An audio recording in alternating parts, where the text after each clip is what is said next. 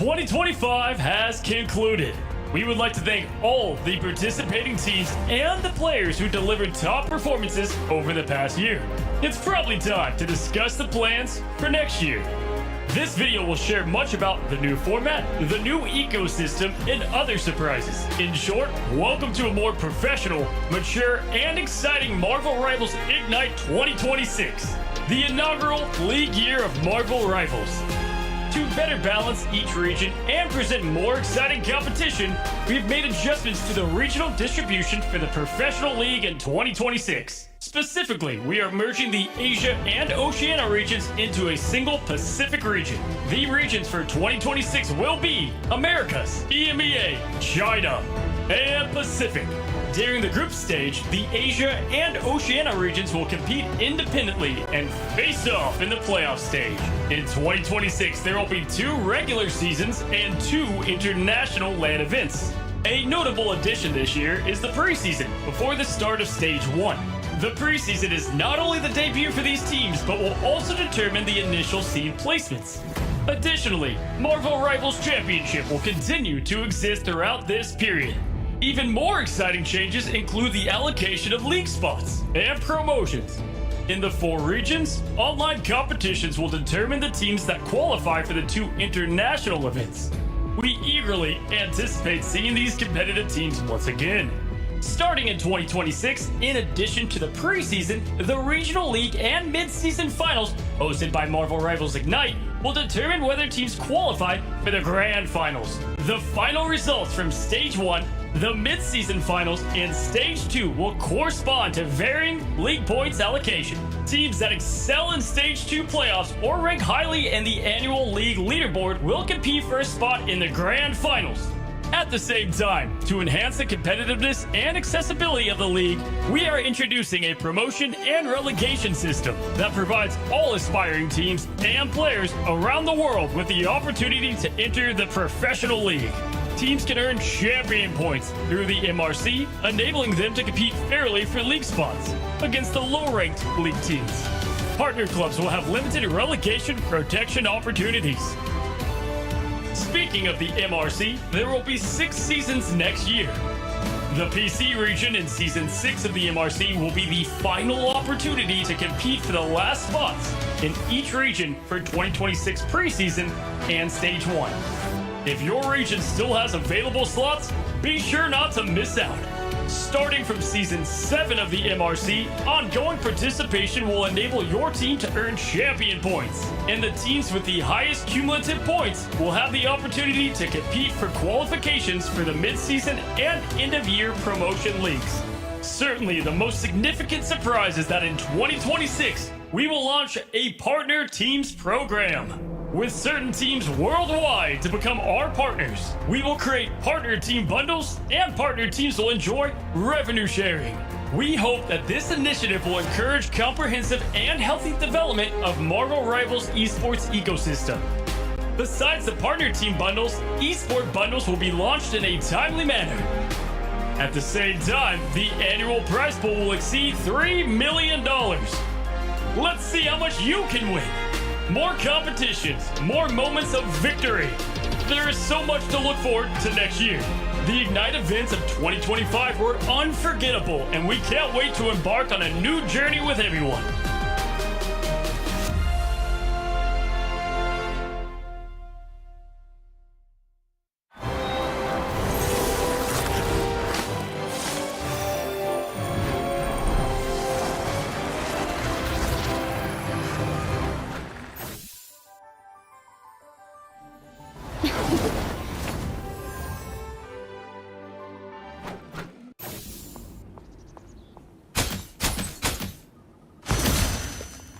Hold still, I'm trying to help. Lights out. Let's pop back up under their noses. Us against the world!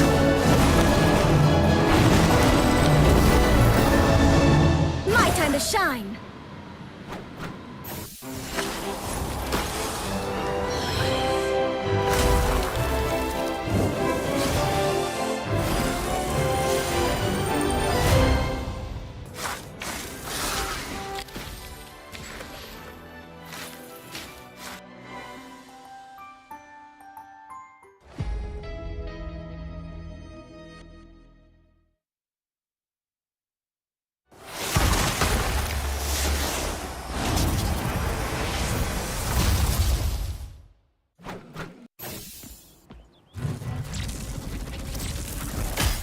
beholds the god of thunder!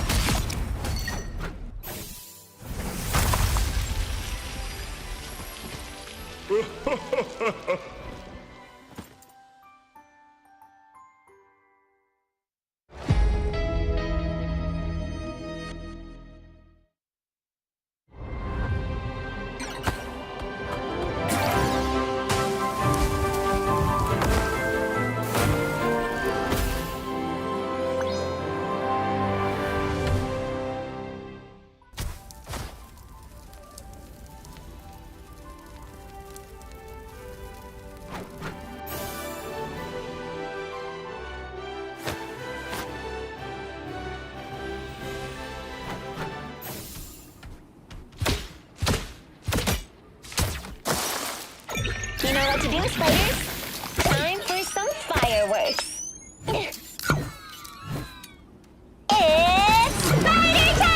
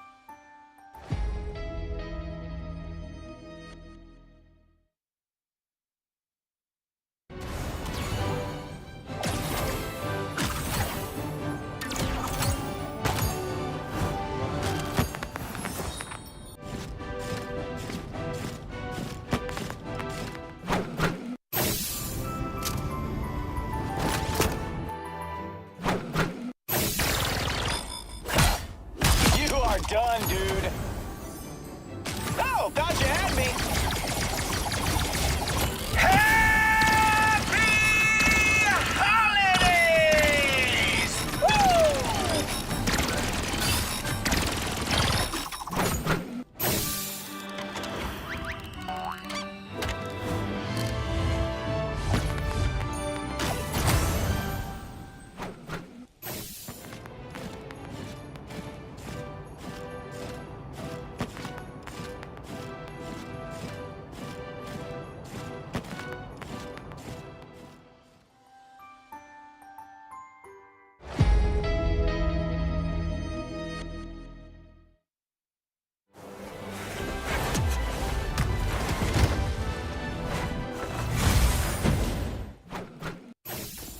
On the hunt. Let the devils out! You couldn't be saved.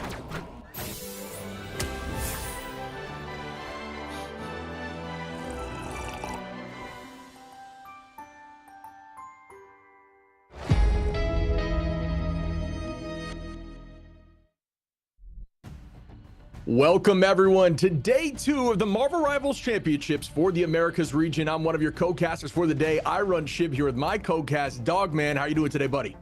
Doing great, Shib. Good to be back again with some Marvel Rivals, man. It feels like it's been forever because it has been, right? And there's so many things that have changed. We've talked about it a little bit before the broadcast today, and I'm sure our viewers are very interested to see what's going on. Obviously, you came in yesterday with Cozy and Vicky, and then we just recently had the EMEA just end with Ryan and Moxie. They had some phenomenal games go on their Shib, but today it's going to be a lot of fun games again with round 10 and round 11 for MRC. Yeah, I'm looking forward to just getting eyes on some of these teams, right? We talk about Ignite coming up, and maybe this is a preview of some, what we could expect from these teams, or at least potential teammates. So there's a lot going on. Not only are we going to see new metas and how these teams, handle said metas and what they choose to, ban and pick, but we're also going to see, their new synergies, what they're going to run, maybe where they're going to end up if we get to Ignite, and we're going to find out which teams are real contenders as we push through these stages here. Yeah, I think that upcoming, right, we have that, like you said, going through this entire MRC. But obviously, right now, we got the new Thor skin, God of Winter, alongside the new Cloak and Dagger skin, which, Shib, obviously, if you're French, you could read that. But, that's a phenomenal skin that we saw, earlier during that ad break. I think it's one of my favorite skins out of the recent patch and the recent changes that we've came through. What do you think, Shib? Yeah, I mean, personally, a big fan. I think, I'm always a fan of when abilities are changed, when those skins level up, as you see there in the Cloak and Dagger. It does give you that frost downput when you're using that ultimate. And with Thor, just really cool. It gives you that Ymir look. I don't know if anyone's familiar with Norse mythology, but a giant, taking form of Ymir. So really, really cool concept. Again, just these skins just consistently pop off. I've loved virtually every winter skin. I have no doubt we're going to be looking at some of the other ones coming up in our future ads. But yeah, man, huge fan of these. Rivals devs, especially on the art team, do not stop cooking as we look at, like I said, heading over here to the rest of these winter skins. You've got the Not Daredevil, which I actually saw Alex Lee, the voice actor here for Daredevil, rocking that skin, which was great to see. And then the Penny skin, you and I had talked about this yesterday. It is awesome. I mean, I love that it plays Christmas music during the ultimate. It completely changes the way SBDR looks. Just a big fan. Yeah, I mean, it took me a little bit to get the joke because I'm a bit slow sometimes, but our devs and everybody behind the scenes working on skin department, I think just S tier for sure. That's not even just like a little bit of, extra confidence and cockiness towards those guys because they do a great job no matter what. So, I mean, I love it. Like you said, Shib, looking like a snowman on Penny Parker. Penny Parker haters in lower tier ranks, honestly, Shib.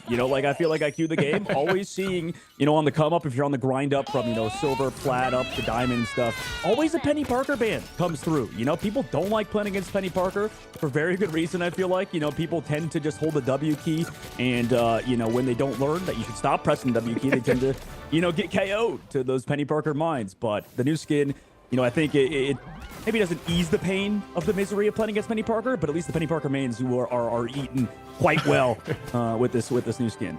Yeah, it'll ease the pain a little bit when the alt's coming at you and you hear some nice Christmas music before you get KO'd. But it's definitely really cool. As you can see, our final look at it here with the Take a Seat emote. Again, all these Christmas events, personally, been a big fan, and you can see there the Star-Lord Starcracker skin, just to finish that off, another legendary skin, completely changing the voice lines of the ultimate. So yeah, big fan. Christmas skins, get the holiday skins, get your hands on those, and we will see those in game. And again, going back to that Daredevil here, we talked about Alex Lee actually cosplayed this, and it cracked me up when I saw that on his socials. Make sure you check that out and showing some love there, because the Not Daredevil skin is actually straight out of a comic. And it is very, very funny to look at in game. Yeah, I mean, Marvel Rivals is like the only game, I think, in terms of like the Marvel games that is true to the comics, right? That was the whole thing with this game. Everybody's like, oh my God, the aesthetic is very, comic book style, compared to the MCU and all that sort of stuff. So it's very cool to see. I mean, I know you're a big MCU head and always love to demonstrate that for our viewers at every sort of moment. But like you said, that new Star-Lord skin really has been the peak, I think, for me. Just saying happy holidays. It's kind of sad, Shib. We're kind of done with the holiday season now, right? Like into the new year, into 2026. I don't know, Shib. What's your sort of goals for this 2026? What are your sort of hopes and dreams for Marvel Rivals? Maybe for specifically the esports scene, for over here in the competitive scene. What do you think, Shib? Oh, I mean, we could gas up the esports scene all day long. We saw some of those trailers coming in here early on as we opened up this stream. But I mean, $3+ million going into Ignite here. It's crazy. So yeah, there's a lot that I'm hoping for. Looking forward to the partnered teams, partnered skin bundles.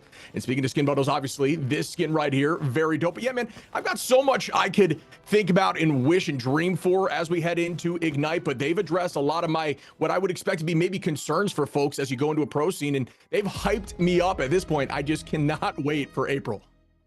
Yeah, I can't wait for April either, man, but we have to. That's the sad part, right? We have to we have to last. And you know what, a good way to sort of transition on to April is through places like MRC, right? Like right now, MRC is this place where you can sort of find those teams, get new groups together, right? People that you didn't expect to play together are now playing together. That's the craziest part. I know a lot of you guys in chat, you guys are really dedicated fans. I feel like a lot of you guys are incredibly intelligent when following this game, and because of that, you expect maybe some things to happen, and then you just in the offseason see that, okay, wait, we get to see Rymazin and Crimson Krova back together. That's freaking crazy. So that's only one of the storylines, Shib, and there's many different ones, with Terra going to EU. There's a lot of things we'll sort of unbox today, because I mean, hell, this Sunday is going to be a unboxing sort of in its own, leading into the end of Sunday with round 11 and round 10 here. Yeah, I can't wait to see which teams make it there. And honestly, I'm just more excited to see more of these teams perform and see how they're looking. We've had some eyes on how these teams have performed, but you and I have been trying to stay away from the client just to avoid anything that we may be spoiled from, right? So some of these teams may pop up and I'll be surprised with what their composition is, who they are playing. And, there's a lot of hype behind that. We talk about the MRC being exciting because you can create a team on your own and try to make it to the very top and win some money yourself, 6K on the line for first place. But the next MRC actually gives you a slot in the pro scene. Can you imagine the hype behind that if you are a team that truly says, you know what, I could have made it, I could have been pro if I just tried? It's like, now's your opportunity, put your money where your mouth is and get out there and do it. So stuff like that being in this client in and of itself is so hype, and that's why the MRC is so special, man.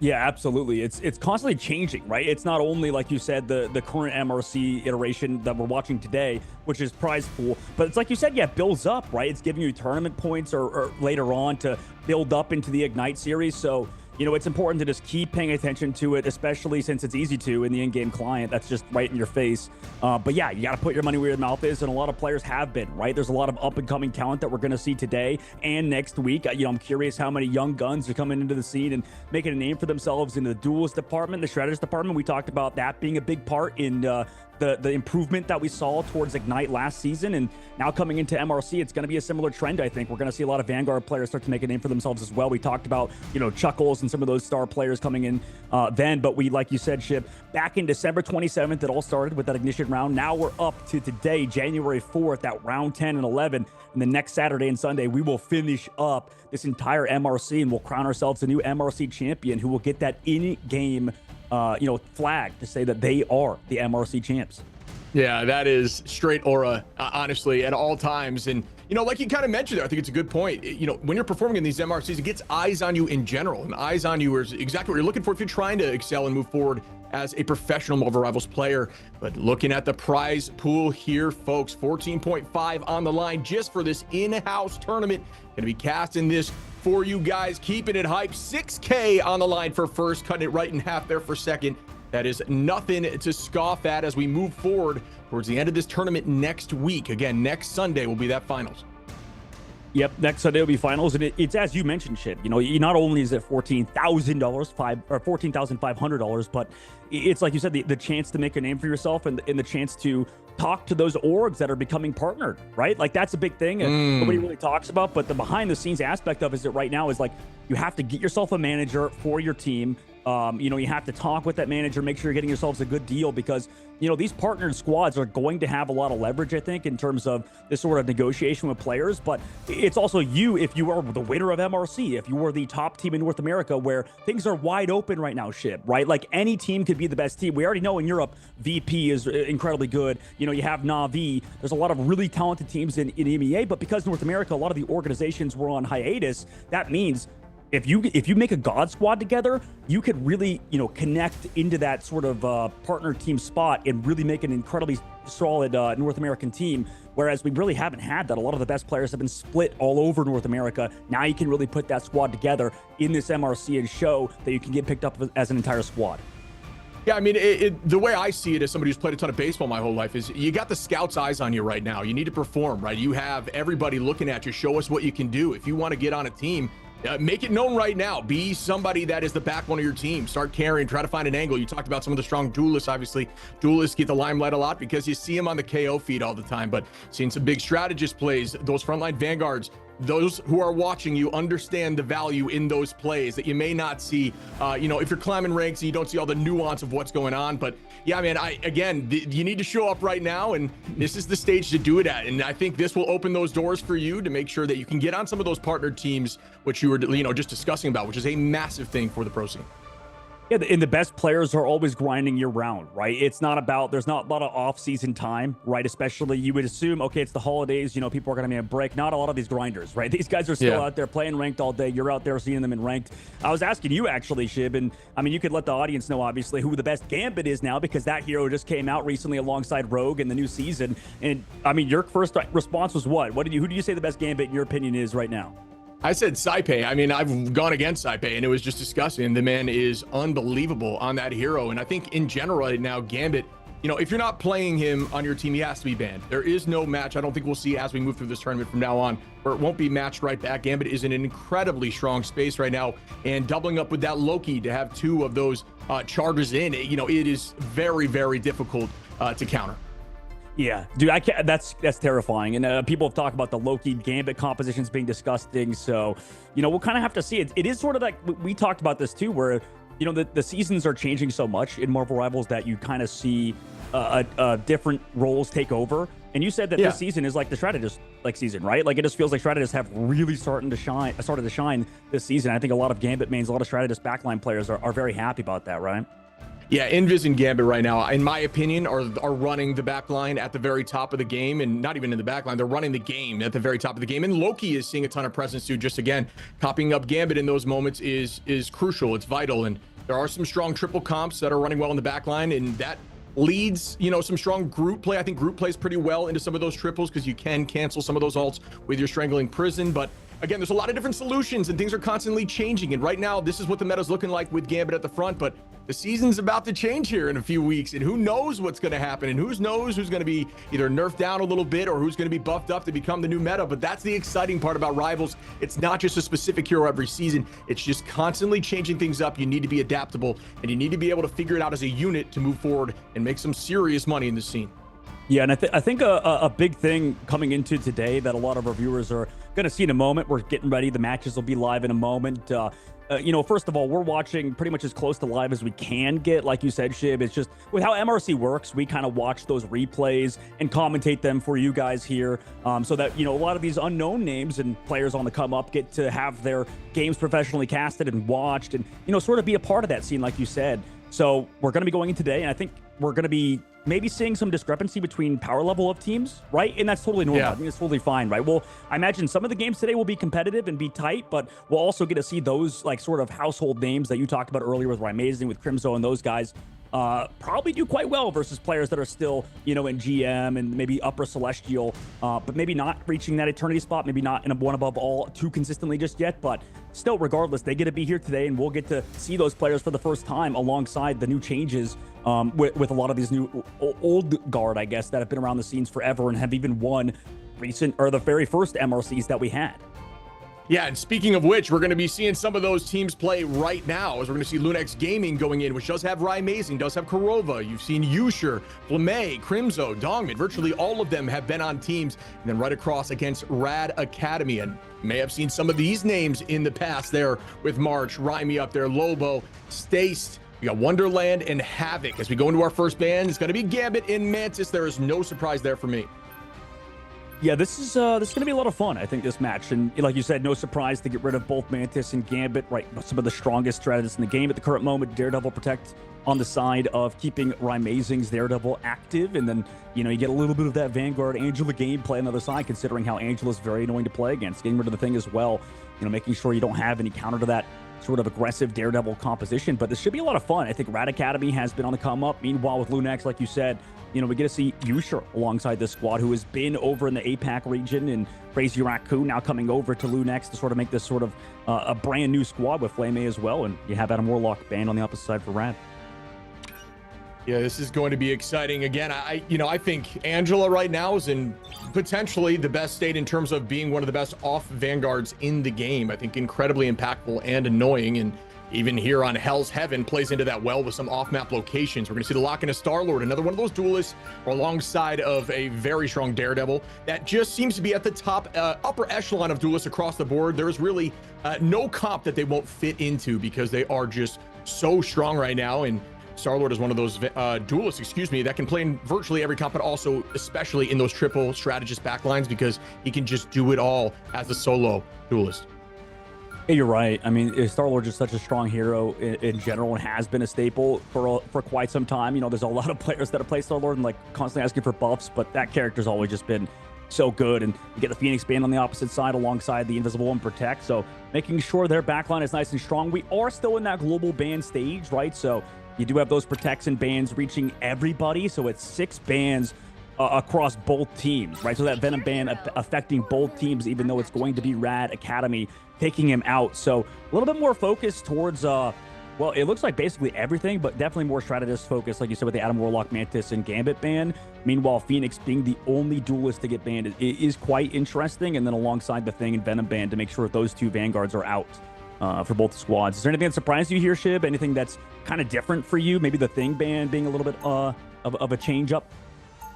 Yeah, see, I'm not sure 100%. I think the Thing ban is more so to make it so there's more off-map opportunities for the Angela or for that Invis, but either way, I mean, I'm not 100% sure. I've seen a ton of Thing bans in the past, or I wouldn't have expected it, that's for sure. But I know that at this level of play is very strong and pairs well with things like Wolverine to make sure that fastball special is even more valuable. And Wolverine is in a great spot right now with that alt change. You can now use that last stand with Wolverine, and instead of having to force it down on the ground, you can actually launch enemies into the wall. It allows you to do it a little faster, so you can ensure you get every target that you've lifted off the ground. That has really helped him take over that tank busting slot in front of Iron Fist, in my opinion. You and I about to shake off the cobwebs here, buddy, as we go into our first match of the day.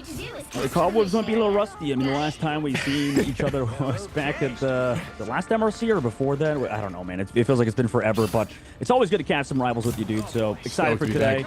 It's definitely going to be a long day, too. So it's not like, you know, we're coming in just for this first match. We're going to be heading out like we saw the EMEA broadcast, about 6.5 hours. Cozy and Vicky, you know, soldier through about 8 hours of the beginning of MRC. So, like we said, we're at the very beginning of it all. And Penny Parker, out of all heroes to start shit, you'd expect that in the main side where everybody just kind of groups together. No, I think it's just more so a safety zone for the back line. Going to be playing off those mines in that back angle. Pretty good spot here as Yusher is going to find one onto Raimi in the back, and that is going to start off the numbers in Lunex's favor now, as they are still on top of those mines. Res Beacon is going to be up there. Flamme going to be rocking that rocket, enabling another set of webs and more mines, and obviously the BRB for that res. March going to take the high side here. Going to be looking towards Crimzo on that Angela, which we've seen in the past very strong as Havoc, doing the same thing for Rat Academy. Space being absolutely owned here by Lunex, though, and they're still just maintaining presence on point. Can't quite escape now, and that is the Penny presence as Yusher finds another here onto March. Do I see three? Not quite yet. Oh, that was nice. That was a nice follow-up onto the Penny Parker stun from Dongmin. So really, this Lunex squad taking advantage of the Penny Parker slow advancement, and it just seems like all these choke points are just negated, right? You have Angela on the left side being harassed by both duelists. Everybody's sort of cohesively moving as a unit for Lunex Gaming, giving them quite the edge. Rymite tries to walk in to get rid of the nest at least at the very beginning, forcing Dogman to fall all the way back. Maybe they can walk in now, forcing out that Rocket Raccoon, matching immediately by Low Bob with that invisible boundary. Hold up now, again, that invisible boundary out as Havoc finds one onto Yusher, and that's going to be a first major pick here on the side of Red Academy, but the BRB is going to bring Yusher right back. Numbers evened out here. Out we go. Galactic Legend, match right back with the invisible boundary, still able to find one.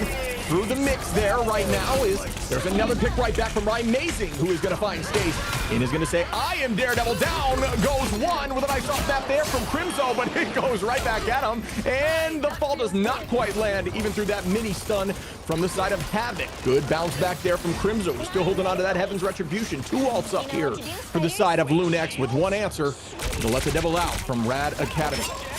It's been really tough for Rad. Like any sort of advancement they have, Lunex just are ready for it, right? They know they have to fall back, get off that point, relying on Crimzo to find those pickoffs, and Dongman to fall all the way back. So this tandem between the Angela and this Penny Parker has been gross. Stace tries to go in aggressively with that, lets it double out. Doesn't really find him in a second. Heals off, and I mean, while Yusher also goes back through. Nice job, though, by having takeoff right Amazing. But does the BRB bring back why he does? Yusher also trades back March. Meanwhile, also going to find a little bit more of that Galactic Legend, and nobody touches either on top of Low Bob, committing an invisible boundary. Tough fight to have there for Rat Academy as Lunex win round number 1 on Super Soldier Factory, 100-0. Yeah, I'd have to go back and look, but a bit of communication issue in terms of overcommitment without the touch coming through. Lunex is going to find one, and one thing to note there for the Angela mains that you saw in that last match. Notice how Angela is consistently releasing the target directly downward out in the off map. This is going to help ensure that they can't get back on the map when they have a lot of movement cooldowns. Because when they do that, if you are holding onto your empowered poke there, as you can see in the center of the screen, you can actually cancel any of those movement abilities. You just have to time it properly. For example, if Strange is going to use his flight to take the sky after you've off map, if you poke right after that pull off the map, you will cancel it, forcing him off map. So you'll see the best Angels consistently aiming downward and prepping to cancel whatever cooldown comes out right after the fact. Really well played across the board from both sides there from Havoc and Crimzo, who's now switching up over to the group. Personal favorite of mine. That's definitely a very big change up, like you said, but it makes sense because the off maps aren't really going to be there for the engine this time around. Just want to play something a little bit more consistent. Meanwhile, for Rad, switching it up, having Wonderland going over the Invisible and Low Bomb over to the Rocket Raccoon. We'll see if they get frustrated, right? I mean, that's a lot of ults wasted in that last fight. You know, unfortunately, with Ryan Knight switching over to the cap now, not having his ultimate charged. Also, same thing with the Rocket Raccoon. Lunex, though, going to be up in that advantage, right? We'll see if Rad can sort of stall out, maybe wait for some of these ultimates to sort of dissipate on Lunex's side, but it's going to be tough as they're going to be right in your face, having Usher now over that with the Soldier.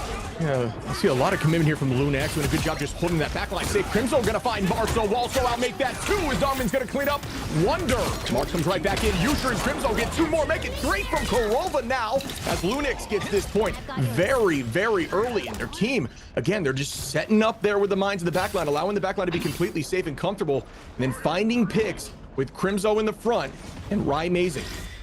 Yeah, the Penny Parker switch up is obviously insane. That's very unique and has been working out quite well for them, but that was going to be a hard fight to win for Rad, right? Committing that Rocket Raccoon ult, going in forward aggressively. Rad have nothing to answer except that Angela ult. Not going to have enough sustain on their part, but now maybe you have some advantage. You have some ultimates in charge of this upcoming fight, but you're still lacking that cap ult. It's going to be about even. Lunex still sort of have a big advantage.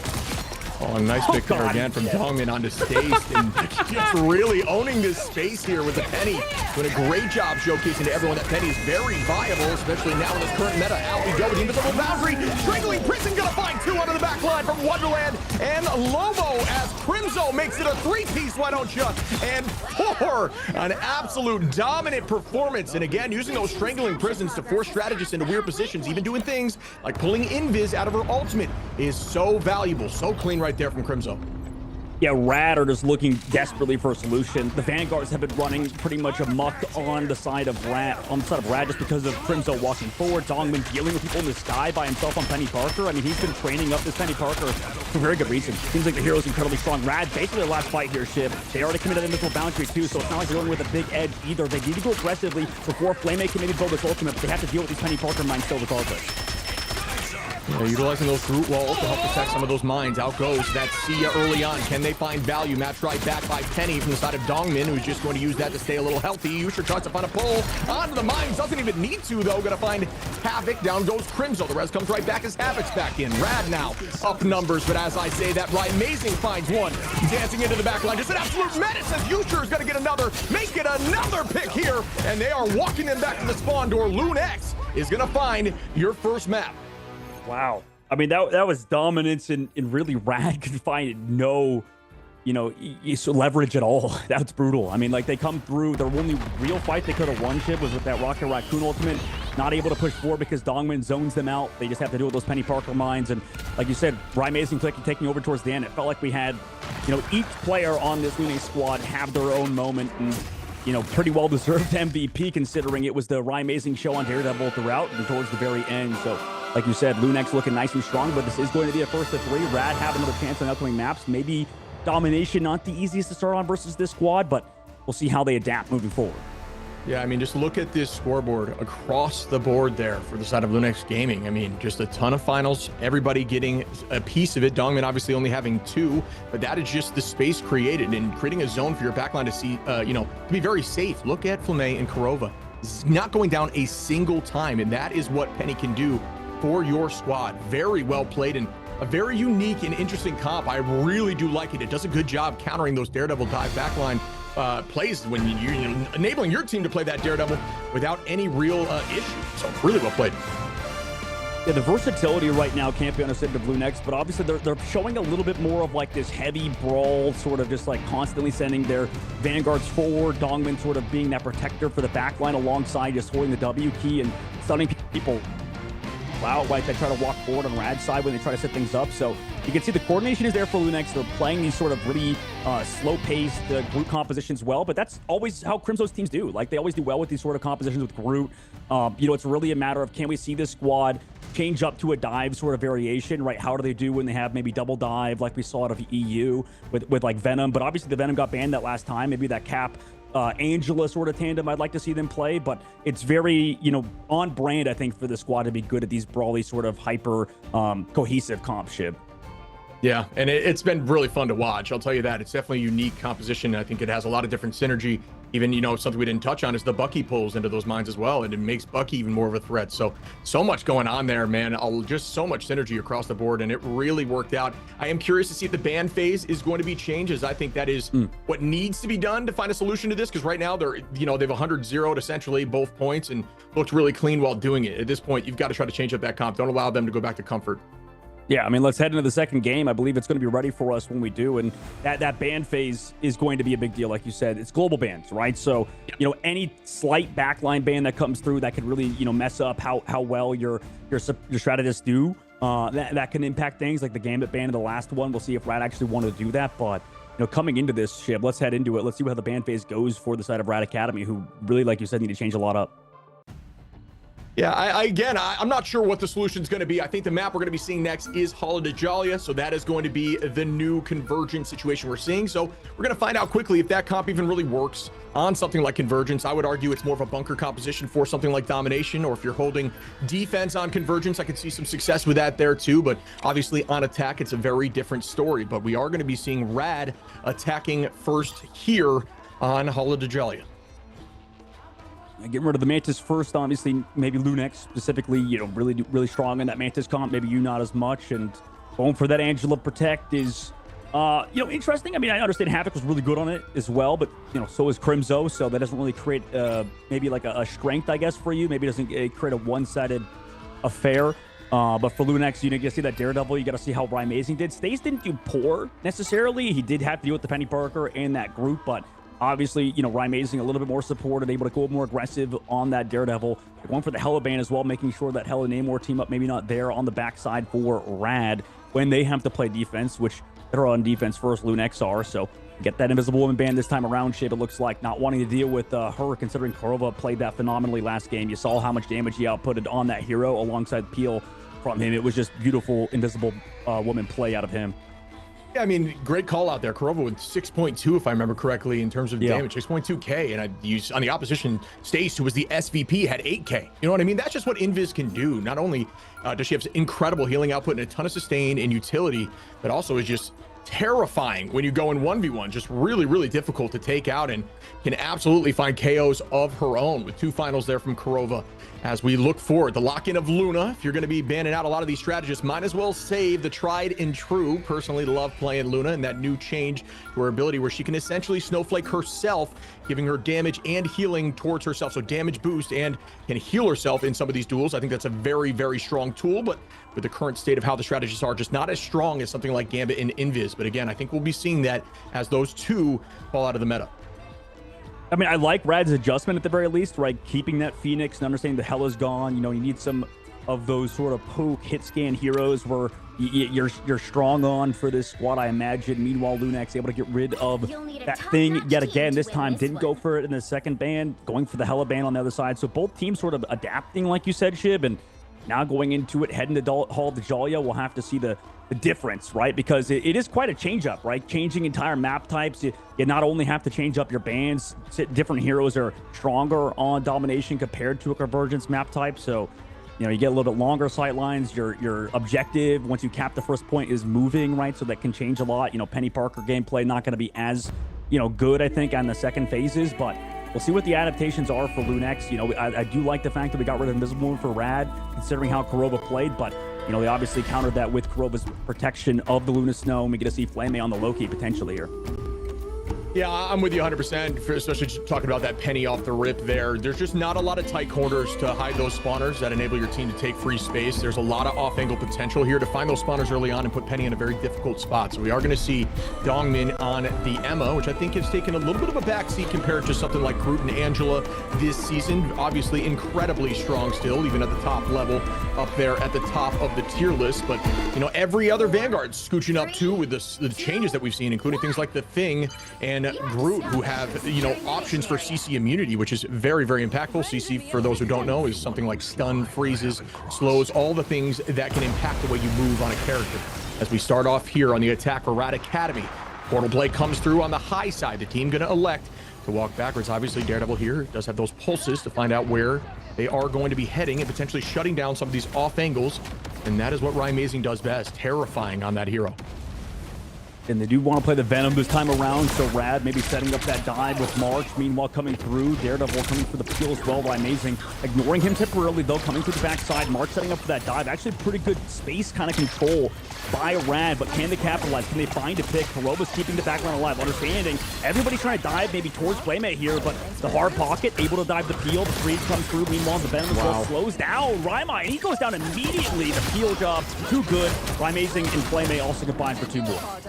Yeah, really clean play there and rotation. Notice how the portal came behind, so the team just flipped essentially their fight positioning, essentially like they were attacking, and that's exactly what you need to do. Really well played by the backline there from Karova and Flamme to find another as Karova gets a pick there on Havoc, forcing an even longer stagger.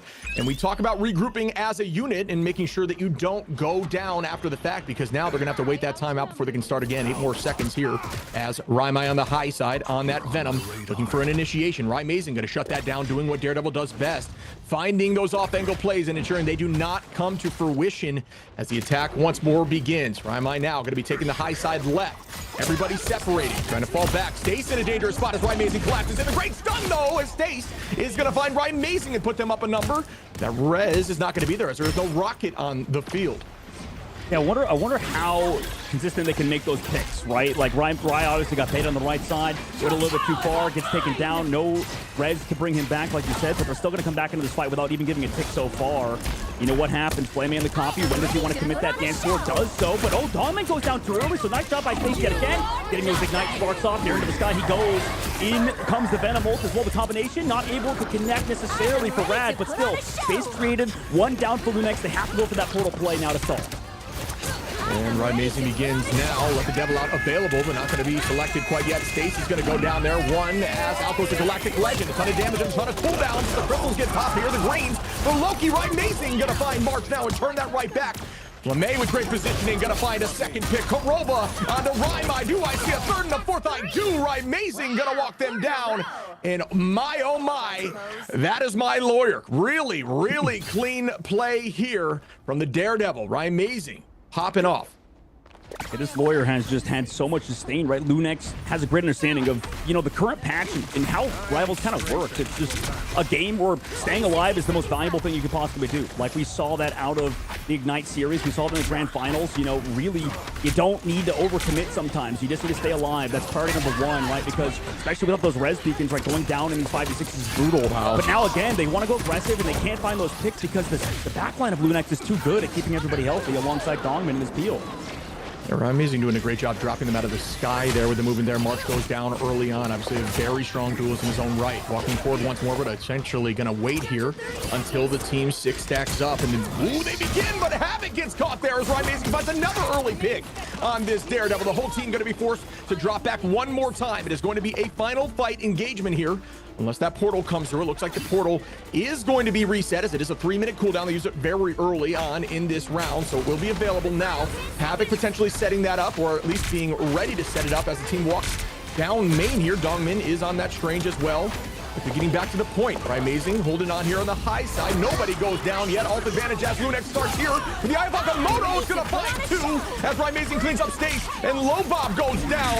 And that's going to put them up 2 numbers. Alts get popped here from Rymai. Out goes the Feast of the Abyss. The dance floor is out for Wonderland. Will they be able to find something? It does not look like it as Lunex Gaming are just dominating this point. Rymai finds one on a Karova in the back, but it will be matched right back from Yusher. And there is just one left. And that will do it on the defense. Not a single tick. Yeah, excellent job. Well, actually, a single tick. So maybe slightly wrong, but that's still, you know, pretty bad, right? You're right, Ship. The 41, 8.83% might as well be like not even a single tick because, I mean, it's going to be very hard to get the draw. The thing is, what they're doing, Shib, just to sort of, you know, maybe color in the picture for our viewers here. It just feels like for Rad, they're like overly committing to these fights, and they're like, you know, obviously maybe not as... They probably practice, obviously, incredibly high amounts, you know, but Lunex is definitely a squad that is competing for the chip, right? Competing for that Marvel Rivals Championship in comparison to Rad, where, you know, they're sort of... Scrim teams aren't necessarily as good, right? Like, it's hard to build that cohesion, that synergy that Lunex have at the current moment, where you can see they sort of have mini hit squads, or they have like this main unit. You know, you have Dawn, when you have Karova, and you have Flame. They're all together. And then Usher, mainly Amazing and Crimzo are always making plays continuously. And then maybe if Usher has an ultimate, he'll go on an off angle to set something up, or Dongman will try to set up an Wow. Oh, no. By the way, Penny Parker, you want to explain what just happened there? Shit. Yeah, in the backside of the spawn there's actually a lineup to where you can get mines to land right near the point capture location, and actually was able to set up enough mines to find a pick there onto the back line, potentially not allowing them to be comfortable enough to set up on point. So they may try to attack this early. But what you can do to counter that a little bit is you can go in with the Vanguard, take some of that damage, and allow your strategist to heal you once the match starts. As soon as the match starts, it will actually give them ult charge. So it can get turned around on you if you don't get that pick, but that pick did go through. You can tell Rad's a little rattled, not thinking about that sort of stuff. Crimzo, meanwhile, going for that flank, right? Like I said, he's always going for these off-angle plays. Falls back to the squad, has that Lunar Snowflake, so he can play aggressive on those off angles. Meanwhile, for Rad, they're constantly having to go in together as a cohesive unit. You know where each of them are, and with that, now Lunix come in, Dongman removes Lobob. Yeah, and that's going to be 2. This could spell disaster already. Make it 3 as they take the point very early. Dongman heading back towards the back line of the team, who's still staying healthy, but not for long, as Havoc finds one, and another pick there, but it does get matched right back, and a res comes through, and that could be it. The portal play going to have to come through as Lobob does make that change. It's exactly what you're looking for. If you go down early in a fight, you better get that portal ready. The stall comes through, but it is not going to be fast enough. And just like that, Lunex Gaming going to take 2 maps from them immediately. Yeah, I guess from what we can see there, Rad could make some crazy adjustments on this last map. But still, that was a very dominant map, like you said, and this is really cherry picking at this point. Like you saw without Dongman being that sort of anchor for his back line, they go down. Obviously, you lose both strategists, and maybe you're in a riskier spot. But at the current moment, Lunex looked phenomenal. Dongman going over to that Venom still looked good, and I'm curious how his team does in this last map, because right now Lunex have that sort of control.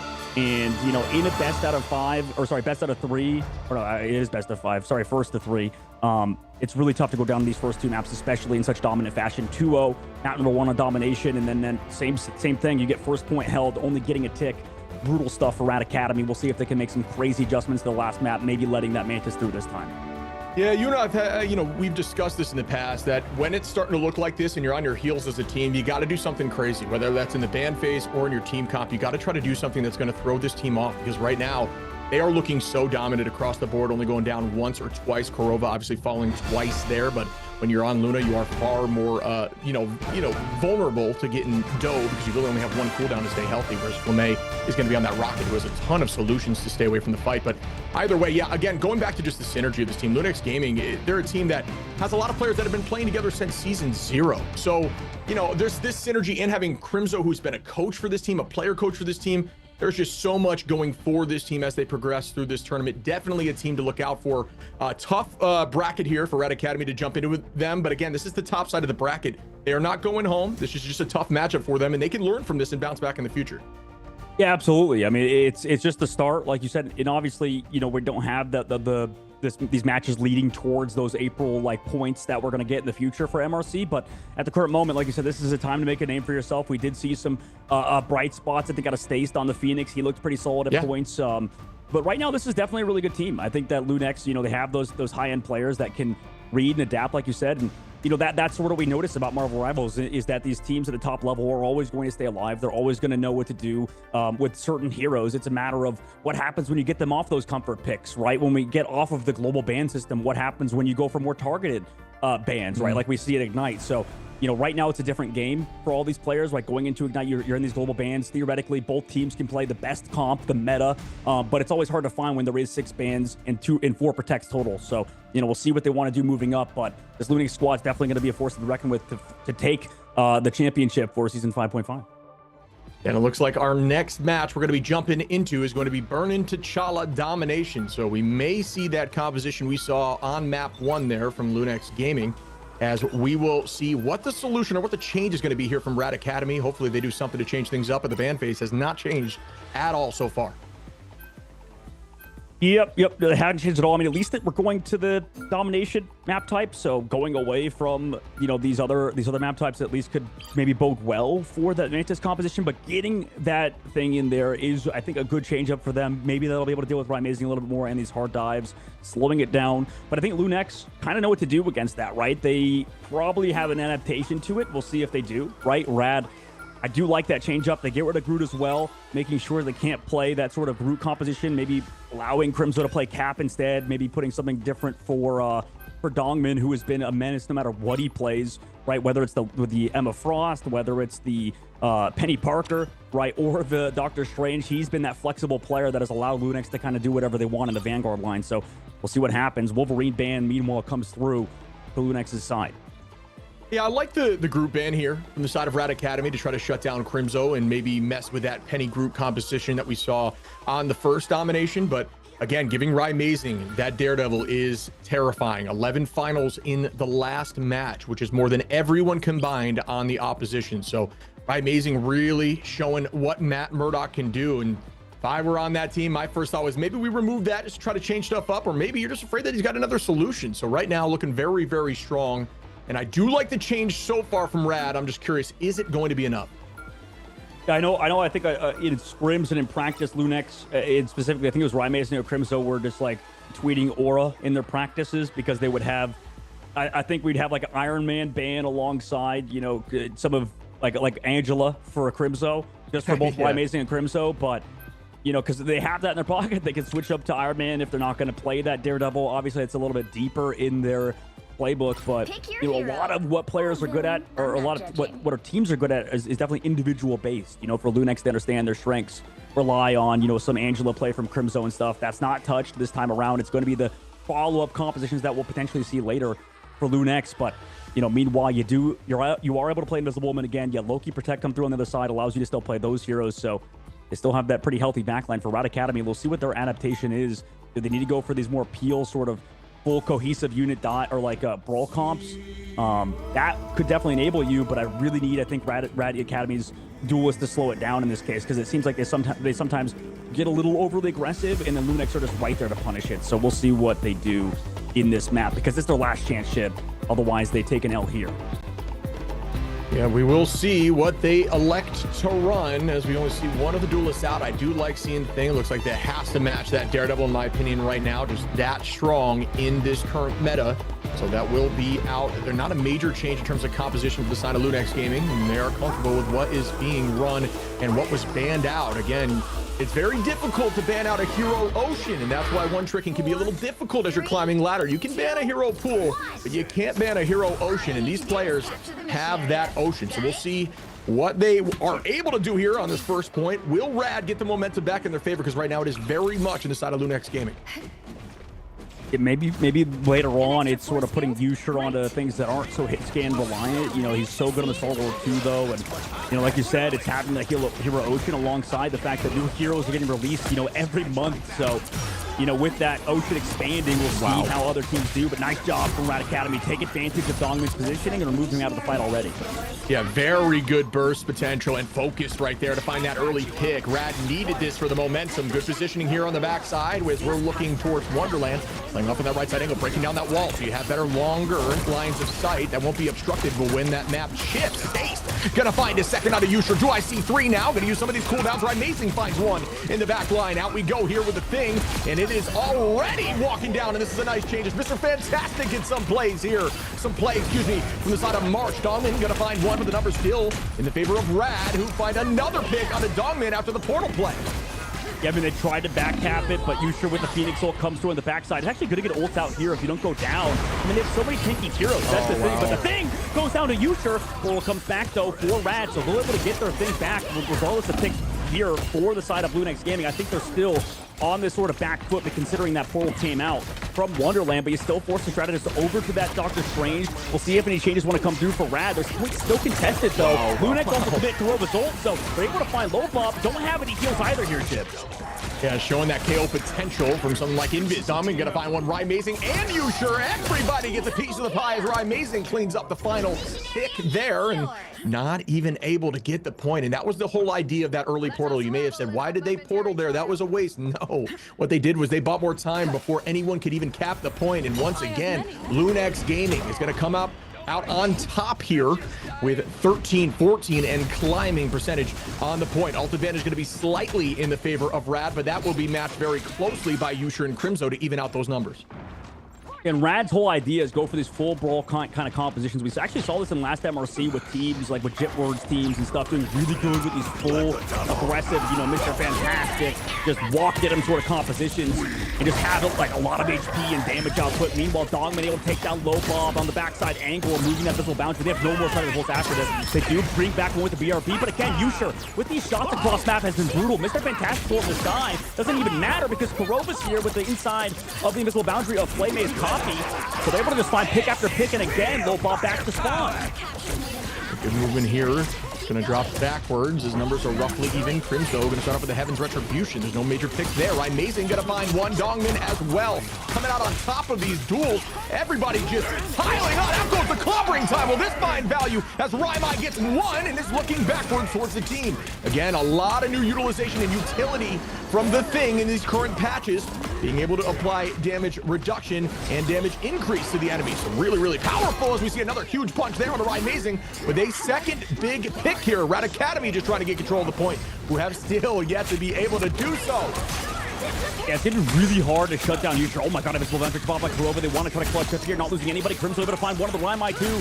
So they're able to come back into this fight off of an incredibly aggressive Invisible Boundary. Down players. Havoc trying to find more to the back angle. Able to maybe dive on a Kurova. Doesn't go down just yet. Now able to fall. Flaming in the Skybox onto Rocket Raccoon, trying to stay alive. Meanwhile, Lopop does fit off Amazing. Finds that kill box. Able to remove him as well. So they're kind of stabilizing Radar at the current moment. Downstairs though, because of the fact that he's got overtime spawns, won't be in this fight. But Wonderland, this backline needs to stay alive. If they go down at all, it's brutal. But Havoc trying to find the other backline, the supports doing a good job playing for their life. But Yusher does not miss, and Yusher has been a menace this entire map, finding yet another pick onto Wonderland, the Rocket Raccoon of Lunex or of Radx's backline. Yusher playing lights out right now on these hit scans. Flamé gonna find one onto March on the point, and still only getting percentage up to 9 now, as it looks like Lunex is retaking priority on point. Yusher in a dangerous spot, is gonna be able to drop backwards and still get that pick. And out goes the Sia, making a second pick now. They're still holding on for the time being. Riot Academy, the portal comes through, but it doesn't matter. Lunex Gaming able to get that cap just a millisecond before it comes through. Kurova gonna find another pick, and it is a matter of time now. Numbers down. Can they clutch up with ultimates here?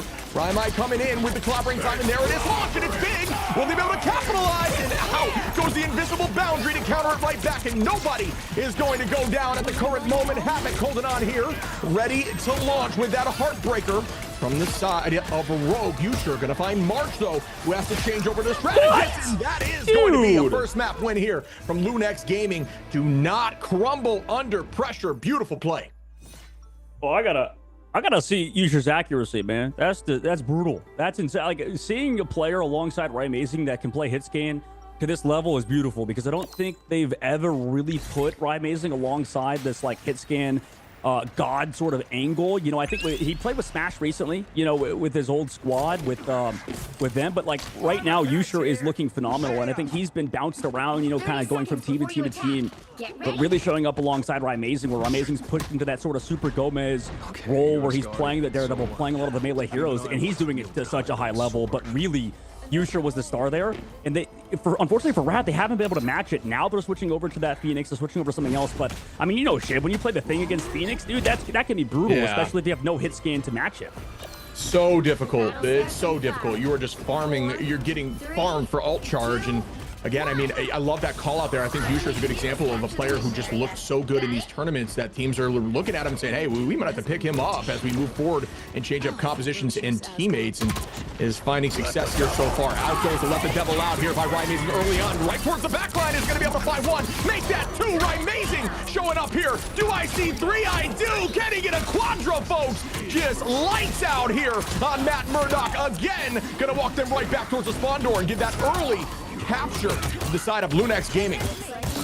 Yeah, I mean, they're still struggling with the same problem. And, well, by the way, this map, when we go to Warrior Falls, it always seems like the team with Ultimate just want to press the W key, just go forward, right, go aggressive on Rat Academy early before they can even react. And there you go, there's the response. But now we enter back towards the problem they were having in other maps, Chip. You know, when you're not playing these Mr. Fantastic super brawl compositions, you're still losing your backline. You're still getting picked off early to Amazing, who can just do whatever he wants, it seems like, on that Daredevil.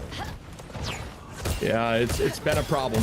They're really struggling to peel the backline against a good Daredevil like that. There's going to be one pick early on here. Maps right back at goal. Crimzo is going to now put numbers up in the favor of Lunex Gaming. All-Star commit, make that even now as Stace finds one on to Flemme in the back line. Amazing going to get another pick. Raimai with another, and everybody's trading as the numbers are still even. But this is what we're talking about on the high side. Yusher just farming the thing. Does get picked off right after by Havoc, and wow, it is just a blue and red back and forth consistently as Rat Academy now looking like they have presence on point, potentially able to capture here as Crimzo's in a dangerous spot, and that's a nice pick by Wonderland to keep them up, and they still haven't lost point though. Yeah, no, but that was a great re-engage. Commit the Phoenix all here. You also find Kurova. I'm fine with that, honestly, at a Rad. I love how Havoc's been able to play these sort of, you know, Angela heroes alongside the Rogue today. They're able to play hyper-aggressive, but unfortunately, I think it looks like their leadership is definitely in these Vanguard lines for Rat Academy, resulting in, you know, a lot of, it just low bob and Wonderland trying to follow the team, but it results in getting picked. We'll see if they can stay alive in the subsequent fight against Dongmin with this Sonic Seduction. Yeah, Sonic Seduction is a great answer to things like Let the Devil Out and, you know, even that Galactic Legend. That's a two-piece there from Stace, who is going to find that value after the ult is committed, just electing to drop back and not try to overcommit when being psionically seduced, and instead is going to wait that out, come back in heavy at the end and find a two-piece. And Rat Academy are looking like a new team now, trying to get one on the board here and are climbing to that percentage of 52, 40% off. Yeah, right now they have Crimzo flanked on the backside, but Rat again going aggressive with Havocs and Ultimate. Crimzo trying to play this point, get that back cap, maybe put some pressure, mental pressure on the back line, but Rat still dealing with this front line, popping that thing Ultimate, slowing him down, forcing out Invisible Boundary out of Flame. Crimzo goes down 2 to Mark, so good job by Mark to fall back through with that Rocket Raccoon. See you later. Massive pick on the Crimzo. Yeah, great tracking there by Mark as well, similar to what we saw from Yusher in the first map, just making sure Crimzo cannot escape with Angela, who has a ton of movement and is very difficult to track, even with the large body of a Vanguard. Just so much movement available there, and the engagement begins once more. Mark's holding on to the Ensong Inferno. Dongmin is going to fall now, and that's the early pick once more for Rad, who are going to commit here with a few ultimates right in to the backline greens. The follow-up here from Stace, who is able to find Amazing before getting dragged out, and is going to be matched right back as Kurova starts with the Invisible Boundary. And it looks like the point is still in Rad's favor here, and Lunex Gaming are on their heels in this map. Yeah, I mean, right now they walk out of the Invisible Boundary. They win that fight as well, not losing anybody. Body blocks coming through. Crimzo being a target, a focal point, and able to take him out too. Nice job from Rad to follow up the damage there. Another pick goes in their favor. Lunex down 1. What do they want to do? Kurova fight 2 somehow. Wow. During that fight, where's the healing? There's no way. They do bring back Havoc though. 5v5 in this fight. Kurova with another one though. Somehow 3 in this fight. Make it 4 Kurova. Are you kidding me? On Invisible Woman out of all heroes, the damage output has been brutal. And right now, the point's not a flip for Lunex Gaming. You know what? You love to see some rivals like that, and we talked about Invis being a threat. Are you kidding me? Almost sweeping the entire team to allow Lunex Gaming to head right back in, and that is the pressure of Invis. Not only with a ton of healing, but being able to deal just a ton of damage through your team in a line like that, and of course using that force physics to get some finals and ensure they can't escape. Just beautiful strategist play. Forced early on here. Yusher is going to have to use that Ensong Inferno. He's going to come back with full HP. Everybody going to lose all those shields and overhealth early on, but it did not matter too much. For Rad, that is going to be a win in terms of alt trade. Out goes the Sonic Seduction. Hiding right now. Stays, is almost able to escape it, but does start walking towards Emma. Nobody has fallen yet. Out goes the Sia. An Invisible Boundary match. Right, Amazing with a Let the Devil Out. Who's going to get the first pick? As the Sia is still up. Dongmin is going to find one. A second out there for Yusher, but the rest is going to bring one back. Numbers slightly in the favor of Lunex. The clobbering time could be huge. It is huge. Can they follow up? Out goes the Invisible Boundary. Wonderland going to find Dongmin, and Rat Academy now are holding on to this point. It is very close to them taking home this map and pushing it to map 3 here. No more ults too. Yusher going to go to portal back to have overtime. They need to live on the back angle for Yusher to come back with the portal, but they're losing too many people. Rye, Kurova, and Flame all gone. Rad now fall back to the point, have the thing as well on that objective. You're sort of trying to body block, but you now have Diamond Form of them utilized. Dongman goes down. Portal about to end. Everybody stopped, and Rat Academy tie it up on Burning the Challah. We needed them to do something different, and they did. Gonna make sure that thing gets play, enabling the Vanguards to not just get manhandled on the front line so much from some of this movement at CC from things like that Angela. Really smart play there, and the team is looking clean. What a retake, even bouncing back after some of those tough losses in terms of team fights.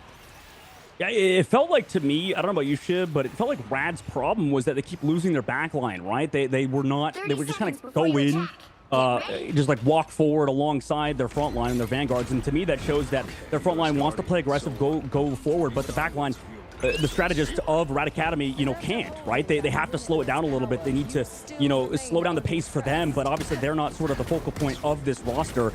Now that they're able to find those picks, able to sort of buy space on a Crimzo, which was always a focal point, I think, for other squads dealing with the old Sentinels team, letting Crimzo sort of get a little over aggressive, maybe go for those flanks and pick him off. That was some great teamwork out of March and Rad and this whole squad right now to find Crimzo early and make sure he's not there. Now Crimzo has to readapt, and we'll see if he can do so on this third round, which this is the chance for Rad to maybe start this reverse sweep. Yeah, did Lunex just come to a little bit of overconfidence, or is Rad finding a solution? And it looks so far like they are, as March is going to find Yusher early on. Havoc onto Korova. They're going to follow up off of that end song Inferno. Amazing in a tough spot now. Is going to have to fall or get out, and it looks like he will fall as Havoc gets that pick to make it a two-piece here to start this off. Point going to start in Rad's favor, which we have discussed before is definitely what you're looking for here in Domination. A hard fight for Lunex there, considering they don't have the ultimates right March. Meanwhile, big fight for them, able to go aggressive with that Phoenix ult. Now they don't have it in the upcoming fight. Same thing with that Angela ult. Same thing with having no backline strategist ult either. Now here comes the devil out from Stace, knowing there's no strat ult in the side, but if they find any picks, it just looks like it's fully disengaged by Lunex. Crimzo is going to try to commit early on here with the Heavens, but it does not get too much value as the team stays grouped. A huge clobbering time again is going to force out an ult here, matched right back, as everybody is going to be inside that Venn diagram. Pressed right through. Out is Korova, still holding on to that invisible boundary, and it's going to find one onto Havoc, weaving in those melees. Up goes the Ensong Inferno. Lobob is going to be able to bring back Havoc there with the VRB. Stays on a Flame, and that is again a good start here for Rad, who are looking like a refreshed team after that match. And it's always going to be a hard fight for Rad, though, right? They're able to kill off Amazing. That's huge. Can they stabilize, though, without those ultimates? Considering they had Phoenix ult versus that Rocket Raccoon ult, removing that over shields doesn't even matter, though. You trade back 1-for-1. Havoc again with another Stace. Get traded up by Yusher, too. So it's even back and forth, which is good for Rad on this defensive side, as really there's no opening for Lunex Gaming. One able to come back, to give everybody some healing. Can they find these pickoffs? It doesn't look like his Flame is also stabilizing his front line. But regardless, any tick given to Rad right now is a win for them, and as they regroup. Yeah, and you'll see a lot of these high-level teams just consistently trying to fight on point. Dongmin is going to be able to find Havoc here, especially as the numbers go down, folks. Just to continue my point, Havoc comes right back, though. Numbers still evened out. Rad Academy, as they go down numbers, they'll keep those Vanguards on and hope that the strategist can come back in time. Yusher is going to find March. Korova onto Rhyme, and that is going to put them 2 numbers up. Lunex Gaming only having 1 ult available, and that's going to be matched right back by March. Wonderland now holding on, and Havoc very close to Dongmin is going to find a 2-piece here, almost making that 3 as Crimzo cleans up Wonderland, and that should be enough for them to get the point here. But 99% for Rad is exactly what they're looking for. Can Lunex Gaming clutch up, or will this go to our next match? I mean, they definitely can. They have the ultimates to do so in the upcoming fight. It's a matter of, how do we mess this up? Meanwhile, Lunex also have the same ultimates in their bank, right? It's a matter of, do we see that Phoenix ult versus that Rocket Raccoon ult like we saw previously? Is Havoc going to pop off on the Angela, or does he get picked early, right? A lot of pressure on the side of Rad Academy now, but same thing for Lunex. And down goes the Heaven's Retribution, match right back. Amazing holding on it to that Let the Devil Out. Yusher gonna find Stace. Amazing onto Havoc. Now again, numbers up once more. 30% and counting, as the team is gonna have to drop back unless we see a pick here. Rimey and March are gonna find 2 to even the numbers. Out goes the Sia. Can they find more value through it? They're walking back towards the point again. Numbers go down. They head to the point. Just stall for as long as possible. And if someone goes down early, prep that strange portal. That is what they're saying right now. Lobo is going to drop towards this side. Wonderland doing the same thing. Out goes the invisible boundary from Korova, who goes down a bit, but not for too long, as Stace is now committing heavy on the backline. Havoc gets pushed away with the force physics, and now they are matching it right back with the boundary. Korova falls. Amazing though. Yusher and Crimzo are going to find 3, and can they do this, folks? As a 4th and 5th fall here, and Rad Academy have to come back once more, but this time with no ultimates available. Yeah, Rad almost made it work there, but like you said, Yusher on that off angle, able to find multiple picks. Same thing with Amazing. And that's huge, right? Shutting down Raimi, who has been brutal on the thing so far, has been massive, right? But now we're entering last fight territory. We've lost many fights in a row. Now you have Yusha with that Phoenix ultimate, alongside Rad not having really anything, right? Except that thing, it has to be big, right? Mason can go aggressive too, setting up for the dive. Trying to put that pressure on early, and now it is a one-fight game here, folks. Likely might see some portals to stall a little bit, but that's if someone goes down early. We'll see if that happens here, as States is forced to relocate here, getting pressured out by Yusher. How goes that Reflect? Am I on the front side? Gonna put some damage out, so holding on to that clobbering time, which is now available. Yusher does have all, but March finds one onto Dongmin. Crimzo gonna match right back, and that Rez is massive here, so that pick does not quite matter, right? Mason gonna find one. Yusher again, and oh no, the numbers are dwindling. Lunex Gaming looking so clean. The clobbering time does not get enough value as Raimai goes down. Right, Mason gonna find States. Will the portal come through to stall this? Either way, it is going to be a tough spot to be in here for Rad Academy. Overtime ticks down. Had to flip the point because Rad was in control for a moment. Portal's coming. Does the stun come through? You said it did. It looks like it did. Yep. Oh my goodness. Rad take the L today. Lunex close it out on Burn of the Chal off of, like you mentioned, Shib, that stun towards the end of Stellar Spaceport. But a great fight towards the end of Rad, regardless. 3-0 for Lunex and MRC. Very first game on Sunday, Shib. Was a fun one for sure. Yeah, awesome to see some of these names that we have seen in the past on both teams. And what we believe we saw there again, folks, if you know a Strange Portal's coming through and you do have some sort of CC like the stun here on Phoenix, try to get that stun off on Strange and guarantee the W. And I believe that is what Yusher just did right there to ensure that Lunex Gaming moves on 3-0 right there. But I will say Rad started to figure some things out, and definitely keep your eyes on that team as they move through this tournament. Yeah, they have the talent, man. It was like, if you look at the KO count, right, you just see how much the backline was going down. It was always tough for Wonderland and Lobob. Like, I don't even think it was necessarily their fault. It just, how the power structure, I imagine, of this team works. Like, you could see both Havoc, Raimai, and then also Stays. Same thing with March occasionally, setting up so many plays, but that can leave your backline in the dust sometimes. So it's always tough, and it's hard on these teams, I think, especially to get enough practice time to compete against Lunex. But I think Rad, like you mentioned, did put up a good show, especially versus a squad that looks as good as Lunex is, and especially how well Future's playing. I mean, this has been maybe the missing piece that Lunex has had, right? It feels like, or for this squad, really, like the old core of Amazing, Crimzo, alongside Karova. It does feel like they've been missing something with that squad, and with everybody splitting up, with all of the orgs moving around, it's a lot of fun to see a team as good as Lunex at the current moment, and Yusher having to get that limelight like you're talking about that he hasn't gotten before. Yeah, and just to kind of highlight that team even more, virtually everyone getting a ton of limbs. We saw Karova with 11 on Invis, so that was insane. Crazy, 13 dude. There for Ride Amazing. Yusher had 22. You talked about maybe being that missing piece in terms of a hit scan player that's very confident and strong, and Yusher might just be that guy. But what an absolute blast here, brother. And we are going to see more of this going on, but we're going to have to see more of this right after this break.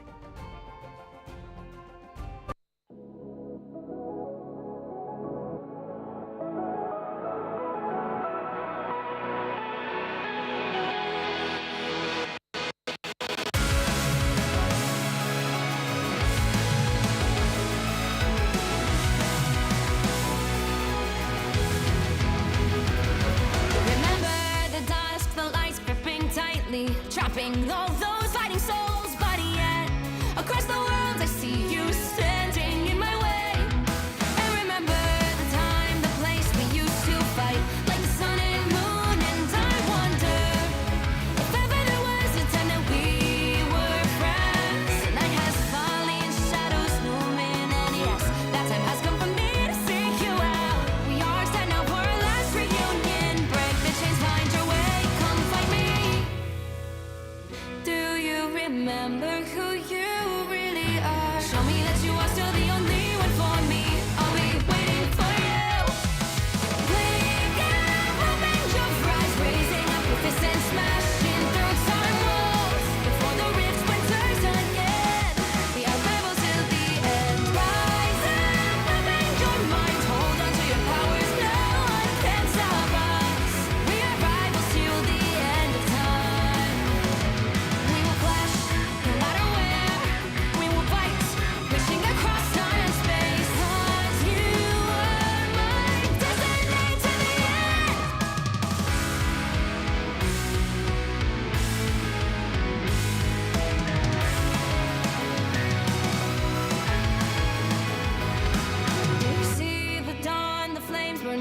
brightly shining on those memories. And yes, across all time I see you turning the tides. And do you see now our time, our turn? We can still fight like the wind and fire.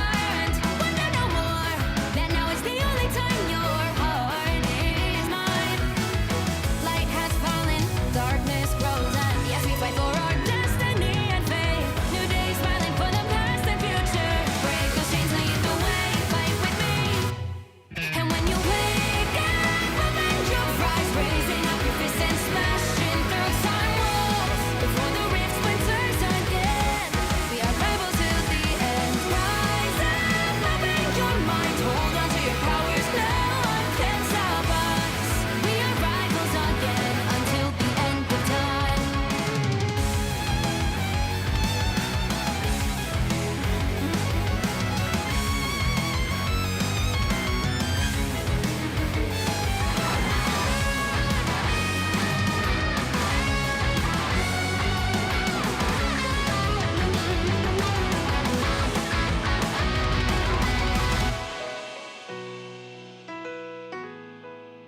Show me that you are still the only one that matters for me. I'll be waiting for you. Wait up, open your hands, holding on to your heart. Look inside you. Can you feel it? The sparks in you. Add it up, unleash it. Wake up, open your eyes, raising up your fists and smashing through time walls. Before the rift splinters yet again, we are rivals to the end. And rise up, open your mind, hold on to your powers, no one can stop us. We are rivals till the end of time.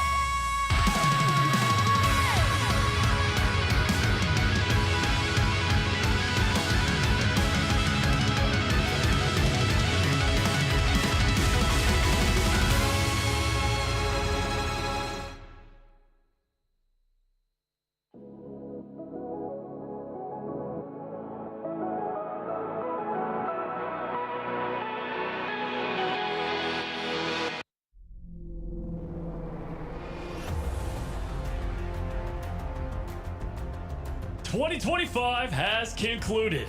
We would like to thank all the participating teams and the players who delivered top performances over the past year. It's probably time to discuss the plans for next year. This video will share much about the new format, the new ecosystem, and other surprises. In short, welcome to a more professional, mature, and exciting Marvel Rivals Ignite 2026, the inaugural league year of Marvel Rivals. To better balance each region and present more exciting competition, we've made adjustments to the regional distribution for the Professional League in 2026. Specifically, we are merging the Asia and Oceania regions into a single Pacific region. The regions for 2026 will be Americas, EMEA, China, and Pacific. During the group stage, the Asia and Oceania regions will compete independently and face off in the playoff stage. In 2026, there will be 2 regular seasons and 2 international LAN events.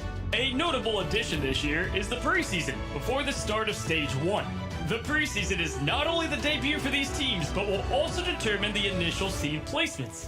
Additionally, Marvel Rivals Championship will continue to exist throughout this period. Even more exciting changes include the allocation of league spots and promotions. In the 4 regions, online competitions will determine the teams that qualify for the 2 international events. We eagerly anticipate seeing these competitive teams once again. Starting in 2026, in addition to the preseason, the regional league and mid-season finals hosted by Marvel Rivals Ignite will determine whether teams qualify for the grand finals. The final results from Stage 1, the mid-season finals, and Stage 2 will correspond to varying league points allocation. Teams that excel in Stage 2 playoffs or rank highly in the annual league leaderboard will compete for a spot in the grand finals.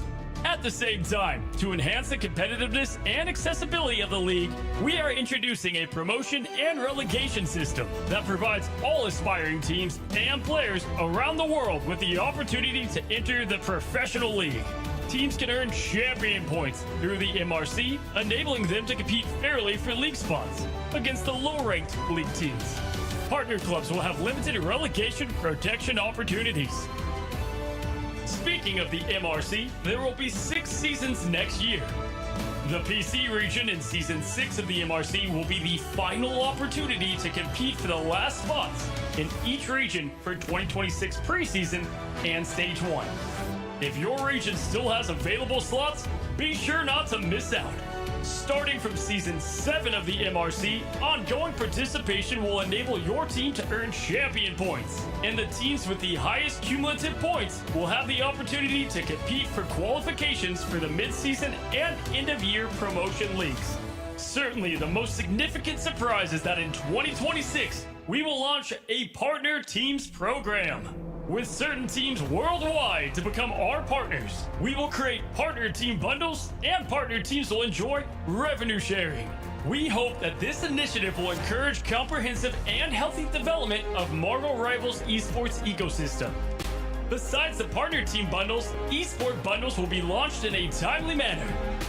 At the same time, the annual prize pool will exceed $3 million. Let's see how much you can win.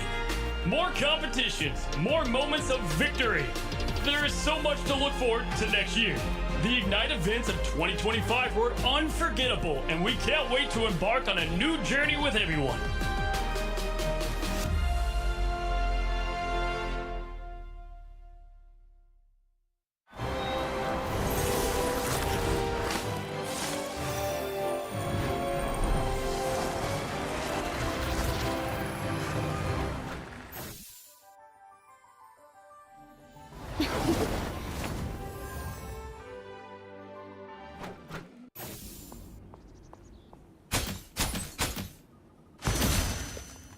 Hold still, I'm trying to help. Lights out. Let's pop back up under their noses. Us against the world!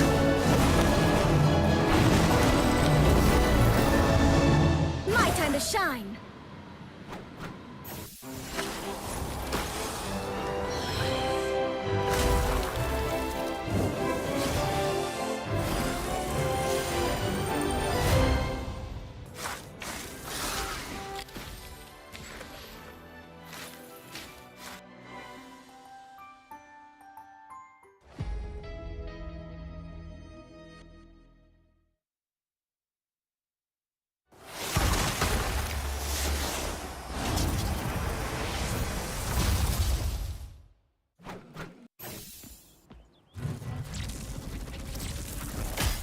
Beholds the God of Thunder!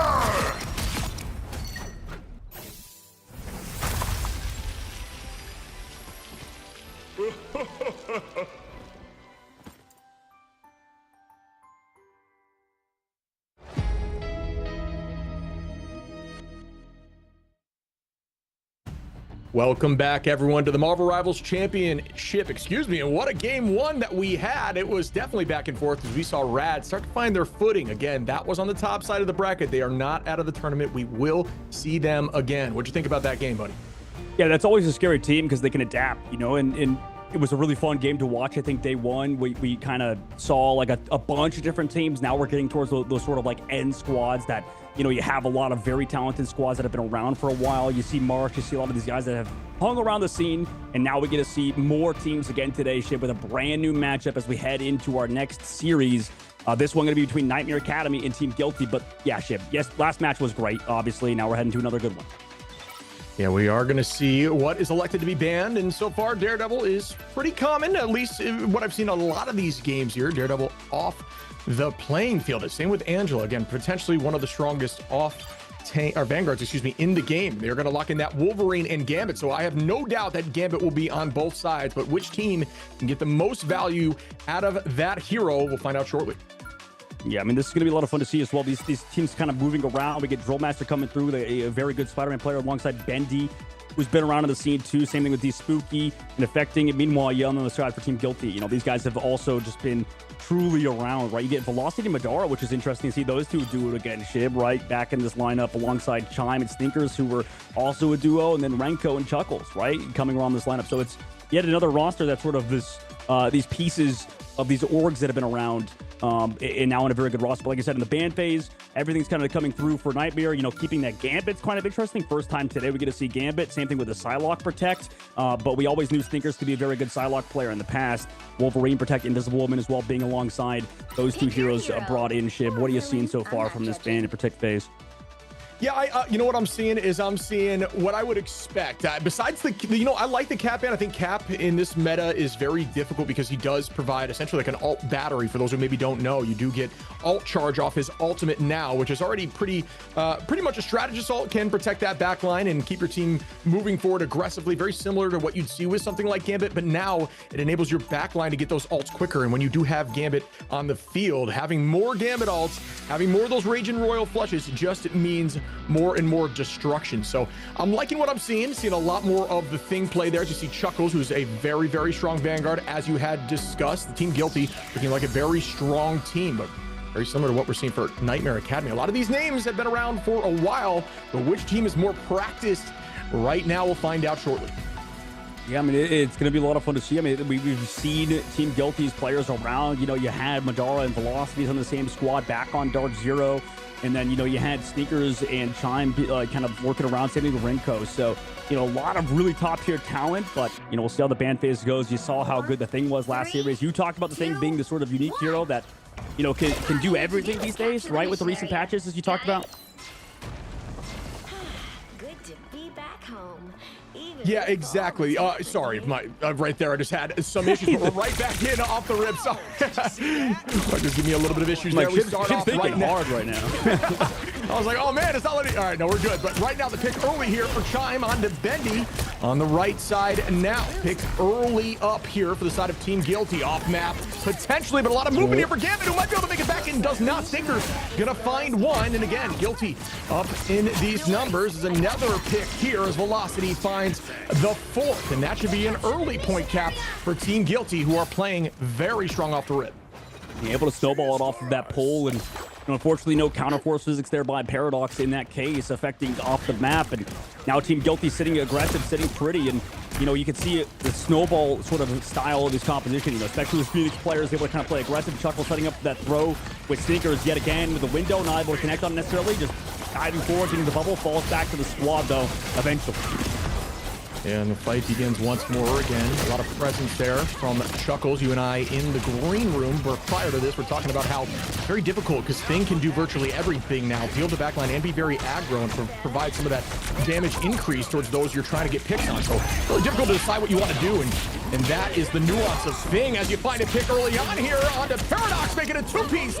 And Madara gonna find one. Make it three here for Chuckles on the Thing, playing so clean. And one of the mishaps and things that actually I struggled with is how Gambit ult works. The way that this ultimate works is every 0.5 seconds, a card will be flung, and 20% of the damage done to that hero during that time is what is thrown on that card. So you want to try to do heavy burst damage to as many targets as possible. And you can find a lot of success with that on things even like Rogue, as you see Fleed there. When you do use that Heartbreaker ultimate, it does provide, obviously, ult charge reduction, but even damage to everyone around. And the pick comes through here from Drill Master with an early two-piece now, and Nightmare Academy trying to bounce back. Match right back as Madara tries to find a pick with Drill Master with some good movement. Is going to turn that right back at him, and 80% on is all they'll get, but that is plenty for the first hold. Yeah, it's a bit telegraphed, I think, in that case, what the side of Team Guilty were trying to do, right? Just constant Renko, by the way. Pick onto Bendy, though. They can make it scrappy. Velocities on the Drill Master. So off of a great fight for the side of Nightmare Academy, they just lose people, right? You get staggered, and that's brutal against Team Guilty, who can now kind of just walk at you with the Wolverine. And that Rogue in his front line is always going to be scared versus, Wolverine in this case. And we begin once more. Invisible Boundary launched out. Bendy up in the sky with the Galactic Legend. Up goes the Meteor M here from D-Spooky, trying to find one. Fleed is going to be using that Heartbreaker, reducing the ult charge of everyone in that zone down to 80 if possible. And that's a two-piece here for Chuckles on the retake to try to ensure that Team Guilty can shut down map one quickly. Drill Master going to find Chime, though. He'll be able to get more. Does get no way. You with some really, really solid play there on the Phoenix, but it is not going to be enough so far, as Madara is still holding on here. Team Guilty looking so strong, but here comes the portal play. 30% here for Nightmare Academy. Can they bounce back? Chime on the high side here. They look towards where they're heading out of that portal. Target priority on the Gambit. It was exactly what you're looking for. Renko able to stay up high, keeping the heels. The thing comes out on the main side, able to find one, find two, both Vanguards gone. No stabilization now for Nightmare Academy. Shape, it looks like towards that objective. And slowly but surely, they'll get dwindled down. Save ultimates for the next round, maybe. We'll have to see what it is, but first round for Team Guilty after a nice, honestly, setup by Renko. Finding that pick in the portal play, making it dicey for Nightmare after they take that fight win. Good bait and switch by Renko there, and Team Guilty take carousel. Yeah, it was some strong play. It looks like a team that's definitely coordinated so far. Saw some strong movement and using that fastball special. We talked about how, when you are running Thing, a little bit of maybe a slept-on pairing is that fastball with Wolverine. Wolverine's change does make him more effective, I would argue, over something like Iron Fist as the Vanguard Buster, and that is exactly what you're looking for. Being able to get those ultimates off quickly on a group of people into any location has enabled Wolverine to have just quite, it's just a slight buff. It's exactly what he needed to still be relevant in the meta without a little bit of too much of an overtuning, because it is dangerous to give Wolverine too much power, but either way, a very strong hero, especially when you have that fastball special. For sure. We saw last series, Wolverine banned in some cases, protected in some cases, and you can see exactly why. It's like you mentioned. They're giving up an entire team up with the Rogue alongside the Gambit. 4 Chuckles on that Thing. They do get Madara with the team up as well alongside Gambit, but their Nightmare switching fully over to this Rogue composition. People talk about maybe, is Rogue strong enough compared to, like in this case, the fastball special alongside just having the Thing in general. So right now, Team Guilty showing they have the edge, popping that Gambit early as well for the squad, trying to go aggressive towards Nightmare.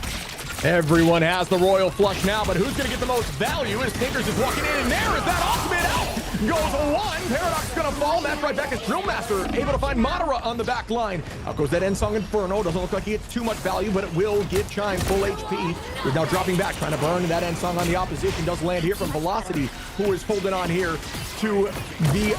Ooh, just had the boundary available, doesn't elect to use it, as Chime is going to find Affecting in the back line once more, and I believe we saw their Affecting on the sticks, on controller on Gambit, and that might be the first time I've seen that so far in this tournament.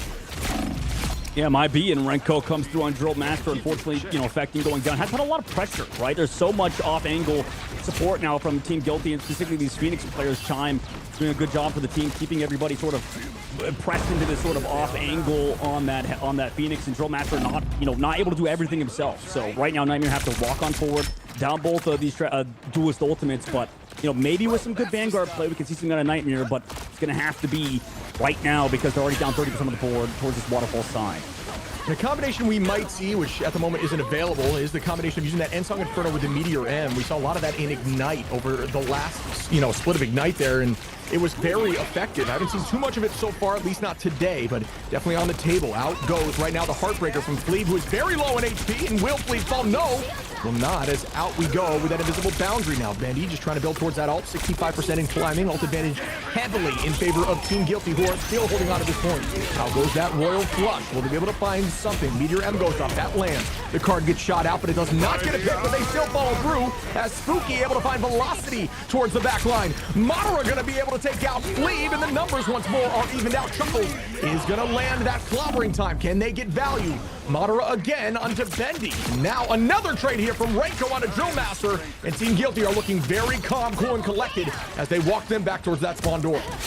Yeah, Renko's look great there. I mean, so many ultimates committed by Nightmare in that aggressive play, but, peeled off. Also, he had Chime on the flank angle, able to stay alive. Portal play comes through from Fleeb, but it's negated by Sneakers. Off the map, Fleeb goes. Nice work from the Wolverine player of Team Guilty. Now those players are spawning late. No portal either. This is a rough spot to be in for Nightmare, who are about to lose this map. And out we go with an early tackle there on the D-Spooky, who is going to fall quickly. Stinker's doing a great job here, taking them off the point, not enabling that touch. And that will be a map win here for Team Guilty. I think he touched with like 4% left and not enough. Grove going the way of Team Guilty. Team Guilty winning map 1. And, really the only kind of mistakes I guess they had was versus the Phoenix play yet again. But out of Drillmaster, I mean, he was having some nice plays on those off angles and stuff, but that was really the biggest bright spot. It was tough for this Rogue to really get much value, but Renko is going to take home your MVP today for a very good reason. I think that he, on that Gambit, has been phenomenal and was great. He was obviously a top-tier player in the hero shooter genre, and you can see exactly why taking home that MVP today. Yeah, I mean, again, Gambit, it's so difficult because it really comes down to which team can utilize the Raging Royal Flush more effectively, and it looks like that was very much going to be on the side of Team Guilty. You want heavy burst damage on specific targets. You and I had mentioned if you can target something like the Gambit in the backline and ensure that they can't use the Raging Royal Flush, or if they can, it gets dropped early, because if Gambit falls, that ultimate is negated. It no longer works, and you just see a ton of good value. Shout out quickly, though, to the side of Nightmare Academy of Drill Master, who still found 7 finals. We saw some very strong play, but it just could not match up to the team on the side of Team Guilty. Madara able to find 8 finals there, looking really good on that Mag and Doctor Strange. So across the board, the side of Team Guilty playing very well. Well, it is very interesting too, considering, you know, back on the Ignite series, this is probably the least expected duo for me, Shib, between Madara and Velocity's the return. Just like, I don't know how much behind the scenes drama we could call out, but it's just Madara and Velocities to me were always button heads in practice. Like, that was in scrims when I saw these guys play back on Dark Zero. They were always, you know, not necessarily was it Madara being like a vocal leader, it's Velocities. It's just that Madara, in this case, you know, got a lot of criticism, I think, and he probably likes that, I guess. You know, it's always it's easy to improve, I think, when somebody's always like able to point out your mistakes and stuff like that for Velocity's sake. So maybe that's why they've regrouped and duoed for this team yet again, and it looks like it's working out so far, considering this team definitely, just like the last squad we saw with Lunex, looks really good in Team Guilty. Yeah, I think it's worth mentioning again that when you become close enough with your team members, you no longer have to hold back on your feedback. You can be a little more aggressive, and because you truly want the team to be better as a unit, and you can, you know, it doesn't come across as personal when you don't really know your team. So the more that you build those friendship bonds, the longer that you've played together, the better your team will be. And we've seen that even going back to Lunex Gaming with some of these players who've played since season 0, even in the alpha together, who are looking very good as a team. The more time you have as a unit, the better off you will be, because you can get really down to the wire, or down to the nitty gritty of how you play to make sure that you improve. Yeah, there's a lot that these teams have to improve on for sure. And, you know, right now, at least in the North American region, I'm curious how many teams can like pick up these sort of aggressive dive comps, right? That was what we were talking about earlier. At the moment, yet again, in that last series, we see the thing. We see a lot of brawl dive, relying on these like flanks, sort of the North American way, Shib, it feels like. You know, I'm curious if we'll see any matches later that differ from that. But at the moment, I don't know, like from that last series, we see Daredevil banned, we see Angela banned. Now going into Convergence, we're heading the Hall of the Dahlia again. Chib, in your opinion, I know this is like maybe calling back too far, but from what we saw out of the Rogue comp, like why do you think the Rogue was not successful? Was it an overall team issue and less of the hero issue, or was the thing just too good with Wolverine in that case? So it's tricky, right? Because Rogue has a ton of movement, so there is, you know, there's a lot of value in that. The cooldowns are long with Rogue. I think Rogue, in my personal opinion right now, is in that B+ category, where teams are still trying to find a way to work around her. Definitely has a ton of utility and can be very threatening, especially with that Gambit team up, because it does very much enable a lot of damage quickly. But when you are shutting down some of that movement with the anti-street charge from the thing, or you have a ton of CC on your team, and you're able to kind of manhandle the way that Rogue can move, you can really capitalize on the overextending of that Vanguard. And I think we saw a little bit of that in that match. Again, you know, there are teams that are able to make her work, so definitely not out of the conversation for in the meta, but more so just, you know, when you're getting countered, it may be worth a switch. Yeah, fair play. I like all those points. Now coming into this ban phase, we have Daredevil, Groot, Hella removed. Focal point towards that Gambit for Nightmare yet again to keep affecting on that hero. Same thing with the Captain America. Meanwhile, backside Guilty not wanting to deal with the Rogue this time around, as the thing still slips on through, Invisible Woman protected. Same thing with the Phoenix play that you had in the last series. You saw how well Drill Master played on that hero. No focal point towards Psylocke this time, which is interesting, Shib.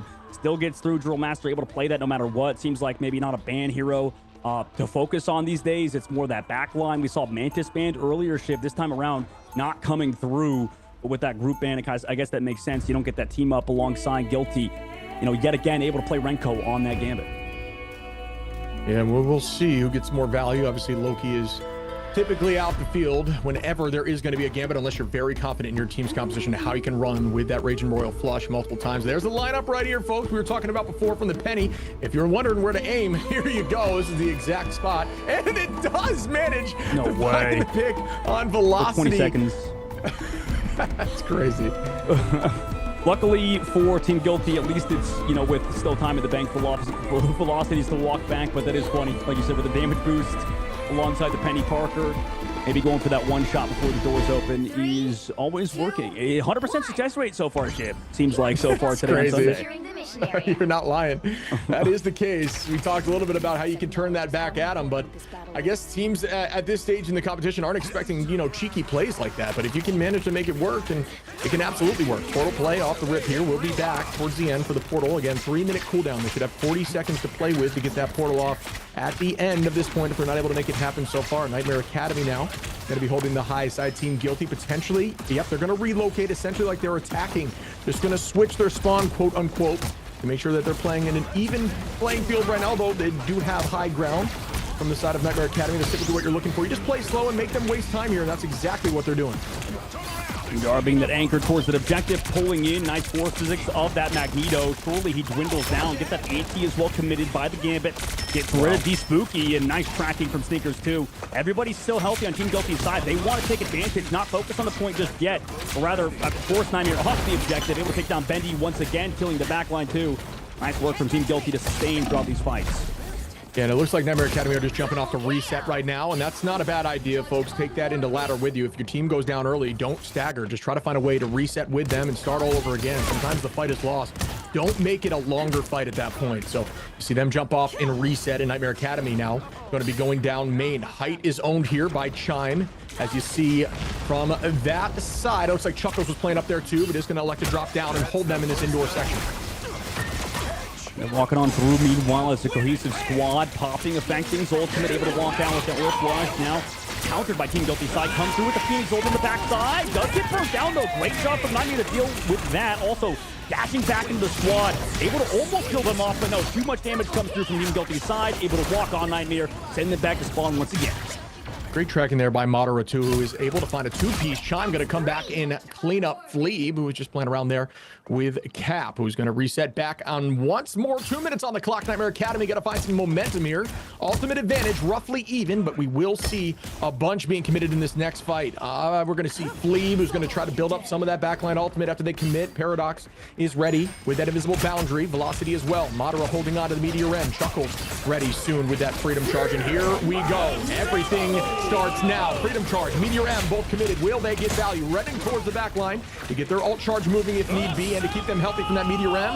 And here comes some commitment here from Fleeb, trying to find one. Bendy is going to land down heavy with that. Oh, it does not land. It's like Inferno does not get too much value now. Everybody going to run backwards and reset out. We go with that dance of the butterfly, which is countered by the invisible boundary, and everybody has an answer right now to make the teams stay up. Will they be able to end this properly? A lot of charge there, and it lands. It does find a two-piece as the Spooky is going to clean up. And Nightmare Academy now are going to be able to get this point moving. Not sure a portal can come through in time. Snickers might be able to touch the stall and is trying to, but does fall. The portal could potentially come through. It's going to be down to the wire, folks, and no, it does not.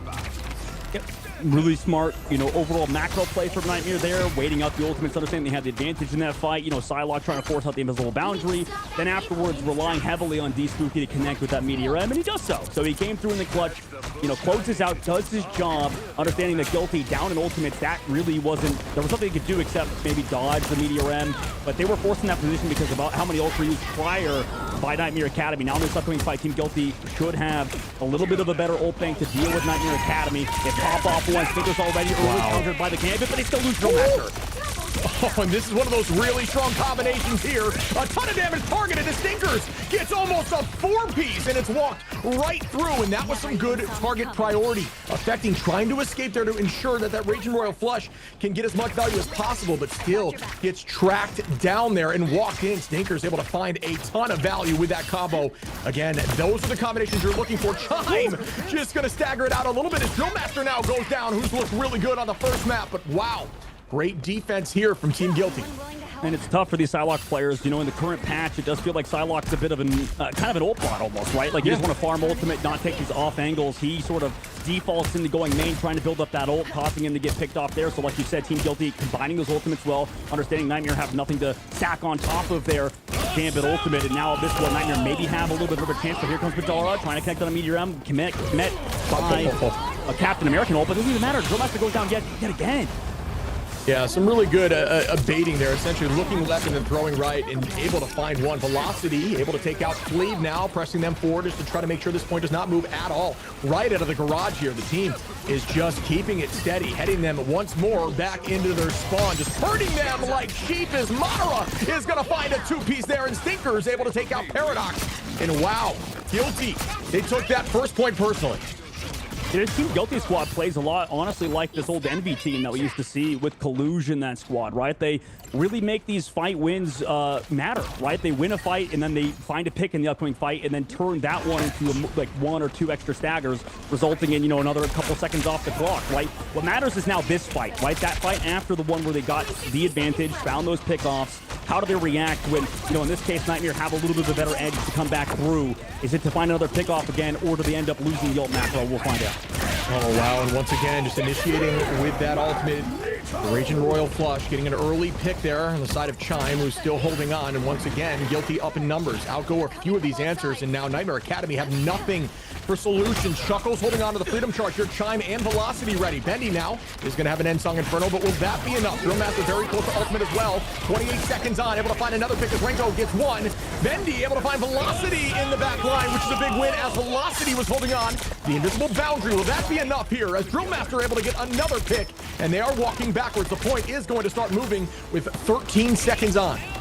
Yeah, I do like Drillmaster playing that Star-Lord instead, right? Able to go in with that ultimate, the Galactic Legend too, instead of playing Psylocke and getting picked early. So there we go. We have our answer. Nightmare finally able to win a fight. However, 2 seconds left. We go into overtime now. We're only halfway through this phase. They're going to have to find pickoffs, similar to what Guilty did, because you have no ultimates. You got that Star-Lord ultimate. You're going to have a Cap ult to delay. But, you know, we've seen Madara hit some crazy Magneto ults before. Can he do it again for this defensive squad of Team Guilty? Oh my goodness, great tracking there by Chime in a crucial situation, and that's a 4-piece as they are just walking them down. Now Invisible Boundary is committed. Out goes the Freedom Charge here by Fleet to just stall point and hope a portal comes through, but it is going to be dicey. The movement is crazy, but will it last long enough? It does not look like it will. The portal's going to be very, very close, but once again, should not get there. You're right, Shib. Ending up in the middle of the second phase of the map. Nightmare gets stopped at 75. You know, and this really, looking back at it, is just too little too late in terms of the changes, Shib. Like, they go over to the Star-Lord, they try to mix it up to something else off the Psylocke, but, you know, they got picked off too many times. Really, I think Drillmaster played a better Phoenix in that previous game than, you know, Bendy did in that one, but I don't even think it was necessarily Bendy's fault. It's just like there was pickoffs from him onto other players. Team Guilty really understood the win conditions. You mentioned it. You know, they countered that Galactic Legend at the very end with that Magneto ultimate, just really having nothing in the ult bank at that point. So Nightmare, you know, backs against the wall. We'll see how they do on defense. We've seen teams first point hold before, Shib, you know, against all odds type situation. But for Team Guilty, phenomenal job on the second phase. And also with the composition, considering they played it throughout the entire map, it shows. I think if you're making your team, the other team switch to your composition, you probably have a good read on the meta. You probably have a good read on what you want to do on this map. No, that's beautiful call outs there, buddy. And again, just tagging along with what you're saying. I mean, these teams are doing a great job with target priority, alt tracking, understanding who they need to pick off, even when they're committing those Raging Royal flushes early. You know, if you're talking about side of Team Guilty, who was doing it even on defense, you just need to ensure that you're getting value before their Raging Royal flush comes in and has a little bit more time. And what we saw, there was a lot of combination with things like Stinkers to get picks off on things like their backline of affecting who was using his Raging Royal flush, you know, shutting it down for the rest of the team, getting picks on the duelist prior to it even mattering, and they just kept getting value. And even on the side of Nightmare Academy, taking out on those last fight Velocity, who was holding on to that invisible boundary. Good tracking, good target prio. Both these teams clearly playing at a very high level, and that kind of stuff comes with only the very top of the game. Portal play comes out now from the side of Chuckles on the high side. Yeah, breaking all the walls. Meanwhile, where do they want to play? Nightmare does go through main side. Drillmaster just playing with the cohesive with his unit, right together as 6, and same thing for Team Guilty. You just walk up, take damage, try to build up their Gambit ult at the current moment. Looks like they're doing it, you know, not actually as cleanly as Nightmare is. I mean, they're slowly building up their Phoenix ult Chime. Same thing on the backside too. Wow. Renko, 40%. Oh, gets taken down across map from D-Spooky. Great shots. And the follow-up damage from the Phoenix. Drillmaster, some good tracking once more, is able to find Madara early on, making a 2-piece here as Chime goes down. Good positioning again. Shout out to Drillmaster. His tracking just seems lights out, affecting with the pick there on Chuckle. Shout out to the folks on the sticks with the controller. Rarely do we see strategists in the backline rocking controller, and affecting doing a great job showcasing what can be done on that pole. And this is what we're talking about earlier, Shib, going back over to Drill Master, and like I said, it wasn't necessarily Bendy's fault, but it does feel like Drill Master on the Phoenix has been able to match Chime, if not outperform him at times. And right now for Team Guilty's side, we'll see if they can push on forward. They do have that Phoenix ult early. Do they want to take advantage of it? Maybe force out this invisible boundary or even get a KO before it? Yeah, weirdly, you can do a lot of peeling with Phoenix. Typically with poke, you don't see that too much, but the stun is great, the movement's great, and the tracking's been insane. Bendy able to find stinkers early on. Shout out to Bendy here with that early fight pick, but almost goes down. Good movement to escape towards the back line. Chuckles is doing what Chuckles does, dancing in the front line with that cap. Drill Master going to own the height here. This is great defensive positioning as Madara now goes down. Drill Master with another pick. These duelists showing up in this moment with 2 minutes on. And able to take advantage of that invisible shield. Meanwhile, you find picks on the opposite angle. You have cards flying across map from Renko, not able to find the picks, but you've at least evened up the ult game. You find picks, sure, but it's a matter of the macro. And right now, Team Guilty have shown they have a good read on the macro in terms of this overall fight, right? Maybe to pop off this Capel early to that Meteor M from Madara. And then, after that, they sort of win the fight throughout Duelist Ultimates. We'll see what happens in this upcoming fight. And here we go with the match right back and forth. Who gets more value? Looking towards the side. And Madara able to find one, but it gets matched right back as both of the Meteor M's land onto Star-Lords on both teams. Beautiful play back and forth. How we go with the Venn diagram back. And that is going to be a pick there from Renko on a Paradox. Drill Master goes down from Chime. Everybody falling here as the attack of Team Guilty now is coming to fruition. Now goes that Freedom Charge to try to keep the Spooky Healthy, who is very low. Great animation cancel there by Chuckles, showcasing the power of Cap with that ability. And down goes the entirety of Nightmare Academy. The portal will come through, I believe, as Paradox had it early enough. Yeah, but they did use that cap ult. That's a tough look for Fleeb. They're going to be going at Chuckles, who has their own cap ult if they do need it. He goes low, falls back to his team. Portal doesn't even matter, though, as Paradox removed immediately. Getting rid of that Doctor Strange as well, and not even having to use your cap ult just yet is massive. Time does fall low, falls back to the team, though. Healing is there. Chuckles falls up with his ult. However, it's traded by velocities. Do they get out of the portal? It doesn't look like it. Bendy also falls, so slowly but surely, Team Guilty hits some nice shots on Chime, and they follow through into the second phase of the map. 3 minutes on here to push about a little, like, 2/3 of the way through the streets phase of this map. A team that now has the momentum and has ult advantage in this first fight. Chuckle still holding on to that Freedom Charge. And that is when you want to hold on to, again, that ult battery, giving everyone a little bit more ult charge, ensuring they'll have advantage in these future fights. And that is where we saw the struggle there from Nightmare Academy when Fleeb used that a little early, didn't get the maximum utilization. Chime able to find Drill Master now, and once again, Team Guilty heavily up in ult advantage and walking them backwards. Excellent shot from Chime. You can blame maybe the invisible for being a bit too late, but now here comes that Royal Flush on the main side. Able to find more picks off of it. Staggers. And that cart as well, not back cap two ship. Somebody went over to the cart. Looks like it was Fleeb. And I mean, got no time left. Portal's not up either. You're getting spawn camp. Madara's going to come through, try to body block everybody, make sure they can't touch. And at this point, Ship, it's pretty much all but over for Nightmare Academy. Caps out. Team Guilty gets it done. Now 2-0 in the series. Yeah, I mean, Team Guilty, again, it's a similar story to what we saw in the last matchup. Is Nightmare Academy started to look more like themselves there in that second map, and maybe we'll see something different here as we head towards map 3. But yeah, Nightmare Academy, very strong, but Team Guilty just so committed. They look like a team that's played together forever, and they are consistently finding value in all of these crazy plays, shutting down some of these big ults, great target prio, and really following through with every single one of these Raging Royal Flushes. And this is interesting to see, just like there's a different composition kind of going through compared to what we saw earlier with like Angela being a focal point. She's banned in this series a lot, but we had some more thing gameplay, I think, in the previous series too. But I think it is interesting to kind of watch the difference between even this team and Lunex, right? Like, just to see how Team Guilty plays. It's a very different style, right, Shib? Like, they're relying heavily on these picks after the fights. It could just be sort of how Nightmare is playing, but I don't know. Like, do you notice any differences between how Team Guilty is playing so far in a 2-0 series compared to Lunex when they were up 2-0? It's tricky because to me right now, they're both playing, I think, I talk about momentum all the time. They're both playing with momentum. I think they're playing a little more confident and cocky. They're not afraid to commit ultimates first. A lot of the time, even on defense, you want to be reactive with your ultimates, even when you're using Gambit, but they're not afraid to commit immediately and just ensure that they get those picks. And I think that mindset is something that allows you to win games. Once you start playing on your heels a little bit, the game just gets completely shifted into the enemy's favor, and they have just been moving forward, and that's exactly what we saw from Lunex.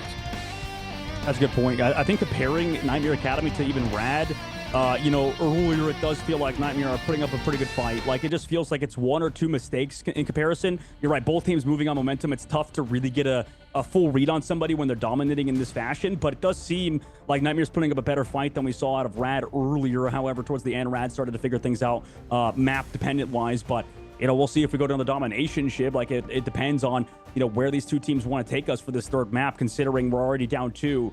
What is the mix-up here for Nightmare versus Team Guilty, who look to sort of close things out, put the nail in the coffin here? Yeah, I'm wondering if we're going to see the Gambit ban out just to shake stuff up a little bit. Affecting, we talked about on the sticks, on the controller. We're curious to see what else he's got in the tool belt. Definitely looking strong out there. The team's just kind of struggling as a unit currently with this composition, just compared to what we're seeing from the opposition. Shout out quickly to the double Meteor M into Star-Lord. That was sweet to see out of the sky, back to back like that. A little bit of fireworks there before the 4th of July, but really strong play across the board from everybody. Saw some really cool plays, but once again, I don't know. I would just shout out Stinker's Chime playing lights out. You look over at Madara, who had 12 finals there on the mag, opposed to the 4 from the opposition. Everybody on that team is performing, which is, again, we talked about the comparison to Lunex. That is what we're seeing. Everybody getting finals, everybody getting damage. And then you look over at Chuckles, who's just playing Cap the way you need to play Cap. Just hold on, be annoying, and put eyes all over the map. Yeah, it does feel like that's how Cap players play, sadly, and for duelist players at least. But it makes sense, right? Just trying to live. Your character has so much HP, harassing. Right, it's not about the stats, it's more about the in-game impact for sure. Now we start off this one, Nightmare remove Phoenix immediately. They don't want to deal with that character, which makes sense, honestly, but considering how they were playing Drill Master on the Phoenix, I thought that was a decent hero for them, so it's interesting to see that hero banned out first. Meanwhile, for Team Guilty, getting rid of the Angela 2, not wanting to play against that hero for the side of Fleet. Yeah, I don't think that's a bad ban. I think that shakes stuff up. You and I talked about that even in our last series. You want to now try to get a little crazy with it. If you're on the side of Nightmare Academy, you want to try to really force this team to pick a composition that they're not as practiced in, as we're going to see the Angela ban here, lock-in of Invis. That's no surprise there. I'm curious what the lock-in's going to be here for Nightmare. Looks like that Cap is going to be locked in for Fleeb, who looked pretty strong on Cap as well, very similar to what we saw from Chuckles, but unable to get as much value, obviously, with how the team performed, but still looking very strong. The group ban as well.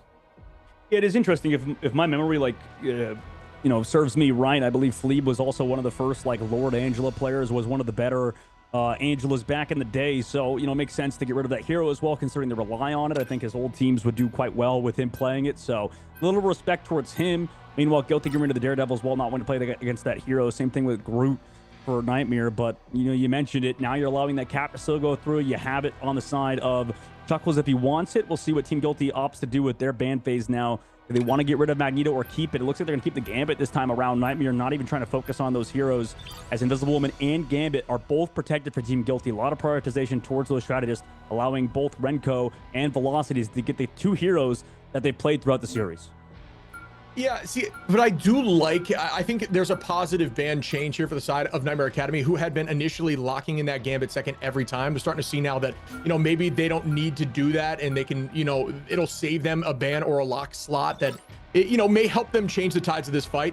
Now, forcing that on the side of Team Guilty enables them to have something that, they're going to lock in now the Rogue, which is something different, and I think you need to do something different here. So I'm excited to see how that looks. I mean, they want to get rid of at least one of the team-up sort of priorities. It looks like in that Magneto for Team Guilty, even though they ran it before. And honestly, like you mentioned, Madara was playing that quite well, was doing a great job on Magneto on map 1 and 2. They were able to play the Thing alongside it. Now they play the Thing. They swap Madara over back to the Emma Frost. And we're going to play maybe that more brawl-centric sort of anchor composition, peel the backline in case they want to go for these dive heroes for Nightmare Academy. We'll see what they want to do alongside that Rogue. It looks like they love playing it so far. I mean, new hero, it come through, you have everybody that can play, heavy around it. We'll see if it can finally take advantage as we move to Celestial Husk.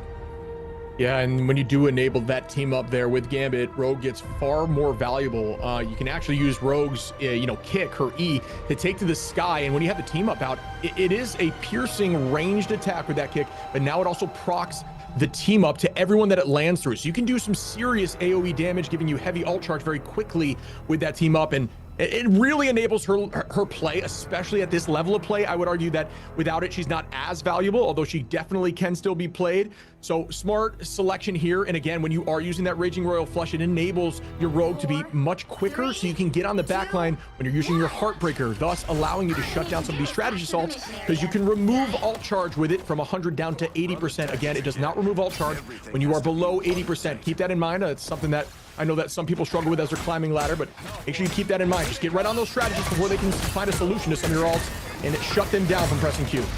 The tough part is, Shib, in this case, Team Guilty running triple strategist, and boom, peeled off the looks like Nightmare's dive immediately. You come back through, you play Renko more like a duelist in terms of Gambit, and with that, they just removed everybody. I mean, that was so quick, so much damage output from their Vanguard and strategist line. And with that, I mean, who cares about the extra duelist you're lacking when you have the extra sustain too?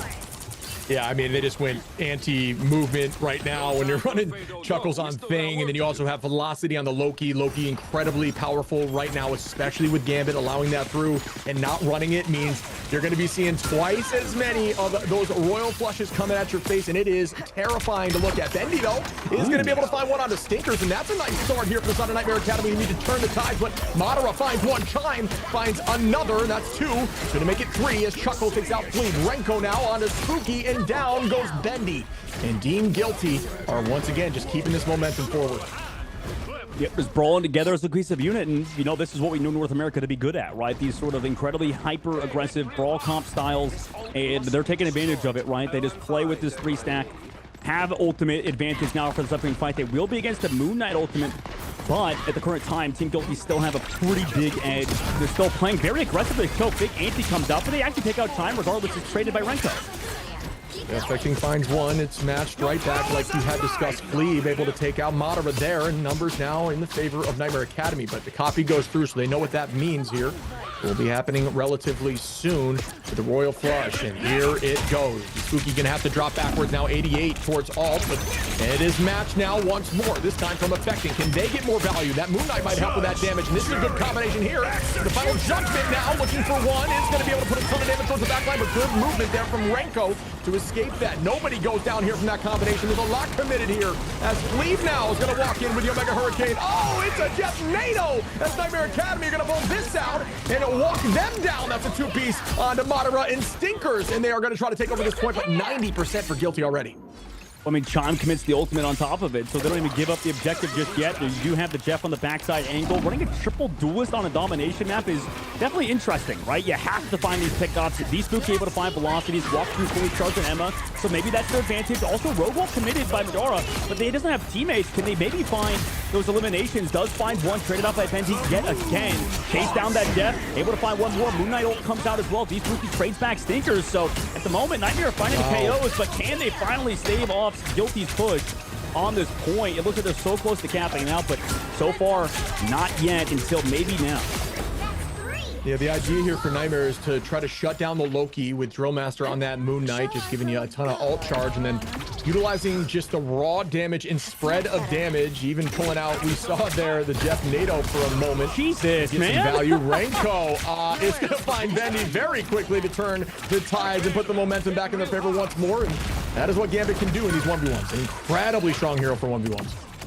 And that's the tough part, especially in domination when you play triple duelist, but they do find a pick on a Renko, has that damage boost from the Storm, great work from him. But regardless, there's so much HP to chew through at the current moment. That's the difficult aspect. A lot of HP and damage, but now Fleeb with the passive and on top of the activation of the Storm, able to take down one more. So they're getting these KOs at a pretty rapid pace. Nightmare, great work at the moment. I'm trying to find one, is going to be able to get that pick there onto Chime for a decent stagger. The team is Chime here on Invis. Things are definitely looking a little bit different at the moment, but drop backwards now once more. Look at Benny's in the top right corner, man. He's playing so aggressive for a Punisher player as well, but current moment, don't Moon Knight up again, Shib. You think Drill Master hit the connects on a big one here. You do have the copy from the Loki. Now here comes the Moon Knight up, pull it down. Unfortunately, not able to work there, but here comes a commitment across the board, and there's those combos. Down goes Madara. Not a lot you can do there with this judgment out there with the Royal Flush. Drill Master able to find velocity, and again, this cheeky comp is working out. They found a solution, at least so far, but will it be enough? Bendy able to find Stinkers, make that soon-to-be 2 as Chuckles goes down and still walking them back towards the door. And I believe they've already committed portals, so right now they've got to get back to this point and find a way to get there while they're just stuffing them at the spawn door. Ooh, yeah, this is super unique out of Nightmare Academy. 90% of the board. You have to walk forward. Copy comes out from Paradox into Gambit. Commits the ultimate as well, but they want to fall back. They fall back to the point where Madara is. He understands he has to live. Drive away. No, he goes for the suck. In the meantime, Bendy finds him. Portal. Not maybe going to come from Madara until he respawns. Now here comes that Storm Ult from the backside, forcing the greens out. Does find those lamps. Velocities falls, and Nightmare Academy, they're actually setting up great momentum at the moment. Rico finds only one to trade back. Thinkers on another one onto Bendy. But is it enough for Team Guilty to sustain? Chuckles finds another one, but is there any more KOs found? It looks like the answer is actually yes. Oh, wow. I was going to be honest. I thought they were committing ults. I don't know how in the world Chuckles is still holding on the point right here, but beautiful retake by Guilty where I thought they were committing ultimates just to try to give themselves any chance. But no, they're looking really good right now. He is able to deal some damage to the front line. Madara is now walking down towards the back line using that Heartbreaker. Stinkers with a pick there onto Spooky, putting them up in numbers again. And wow, it looks like Guilty do have priority on this point on the retake. Here comes the final judgment. Will this be enough? You got to keep our eyes on Bendy, who needs to find value now. Drillmaster now on the Spider-Man. Somebody's got to put on the mask, but will the mask get value down? Goes Jeff from the side of Velocity, who is able to get one. They deal with Bendy in the meantime. Here comes Madara on the backside. Deals with Drillmaster as well. Comes back for the peel. You know, it's not the burst that really matters for Team Guilty. It's the sustained damage and healing. Affecting does find Velocity, but is it too little too late? He's lost a lot of his team. D Spooky falls low. He goes down to Chuckles as well. Team Guilty slowly working away. Nightmare Academy kicks Paradox into the wall on top of things. Overtime takes down Team Guilty. Has to just deal with the Spider-Man at this point, and just a right click to the face. Drillmaster falls, knuckled. And back down he goes. Nightmare sent back to spawn. Celestial Husk, round number 1, goes Guilty's way. The old haymaker. I honestly just shout out to Guilty's keeping their composure in that fight where I really thought Nightmare Academy had it. I think they panicked a little bit there when they were holding on a map that they definitely could have taken. Great retake by Guilty. Shout out to Madara on that touch there. Chuckles coming in and still holding on to the point alone there on the Vanguard as the thing. Was very susceptible to taking a ton of damage from poke and just raw damage in general. And we're going to see Nightmare Academy once again trying to do something different as Drillmaster might be on that Human Torch. 100% good call. Madara has been played really well on the Rogue, and you know, I like that's the solution for Team Guilty, as you know, they played triple Vanguard, right? They had, you know, you had Stinkers switch over to the Emma Frost, you switched off to these other heroes. Nightmare Academy going triple Duelist. Your counter is just to play more Vanguards, you know, and this kind of bodes back into an opinion that I sort of had, Shib, whereas the hero role doesn't really matter, right? You play the right hero for the right moment, no matter if they're a Duelist, Vanguard, or Strategist. And Team Guilty, it seems like their answer to the Storm composition and all the damage coming through is just add more bulkiness to the composition, alongside the fact that you're not really lacking damage with that Emma Frost, who's high charge. Good call out there. Emma's still very much in the meta, but a lot of the other Vanguards have been moving upwards. Thinkers here. Out goes the commitment from Chime early on from Team Guilty. The invisible boundary now to keep the team healthy. Out goes a lot of commitment as we see the Psionic coming through from Spooky, and will that get value? Affecting able to find one. Paradox is finding one as well, and Team Guilty is now holding on, trying to come back, but wow, no, it won't matter as Nightmare with a clean sweep. Yeah, really smart. I mean, they use Paradox's copy. You see this, usually see this on Domination too, trying to take advantage of the momentum, running past all of this tankiness, all of the Vanguards on Team Guilty's side, and they just get past right into those squishies, right into that backline, ignoring the Vanguards. I know you talk about this a lot, Chip. You know, you sometimes got to walk past everybody, especially to give ultimate advantage. And Nightmare take advantage, able to follow through with that Human Torch, and the follow-up was there from Affecting too. See if they can do it once more. Fleeve holding on to the Feast of the Abyss. Drillmaster is up there in the sky with some decent pocket here from Bendy on the Ultron. And there is that Supernova. Drillmaster fighting Chime, who is now going to be on a Hawkeye. Clint Barton is now out in the field as the ton of commitment comes through. Drillmaster juking like crazy, and that is a big advantage to Torch. Torch very low, though, is going to fall from Stinkers, who has incredible tracking now. Down goes that Feast of the Abyss, trying to stall. Paradox, Fleeve able to get 2, and they are still holding on to this point as Nightmare Academy started waking up in this last map, and these more cheeky compositions are really working out for them. Yeah, I mean, they're able to sustain. They have that Ultron in the sky. They also have a lot of damage up, but still with the Gambit. Bendy, nice shot on the Stinkers as well. And you called out that Ultron earlier. You saw how Bendy's been doing. Fleeb with these dives have been perfect. And Team Guilty, you know, they're going to need Chime to maybe get online a little bit, maybe shut down Fleeb on these dives, getting that full charged Hawkeye arrow. But at the moment, Nightmare finally down in ultimates. Team Guilty, what can they do with this advantage to go for the copy? They can commit early with this Galactic Legend as well. And here goes the commitment. Stinkers with a combination of the Raging Royal Flush. It is terrifying to go against as Bendy goes down quickly.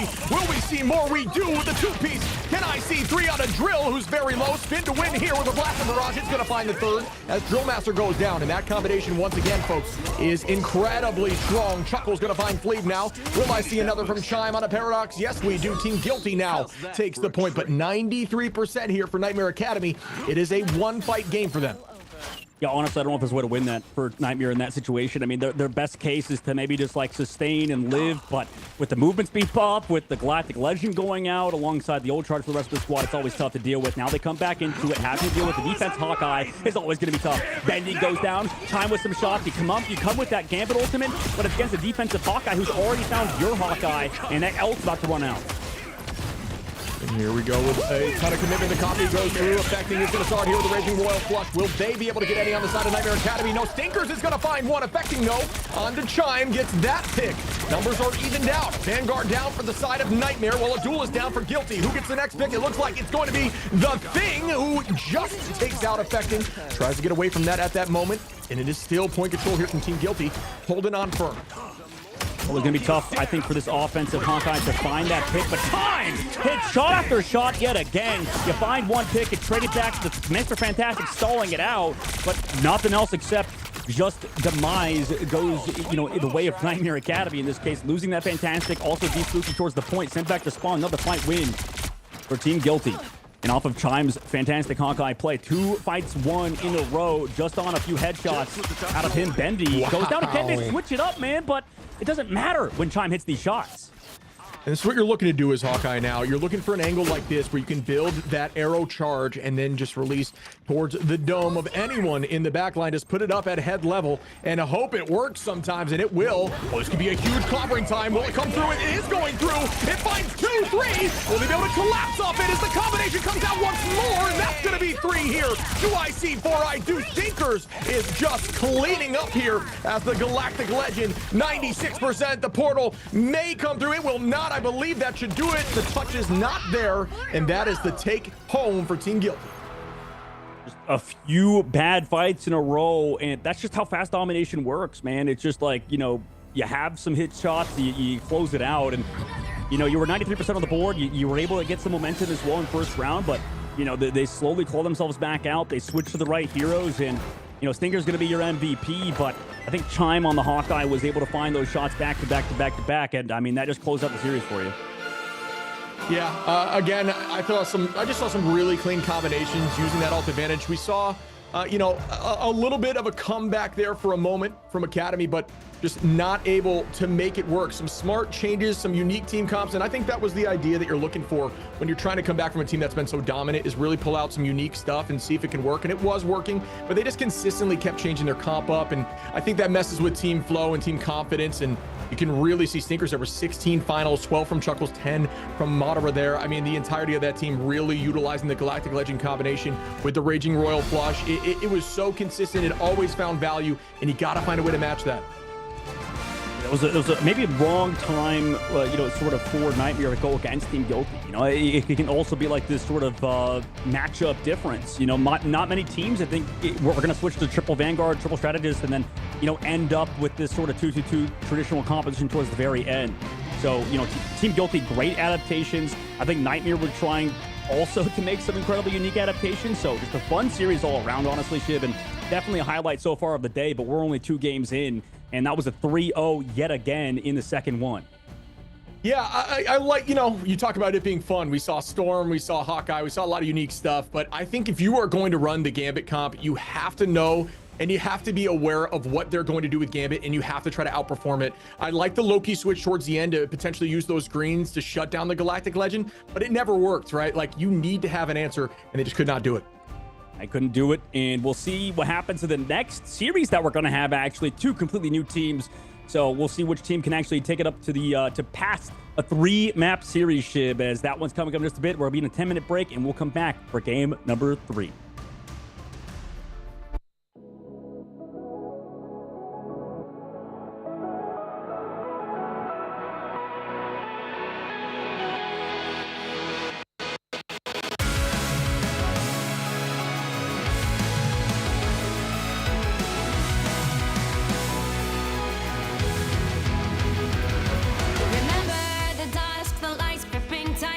Trapping all those fighting souls, but yet across the world I see you standing in my way. And remember the time, the place we used to fight like the sun and moon. And I wonder if ever there was a time that we were friends. The night has fallen, shadows looming, and yes, that time has come for me to seek you out. We are set now for our last reunion. Break the chains, find your way, come fight me. Do you remember who you really are? Show me that you are still the only one for me. I'll be waiting for you. Wake up, open your eyes, raising up your fists and smashing through time walls. Before the rift splinters again, we are rebels till the end. Rise up, open your mind, hold on to your powers. No one can stop us. We are rivals till the end of time. We will clash, no matter where. We will fight, reaching across time and space. 'Cause you are my destiny to the end.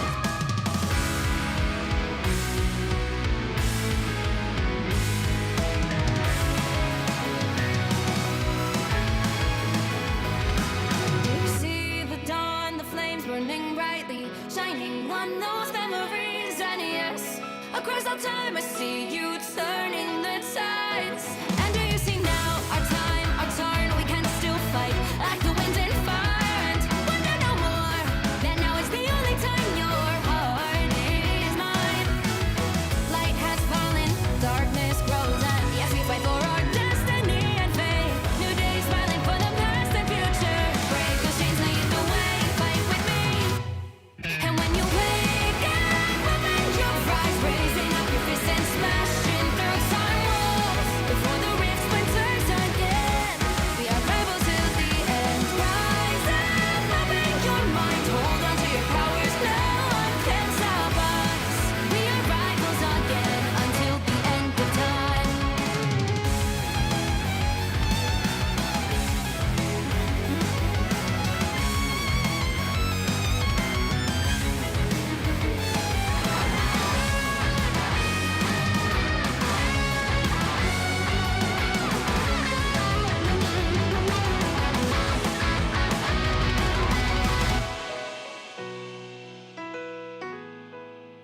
Show me that you are still the only one that matters for me.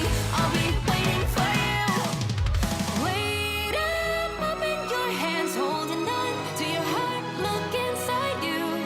Can you feel it? The sparks in you. Add it up, unleash it. Wake up, open your eyes, raising up your fists and smashing through time walls. Before the rift splinters yet again, we are rivals till the end. And rise up, open your mind, hold on to your powers. No one can stop us. We are rivals till the end of time.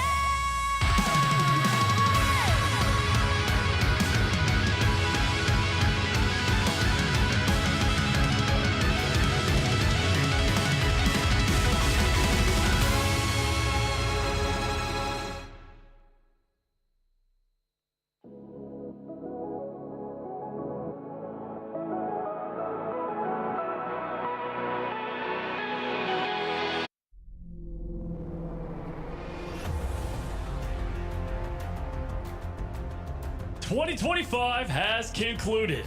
We would like to thank all the participating teams and the players who delivered top performances over the past year.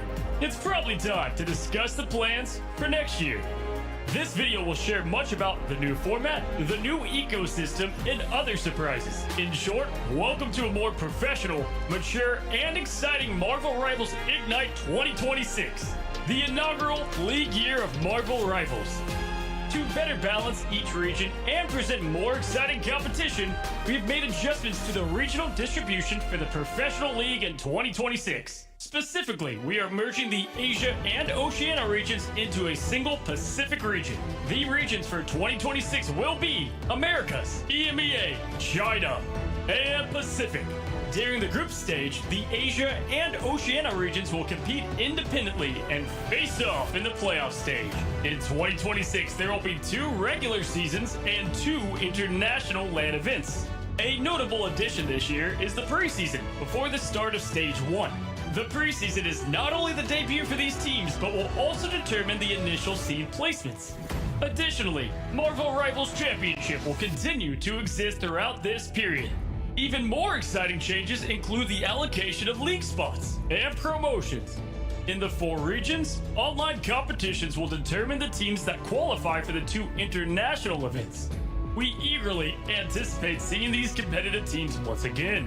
Starting in 2026, in addition to the preseason, the Regional League and Mid-Season Finals, hosted by Marvel Rivals Ignite, will determine whether teams qualify for the Grand Finals. The final results from Stage 1, the Mid-Season Finals, and Stage 2 will correspond to varying league points allocation. Teams that excel in Stage 2 playoffs or rank highly in the annual league leaderboard will compete for a spot in the Grand Finals.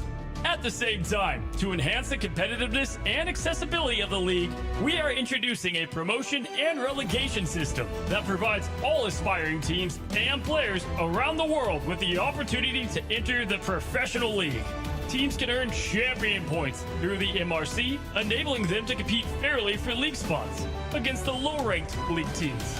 Partner clubs will have limited relegation protection opportunities. Speaking of the MRC, there will be 6 seasons next year. The PC region in Season 6 of the MRC will be the final opportunity to compete for the last spots in each region for 2026 preseason and Stage 1. If your region still has available slots, be sure not to miss out. Starting from Season 7 of the MRC, ongoing participation will enable your team to earn champion points, and the teams with the highest cumulative points will have the opportunity to compete for qualifications for the mid-season and end-of-year promotion leagues. Certainly, the most significant surprise is that in 2026, we will launch a Partner Teams program. With certain teams worldwide to become our partners, we will create partner team bundles, and partner teams will enjoy revenue sharing. We hope that this initiative will encourage comprehensive and healthy development of Marvel Rivals esports ecosystem. Besides the partner team bundles, esport bundles will be launched in a timely manner. At the same time, the annual prize pool will exceed $3 million. Let's see how much you can win. More competitions, more moments of victory. There is so much to look forward to next year. The Ignite events of 2025 were unforgettable, and we can't wait to embark on a new journey with everyone.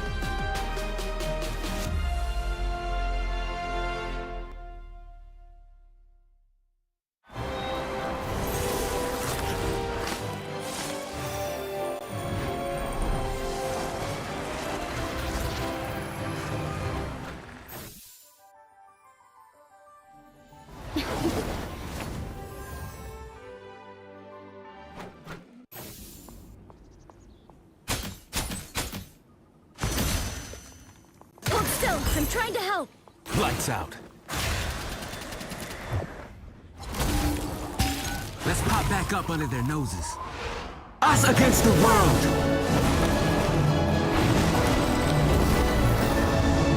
My time to shine.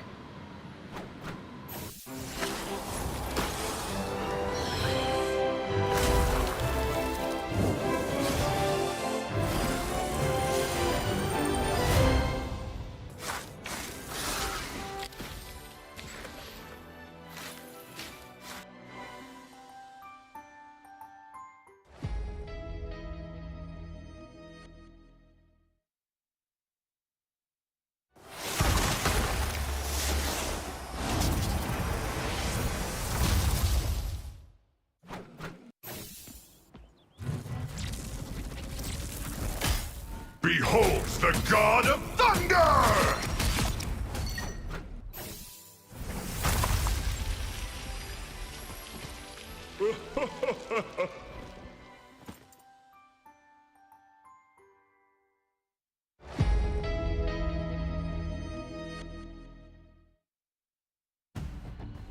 Welcome back, everyone, to the Marvel Rival Championship Day 2 for the Americas region, and we have a fun one coming up as we see Team Flark versus Ego Death, some names that you have definitely seen in the past, whether they're streamers or they are players that have been in the pro scene. We'll see who comes out on top. I'm excited for this one, buddy. Oh yeah, it's gonna be a lot of fun. I think that this is should be our close one of the day, right? Like, obviously, I don't want to call things too early, but based on the series we saw, we saw some incredibly talented teams facing maybe teams that aren't as well practiced or haven't been together as long. But now, you have two teams that have been around the block, and we know they're good, right? So, like you said, Team Flark versus Team Ego Death, some streamers alongside some top tier players, and really that's what. Excuse me, sorry. All these players are top tier players, right? We've seen all of them along the pro scene competing in Ignite, competing all the way at Ignite, right into the playoffs. So we know this should be a banger. Ego Death versus Flark. I'm just strapping in for an incredibly exciting ride that surely is going to be this match. Yeah, and just to kind of shout out some of the strategies, Team Flark known for doing some obscure things. They, potentially in the conversation for inventing the portal kidnap early on, where Ego Death is known for being more of a divey, committed team that always has some sort of venom. And that was when the Panther, they pulled out Panther back in the day when Panther wasn't as meta and still found a ton of success. So not afraid to run those more aggressive comps. Goodbye to that Daredevil, as Self was floating that. Yeah, smart to get rid of that. In terms of just removing Self's hero pool has been like the kind of mainstay that we've seen out of other teams that play against this player, just because of how good he can be on Daredevil, Black Panther, Human Torch. Once you get rid of those heroes, I guess players, assume that you sort of have him countered, but you have that Penny Parker Protect to come through, which, I mean, how many times could you say we've seen that, Shib, to see a Penny Parker Protect come through? But it's as you mentioned, Ego Death love to go for these full commit dives, and it was always a theoretical probability that Penny Parker just deals with these full dive comps really well, and they're committing to it. Flark are early. Yeah, again, they run these weird comps, and Penny, I think, has seen more value in the fact that the backline is vulnerable. Granted, I would say in the current meta there's some very strong backline picks, but being able to sit on top of some Penny mines and some Penny Naz gives you another level of security where you can really just keep eyes forward, and then patty cake when you need to in the end. Goodbye to Rocket there, a Rocket Band from the side of Ego, definitely something different to help shut down a little bit of that movement against some of their dive. I wouldn't hate, just because we're in a global format. I wouldn't even be mad if Ego Death go for like the Doctor Strange ban here at some point, because you already know with Flark, and specifically, that's not Tim the Tap Man, that's freaking Guru. The fact that he will go for those Penny Parker teleport plays, I wouldn't be surprised if they get rid of that hero, considering now Gambit's protected. You already have that hero go through. Do we want to see the Invisible Woman go through? Understanding that some peel maybe for what you want to do on Ego Death's dive. We'll have to find out in a moment with that Mantis ban too, making sure that that triple can't be played. But Ego Death, I wouldn't be mad at them for banning out Doctor Strange, basically. Yeah, we're going to see the lock-in of Loki here and the Gambit, so I have no doubt we might see both of them paired in the back line. Valentina going to be a new add here on the side of Ego Death. She is a very strong strategist. That's something different. And Aramori on the opposition with Flark is going to be a new add to that team. Both of which strategists at the very top of the game, and both of which do a great job with communication, but also alt tracking. And that is a very important part of this level of play. For sure. Yeah, I mean, Aramori, Pete's the Demon, bringing this backline experience that we've seen. And the whole team has just been around the block at this point. I mean, Gilbert Nudo was a standout Vanguard. You do have, this incredibly talented duelist lineup in Bedtime Story. And right now you have the Wolverine band come through to maybe deal as well with these counter, the Thing compositions and stuff. But at the moment, we'll find out what the change is for both these squads, or what their full compositions will be, as it's a very unique ban in Protect phase, I think, besides, the Hela and the Gambit Protects. Maybe that very early Daredevil ban is unique, I think, to this series, and group ban as well.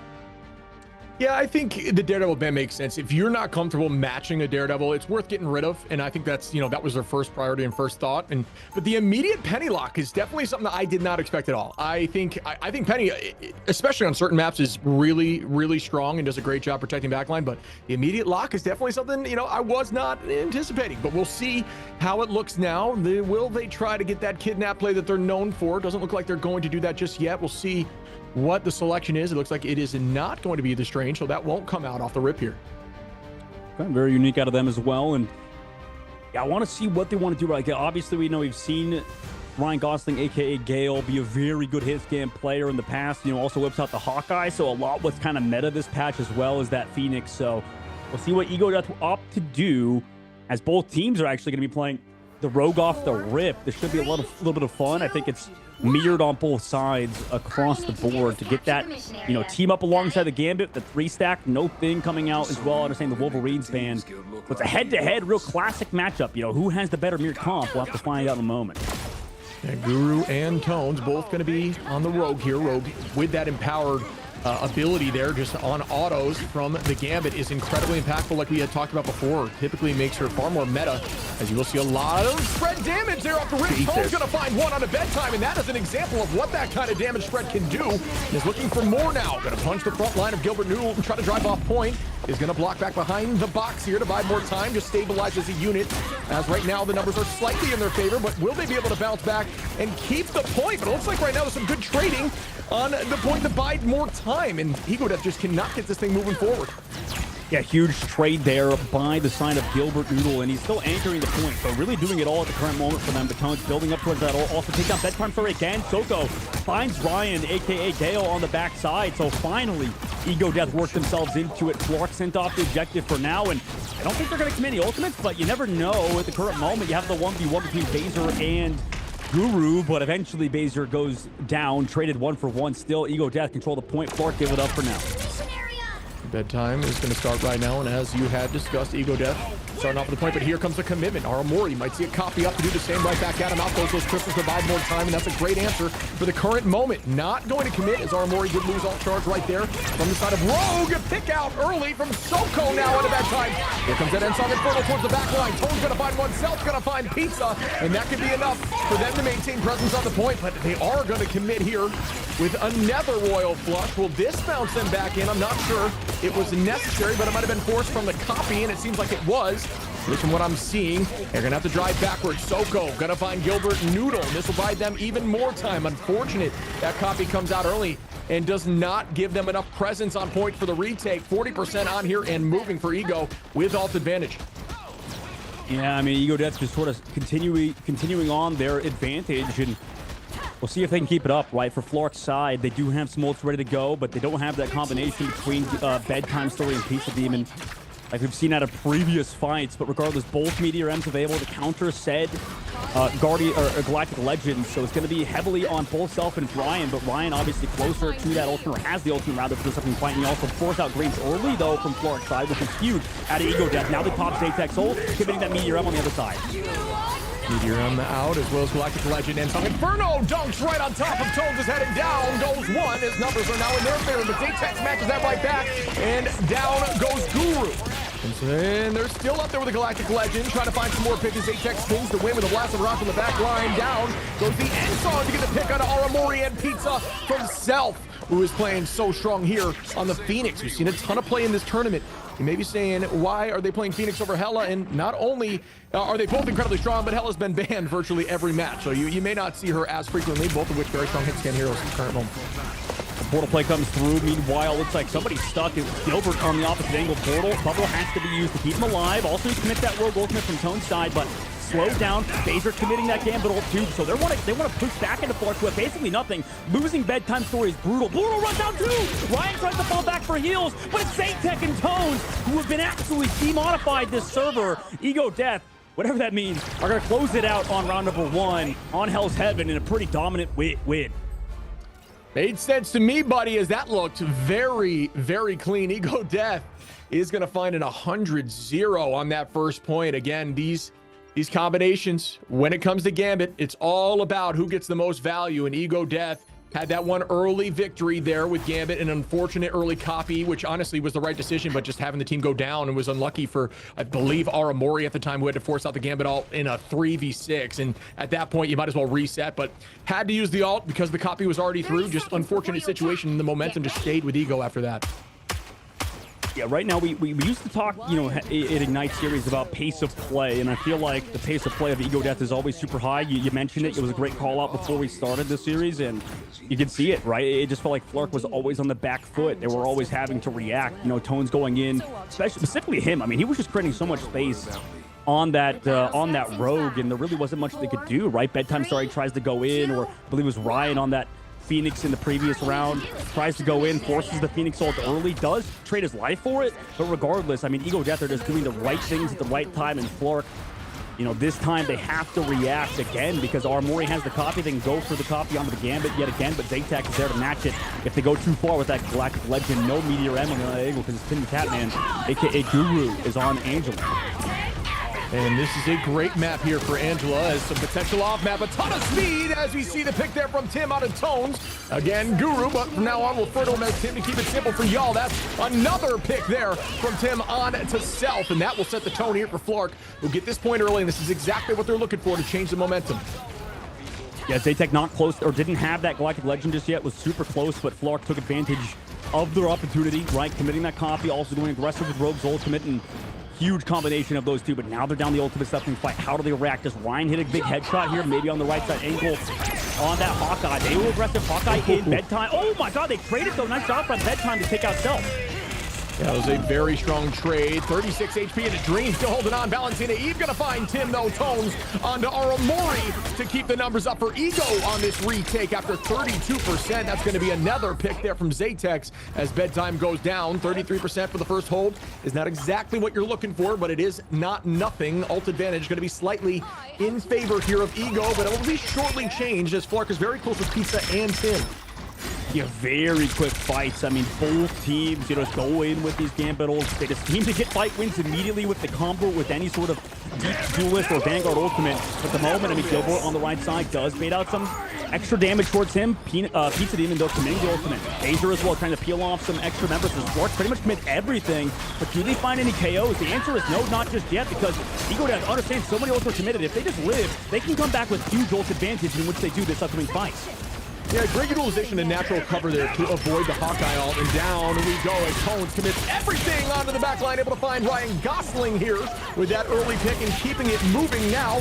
Once more on a Pizza with a second pick, and that is some good commitment once again, using that combination of the Gambit with Rogue. Very, very threatening to the back line, not only able to steal ult charge, but provide a ton of AoE damage and pressure, allowing that 20% card every 0.5 seconds to affect everyone in her zone, and that is just so much threat as there is no answer when your ult charge is getting removed.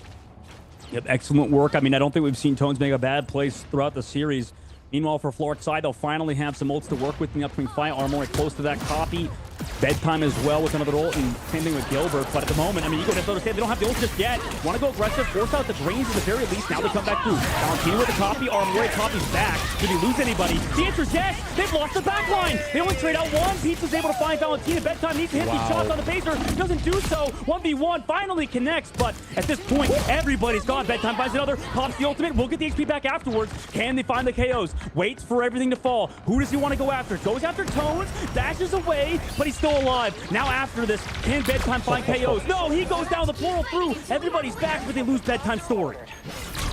Yeah, that was some really good patience there, and there's the off-map potential, but he gets taken out of the sky! Tones right back, this return to sender style. Everything being committed now, the Meteor M goes up. Trying to hold on and shield, the Meteor M does not quite land, as they're still walking for a Pizza Demon. Gonna find one on a Zaytex, though, and keep the pressure forward. Once again, Flark is having control of the point. Did have to commit Portal to come through, but they did maintain pressure and presence on point so far. Can they hold on here and push this to map 3 and domination 1?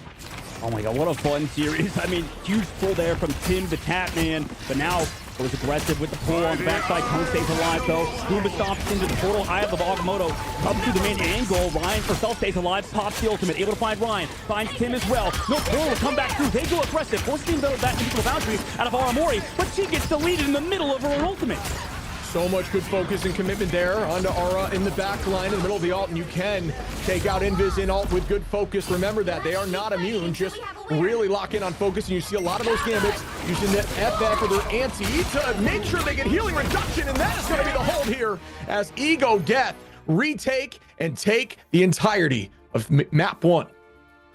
One map on Hell's Heaven, and I'm curious how the rest of the series go, but 2-0 does not describe how that went, right? That was just a really fun back and forth, especially on that second round. Tone's going to be MVP, and I think definitely deserved. I mean, just in terms of sheer excitement plays that we saw, I feel like Tones, you can agree probably, Shib, just really set ablaze Rogue and showed what that character could do in that specific matchup. Yeah, I mean, there's just so much movement on Rogue, and when you have the AoE threat that you have on Rogue with that team up with Gambit, at a tight choke location like that where everyone is grouped, you get so much alt charge, you deal so much AoE damage, you can steal from alt charge from virtually everyone every time you commit that heartbreaker. These kind of maps is really where she shines, especially with Gambit. I think Gambit, at least at this level of play, is a must for her to get the most value, and both teams showing that off. But yeah, I mean, just 24-3, 12 finals there from Tones, looking really good. Yeah, Tones look phenomenal, and everybody I think played pretty well in that series. It's kind of interesting, these Gambit Rogue compositions, especially without like we saw earlier when we have the thing out in the field chip. It just feels like they're just so brawl heavy, so just incredibly aggressive.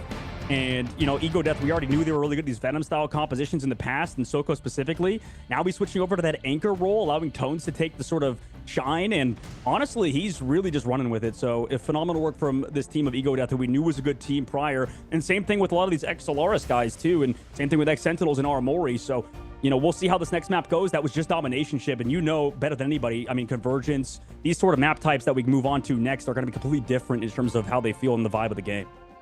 Yeah, I think these have just been really fun to watch because of the versatility of these teams. They're not afraid to run some more unique stuff, but also just like so aggro. These teams are just so aggressive in every fight and really trying to commit onto that back line. And that's what you need to do in these Gambit combination, especially when you're running that Loki, because that's going to happen twice. So you got to shut it down as fast as possible. Yeah, I'm curious what it's going to look like as we head towards Convergence. This might be the first time you and I together, at least today, have seen Central Park. So that's what we're going next. And it looks like we're going to have Ego on the defense off the rip. So we will see Flark on attack. Again, they have these unique comps, these unique ideas, and how they tackle these different maps. I'm curious to see what they're going to run off the rip. Yeah, I mean, it's going to be interesting. Do we go for that group ban first, that Daredevil ban first again, especially if we're going over to what you said, we're going to Central Park. Let's head into that series right now as, the ban phase is going to kick off in just a moment. What's going to change in this ban phase for both Flark and Ego Death, right? The Daredevil ban came out from Flark, I believe, and then Ego Death, they went for that group ban to stop maybe that group composition that we know Guru, aka Tim. But let's be real, okay? That's not Tim the Tap Man. All right, Daredevil ban comes through just because of the fact we'll call him Tim. But there is no way in heck that Tim the Tap Man would be at the top level of MRC, okay? Let's just be real. That's like saying the Burnt Peanut would be like a top tier player in any video game. You know what I'm saying? It's ridiculous. He's just there because Tim gave him a bunch of subs. And, Tim, come back, compete in MRC. And as you called it, Shib, put your money where your mouth is instead of, in this case, putting your money in Tim the Tap, or in Guru's mouth. In this case, because I mean, he just I guess that's the way to do it. If you can't actually put your money where your mouth is, you just pay somebody else to do it for you. It's like a billboard, it's not a bad strategy, as it's getting us to say it, but we're looking here. Yeah, like you call, buddy. It's been like a year. I'm just saying, I think Guru needs to start asking for some like residual payment. He needs like this is like when the song plays over the radio. He needs 25 cents every time Tim the Tatman gets a sub, ask him to play Marvel Rivals or something. You know what I'm saying? That should be the change up. That's all. I don't know what the contract looks like. Strat. Yeah, exactly. The Mariah Carey strat. Yeah. Pull that into Rivals. Genius play, to be honest. But we're looking here. Goodbye to Groot off the rip. Locking in that Magneto. I think that's surprising to me. Not sure. I mean, because they played great on Mag. No surprise there. I'm curious if they would have banned that out or if it maybe wasn't worth it. Goodbye to the Rocket again. I think it's a unique strategy that they've been implementing on Ego, and it seemingly has been working for them. Yeah, this to me screams, we're kind of banning for those team ups, right? You go for the Daredevil ban, that's sort of is secluded in its own sort of thing. But the Groot, you come through for that ban alongside maybe Mantis later to remove that hero. Penny Parker comes out for the Protect. You have to ban Rocket Raccoon for that team up, and then Magneto, you ban out Gambit is the adjustment for Flark, and I think that makes sense on those angles. But these last bans are going to be different. I mean, last time I believe it was it Flark that banned out the Hella last time? They go for that change up. They want to play the Hella and the ban out Indus. Yeah, it might be the first time we're going to see Hella in the mix here today from you and I here in the Americas region. Curious to see what this is going to look like. They're going to remove. I like that. Removing the Namor here is, I think that is really where you get the value out of Namor. I think that team up is not even necessarily slept on because of how strong it really is, but it does just, once you get a few picks, the entirety of the team is in trouble just due to the raw damage with those, ghost squids that are going to be around the map. But yeah, I think the removal of Gambit here from the side of Flark is very smart. They tried to run the composition back at him. It just did not work for them. They started finding their footing there on map 2, but was not enough to take home the W, and then they've recognized it as a problem and removed it. And that's what I'm looking for from these teams after map 1. I would say that, like, a good comparison, I think, for our viewers today is, like, when we look at the global ban phase, as we take a look at Central Park, a beautiful map overall. But it does feel like Marvel Rivals ban Shib, and I'm curious what you think about this sort of comparison. It feels like a very complicated game of Battleship, right? Like, you want to sort of find the weaknesses of your opponents, especially in a global ban phase where, you know, you think you could mirror match up, but maybe on a certain map type, you want to change things up. Maybe you just should be ego aside, ego dev, figure out the actual change up that you want to do, and maybe not take the mirror, because we are in these global ban phase. You know, it's very specific, and it is kind of like trying to figure out the weakness of your opponent, but it's a matter of you only have, in this case, 5 potential games to work with, and in some cases 3 if you're getting swept. So we'll see what the change-ups are. I like that we're mixing up the ban phase a little bit, but there's so many factors at play here, including map type, like you said, with Central Park being the choice of map here. All right, we are going to see a portal play, and this is going to be a portal turret play with Punisher. Going to stay inside the spawn so that the turret can't take much damage. Going to place this behind them and use that pressure to walk forward. I believe that's what we're going to see. Yes, it is, as they're going to attack from one side, and on the other is that portal turret. Bedtime is going to find Zaytex. This is a very difficult thing to handle. Where do you put your eyes and where do you position? Both of which are now separated. Good movement to try to regroup as a unit, and there's already almost 1 tick on the point as we're just dancing on the high side. Tones up there trying to maintain presence with the Angela, and is doing it and still holding on to about half AP. Bedtime now is slept, is able to move away, but once again, this gave them a ton of presence on point. Zaytex is going to be able to find one though, and that was some really smart defense, but will it be enough to hold on? Now they come back through with that Mantis ultimate. Meanwhile, almost gets slashed out by Soko. Eventually, Pizza does fall, so nice comeback with that Soul Resurgence. And off of those few KOs, Ego would have just walk on Flork yet again, setting back to spawn. And it looks like the changeup now is Ryan Gosling, aka Gale, going over to that Adam Warlock and playing that Loki triple still. Meanwhile, for Ego Death, they just want to play hyper aggressive with this 2-2 style. Yeah, I like the idea. I think that's the kind of stuff that puts this team apart. It really kind of tests how these teams can play when you have these cheeky ideas on attack. And we are going to see the Atom come out here for the side of Flark, which has found a lot of success over these last few tournaments. Going to deal a ton of damage, and there is some animation canceling strategies there. We are going to see the Mantis, which did not get banned out. Damage boost on the table, all being potentially a dangerous spot to get off map, as here comes the end song from Bedtime. Is going to find Valentina on the back line. Gilbert is going to take out Baser. We're going to see Tim in the picks onto Soko, and that's a 3-piece, and Walking make it forward, don't you, as they look like they will take this point. Well, I mean, the portal, yep, you're right. They do take the point. Very fast play, able to get some tickage on the objective, and the change-up, switching Ryan over to Van Adam Warlock, definitely huge. I mean, add some burst play to this game. You know, you get those right clicks and do a left-click combination alongside the fact that they just go in aggressive, Aramori copy. Going in with that Soul Resurgence, able to find some KOs. Self's change-up now is going to switch over to the Hawkeye as to maybe deal with this thing who can give him some charge alongside these shots still coming from Ryan Gosling, though. So I'm curious how this mid-fight goes.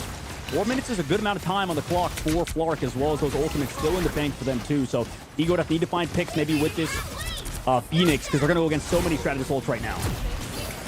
All right, and we are still seeing some walk. A lot of presence here right now. A lot of pressure coming out from the hit scan, even from things like Ryan Gosling in the backline. Ryan Gosling putting a lot of damage out. Zaytex, though, is going to find some now, but out go those crystals to keep the team healthy. Valentina now going to start up here with Mantis and just walking the back line down. Gilbert Noodle in a dangerous spot. Crystal goes out and is going to fall before getting into those crystals just a millimeter away there. Tones now with the 2-piece on a Pizza Demon, and here comes that res. Everyone right back in the fight, but this could be a huge combination. It is, as Zaytex and Tones are going to walk down everyone after that res. That was actually, I thought, way later of a res than I expected out of Ryan there. I mean, he didn't even get, it looked like him in that fight, because he's back in spawn respawning. And with those shots coming through from Miko, nice job from Baser with the sleep combination, as well as the left clicks onto Gilbert. That sends him back to spawn. I don't know, I just thought he would ult sooner, regardless for Flark. They do have 3 minutes left. They got some ultimates out of Ego Death. Not a bad fight to get. I know you take the L there, but you come in through with that combination of, you talked about it earlier, that Phoenix and that Magneto. They have those two. Meanwhile, for Ego Death, they can maybe create some space for Self, but that's going to be terrifying. They need to melt Bedtime in the sky if Ego doesn't want to win. Meanwhile, Flark just have to go for that combo. Magneto Meteor M alongside Phoenix Soul. Or just get self. There's a conversation to say that that's kind of a win, as you do trade res for 2 ultimates. I know they got a ton of value, but now you maybe have a chance of taking this next fight as you know what they're down. The moment as Tim gets a 2-piece now, as Valentina goes down, Pizza gonna find Tones, or Amori is gonna find Zaytex after Zaytex takes out Ryan, and they have the space now. Plenty of time on the clock here. Very aggressive ultimate here from Aramori, walking them forward now, just holding on, but that is again because of the copy, and actually was necessary, excuse me, for those just to make sure you understand how that works. Loki copy only gives you a certain amount of time, and you have to commit it after that. Pizza is going to find Soko, but it doesn't matter as the point's already taken. A huge job from Gilbert to push off any touchers of the objective. And you know, that was almost worrisome, right? Because if they didn't get those few KOs, Flark, you know, went aggressive, like you said, with that copy, with that, with the Magneto, with the Phoenix. They committed a lot to that fight, so they really need to continue that momentum moving forward. Send Ego Death back to the spawn, and I mean, Gilbert closed it out there with a nice shove off. Now we have 3 minutes in third phase. And Flark, they look excellent so far on Central Park. I mean, bedtime story too, to find that pick on herself is huge. Getting back on the Wolverine, making them think a little bit on this last round.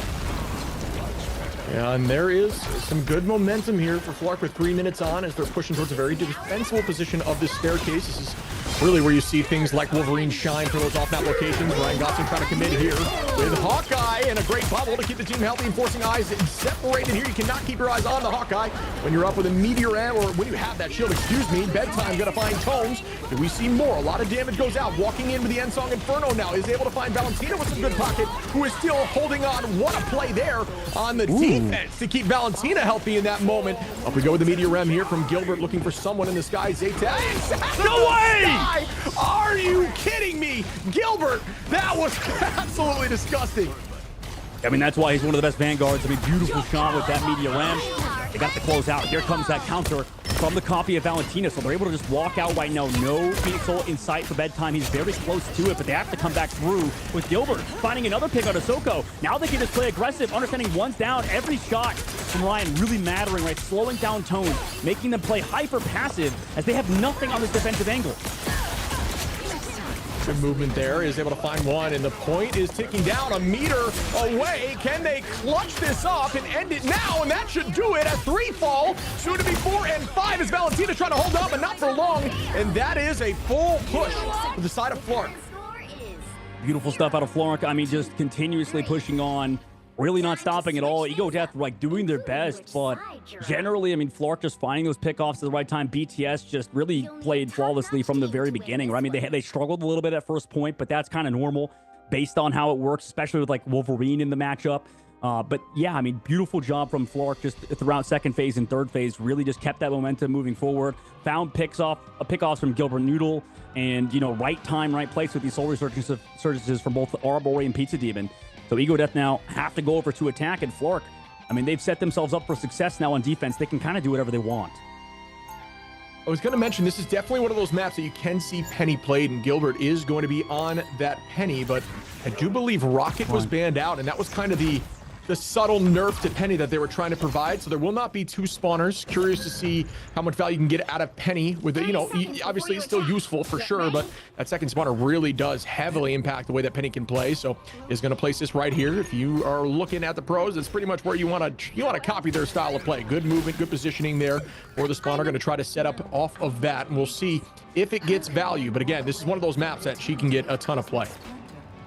Yeah, absolutely. I mean, we've already seen more and more Penny Parker. It was almost like we talked about shit. It was like it's been theorized with that hero throughout the, you know, the pro seed, considering it has very high win rate generally. There's not a lot of people playing it, especially low elo. Tends to do quite well. But now coming into pro play, I mean, you're seeing more and more players play. Dongman's always been a guy to whip it out whenever he, you know, can. Same thing with Gilbert Noodle. So these are the 2 players that, you know, play a lot of Penny Parker. We'll see it finally sort of makes a breakthrough in the pro scene, and a lot of these Vanguard players start to play a little bit more. Yeah, I think it's one of those heroes that gets just subtle buffs until it becomes very, very strong. Here comes some engagement now as Wolverine is up on the high side with the fastball special. Bedtime just trying to peel a little bit here with the Phoenix.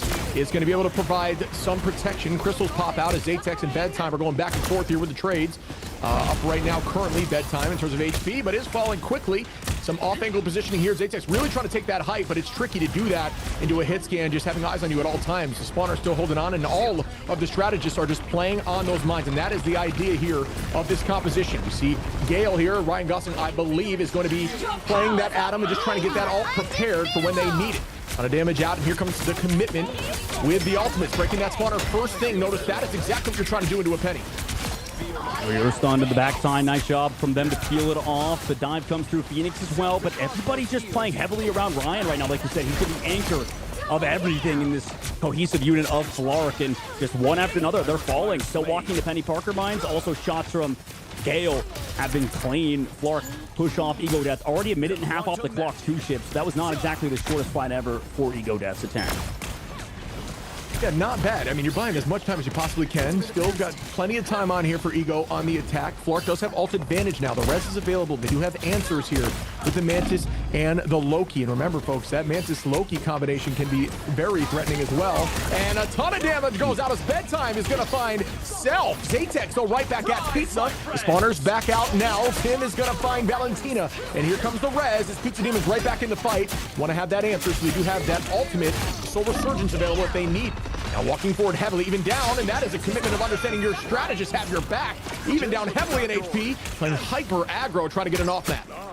And this is a tough part for like Ego Death, for example. I mean, this squad really took advantage of Tones on their rogue, just played aggressive, you know, going in there deep. But the current moment, Flark just with the slowness of sort of Ego Death sort of style right now and what they've changed to, they're able to take advantage. I mean, BTS able to come online, same thing with Ryan, and now Ego Death going for this far flank, but they're already a minute and a half off the clock. They have ultimates in this fight, but they're gonna have to win it right here and now before Ryan can build yet another resurrect. Yeah, and that's the point right now, just poking for days, using that animation cancel just to deal as much damage as possible. Self is gonna fall here from Bedtime, make it a 2-piece as Valentina goes down, and that is a huge pick at the current moment. Gonna clean up some of these clones, and that is exactly what you're looking for. Some more commitment here from Tim, going in with the Retribution. Aramori gonna find one, Gilbert Noodle's gonna find a second, and Ryan Gosling on to Tones. Everybody getting walked down now, and now the time is getting serious. 1 minute on, portal play on the table if need be. Will not be elected to be chosen yet. There's a ton of ults available for this next fight. Who is going to come out on top? Yeah, right now it just seems to be all Flark, right? They're just constantly playing aggressive now, setting up not only BTS, but Tim. I mean, one of the best, we've already known, Angela players in the game. This time Zaytek, though, he's been the one to sort of bring it together for this squad of Ego Death. Finds the pick, forces out the resident of Aramori, who copied Ryan. That's forcing it ult out by yourself. Huge value from Zaytek. Yeah, agreed. That is a lot of value there. And here comes some more commitment. Zaytek's holding on to Dansong Inferno. Going to use it in this low ceiling because you can utilize that ultimate very quickly. Some more commitment here from Gilbert. Spread those mines around a little bit and protect the back line. Get them some protection. And yes, it does work as Soko goes down. Out go Crystals. But Zaytek with a 3-piece in that low ceiling is exactly what he was looking for. That's beautiful. I mean, Ryan doesn't have ult either. He does have the cocoon, comes back in the fight, gets stunned out, though, surely in the 1v1. Does heal up, though. Zaytek, can you close it out? Yes, that's another KO for Zaytek. Wow. We even have the portal. It doesn't look like it. Nice job from this offense. In overtime, when you needed it most, Zaytek comes through in the clutch here. Yeah, I mean, we talked about it in the past, but when you are using Phoenix and there's a low ceiling above your head, obviously when you press Q, you do not go past the ceiling. So being very low to the ground so you can commit your ultimate, making it impossible to break that Phoenix on its way down will guarantee the ultimate success. Playing in that low side in that fight and coming in right towards the back line, getting a 3-piece was potentially map winning for him, or at least point winning so far. Aramori finds Baser to go for a quick portal player on the cart. Nice job changing momentum up. Huge pick from her in the squad. Now they have to deal with the Iron Fist just constantly being a nuisance, setting up maybe on these Vanguards that work at this any time. But no, it's Tim on to Valentina. You know, he was on that Angela earlier, bringing people into the Penny Parker mines. Now comes through, switching heroes entirely to the Doctor Strange, and has shown immediate value, keeping on again. Ryan through that Adam Warlock, so they hold on again. A minute 30 seconds left, 2 ships. So Ego Death, although that was a very smart end with that combination of Zaytek, he switched to things completely different, like going to the Star-Lord now. They want to go aggressive, maybe with this Magneto ultimate alongside him in the sky. We'll see how it pans out, though, as Flark have done excellent defensively so far. Yeah, I mean, just good back and forth answers so far. So great teleport there to keep the momentum back in your favor, taking the point immediately. But then the swap of composition here from Ego has been a huge change to counter that right back. As now we see the pick early on, make it a 2-piece here as Tones finds another. Do we see 3? We do, and they're likely going to fall on top of the point, folks. Remember that. If you are falling, make sure you're on the point. Why give it time to move when you're just going to reset anyway? Great idea there from Flark, who are coming back with 6 ultimates, but there are going to be 5 right back from Ego. Who presses Q better? That is what is going to matter in this next fight. Yeah, they need to focus on this Adam Warlock, I think, for Ego to the side. Meanwhile, for Ego Death, they got to keep Ryan alive. He's been the reason they can come back into the fight with Adam Warlock. They were trying to play around in the previous one, but didn't have Cocoon because we saw it in the first point. We'll see how it pans out, though, as Self commits the ultimate. Flark now walks in with Armori's copy onto Pizza Demon. So Resurgence is here, slowed down by Tone. More pressure, trying to potentially get the off map here. A lot of commitment there on himself. He's in a dangerous spot, but has a ton of healing. Even through that Feast of the Abyss, is going to stay healthy. Great movement by the back line here. Trying to find that pick, but a huge dialogue. A photo goes out. Can they combine with it? Great eat here by Soko to counter it, and still gets a pick. On to bedtime. What a play there by Soko to just counter the strange of Tim and throw it right back into bedtime. And that... No touch, no way! Are you kidding? 2, 3. Oh, that's bad. Wow. And that is the downside of momentum, folks. It gets your mind scattered for a moment, and they walk off the point, up in numbers, up in alts, and hand that map over to Flark. And wow, what a series we have here so far. But you hate to see it end like that if you're a fan of Ego. Oh, man. I mean, that's the flip side, right? That's the flip side of looking for that Adam Warlock, and that's the pressure, that's the change up in the game that happens, right? You know he doesn't have the Cocoon, he's falling back for that res. Everybody's focusing on him, and then they forget the objective.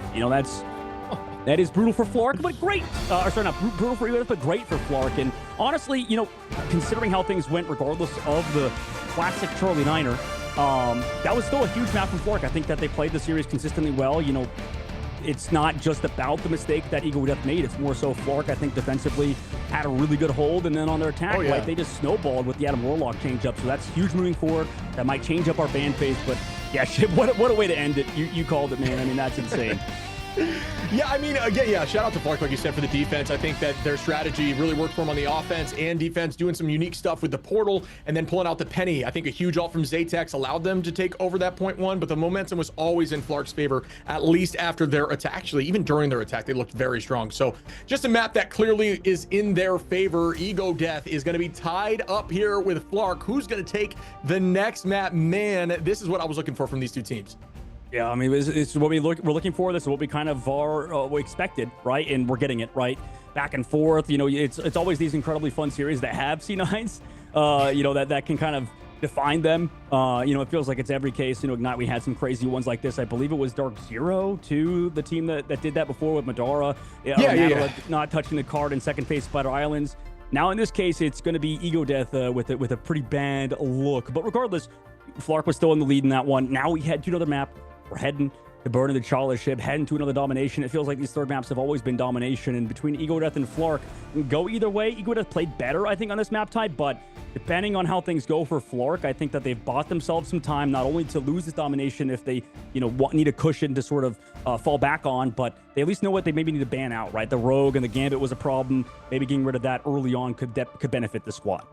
Yeah, I think that's the smart. I mean, both teams are learning from the banning and what the success rate of the map was, right? Like they're seeing like, oh, we did this and this was the result. It's still very early on in this back and forth that we're going to see here is obviously it's best of 5, first to 3. So teams are still downloading each other a little bit and not afraid to pull out some more unique stuff that maybe they haven't seen in scrims, as we had just saw from Flark on the defense and offense. Very unique stuff that clearly worked out for him. I love that portal play like we had discussed, and I loved Ego's aggression, especially on the domination, how clean they looked with that Gambit. We'll see what happens now. We're going to see that removal of Daredevil, which has been consistent. The lock-in of Penny, again, has been consistent, and it worked for him. So if it ain't broke, don't fix it. Yeah, I mean, they're forcing out that rocket band to come through every time. It kind of makes sense as well. It allows some setup. Like these global protects, it seems like you can just kind of go for a hero that it's always going to be like a thorn in the side of Ego Death. They're always going to be thinking about it. But they do get that Gambit protect on Ego Death's side to come through. Maybe going to set up some other bands out of Flark, but they go for that Daredevil, trying to focus on Zatex. in this case, or Self, right? And the Rocket Raccoon ban does come out of Ego Death. So it's kind of the same bans back and forth, Shib. And yeah, again, Magneto ban comes out instead of the Protect that would maybe come out of Ego Death's second Protect. Yeah, the Rocket Band is consistent, like you had just discussed. I think that's a smart idea. Just nerfing a little bit of the Penny presence in protecting the back line. We're gonna obviously see some funny floats here with the Squirrel Girl and the Jeff. But Jeff has some good potential here, especially on Burnin. Again, this is more of an off-map location. Maybe we'll see an Angela ban towards the end here, just to kind of mess with what we might expect from Tim. But not sure exactly. Okay, they're going to lock in the Star-Lord. That is another one of those picks that we've seen so consistently here in this tournament. Star-Lord's so strong in this current meta. Yeah, it gives you know, Self or Zatex some heroes to swap to if they want to. They go for that Loki ban, meanwhile, considering that, you know, that Mantis ban comes through. So a lot of definitely focus, but not only on this team up, but alongside how strong the Loki can be, you know, alongside Gambit, alongside Mantis on that squad. You want to focus maybe on those strategists to you know, ruin and hamper this backline. They actually go for the invisible ban on the opposite side. That's definitely interesting to think about, because we're now, you know, running down to that Luna Snow, you know, other heroes that could play alongside this Mantis, you know, potentially. It's a lot of focus towards these strategists, which I think pans out well for maybe Ego Death, but honestly with Flark and what they do, it seems like they want to put Aramori on that Mantis. She plays very well on that hero. And then same thing with Ryan Gosling on that Adam Warlock. So there's a lot of decisions that have to be made for Flark's side now on domination, as they did lose the first domination in the series. Yeah, we are going to see Gambit get through here in this matchup. And again, you know, locking down the Loki ban makes sense. You don't have to deal with it as much, but it's all about right now, at least in this meta, who gets the most value out of that combination. Using that Raging Royal Flush with something like the Galactic Legend. We've seen in the past, it's successful. We see right now Self floating between some different heroes, showing the Fantastic right now, which had some success in the last MRC. It was some, you know, really strong plays there from Kendrick, who was, you know, finding a ton of success on the Fantastic. And it kind of, you know, woke up the demon of those Fantastic players who, you know, maybe slept on it at the highest level. Does have some value, absolutely. We're going to see what the comps want to run out with. The biggest combination we're going to see from Ego is going to be that Galactic Legend combo. But when you look over on Flark's side, we're likely going to see the final judgment or the Punisher ultimate with that Raging Royal Flush. Who's going to get the most value? We will find out shortly. I mean, Ego's going to want to play hyper aggressive, right? Just kind of what's actually open to Iron Fist too. So we'll see how they play. Zatex try to push back to the point. Nice shots from BTS. He's going to be a focal point, I think, for both teams. As that aggressive play from Ego Death now comes through, stuns the back line, but everybody's still alive out of Ego Death meanwhile, as they're trying to secure all of this healing for their Gambit for the Luna Snow. Gilbert falls super low and actually does get traded though for Zatex. 1-for-1. Yeah, Vanguard for a duelist, as Zatex is down now on that Star-Lord, and that is one you want to find early, because Star-Lord can get all charged very quickly with that Blasted Barrage over the back line. Great play here, and it's going to find it off map very early on. Beside of Soko, Tone's going to take out Aramori, and they are walking now as Ego Death has the confidence, has the momentum, and they will all fall now and get the point early. And this is scary for Flark. I mean, I just want to see what they do, what their adaptations are, because at Ego Death, I think when they get to play these hyper-aggressive rogue compositions alongside Self now on the Iron Fist, just a lot of heroes that have their own self-sustain alongside Clapping with Valentina, who's just going to be constantly downrange. A lot of pressure is on BTS and Aramori in this whole entire squad. They switch actually entirely to a peel sort of style, and that's the mix-up they want to do. Put Tim over to that thing and slow down Tones on this push, but ultimates have already been traded in their favor right now. Here comes the commitment from Dazer now, is going to be able to keep that pressure moving forward. Valentina with the clap, as you had discussed, getting a ton of value. Down goes Ryan. Aramori falls there from Zatex, who is going to get a two-piece. We saw no real commitment in terms of Raging Royal Flush back from Flark, knowing that they're probably just going to lose that one. Got to reset and try again, but this time they will have the advantage. But Valentina has the dance floor to pull out to try to counter it right back. Yeah, you're right. I mean, it's really hard to win those fights without the matchup, right? We're still building in that fight. BTS tries to go for like an off angle, a little bit too aggressive, honestly, and then commits the Phoenix ult just to live.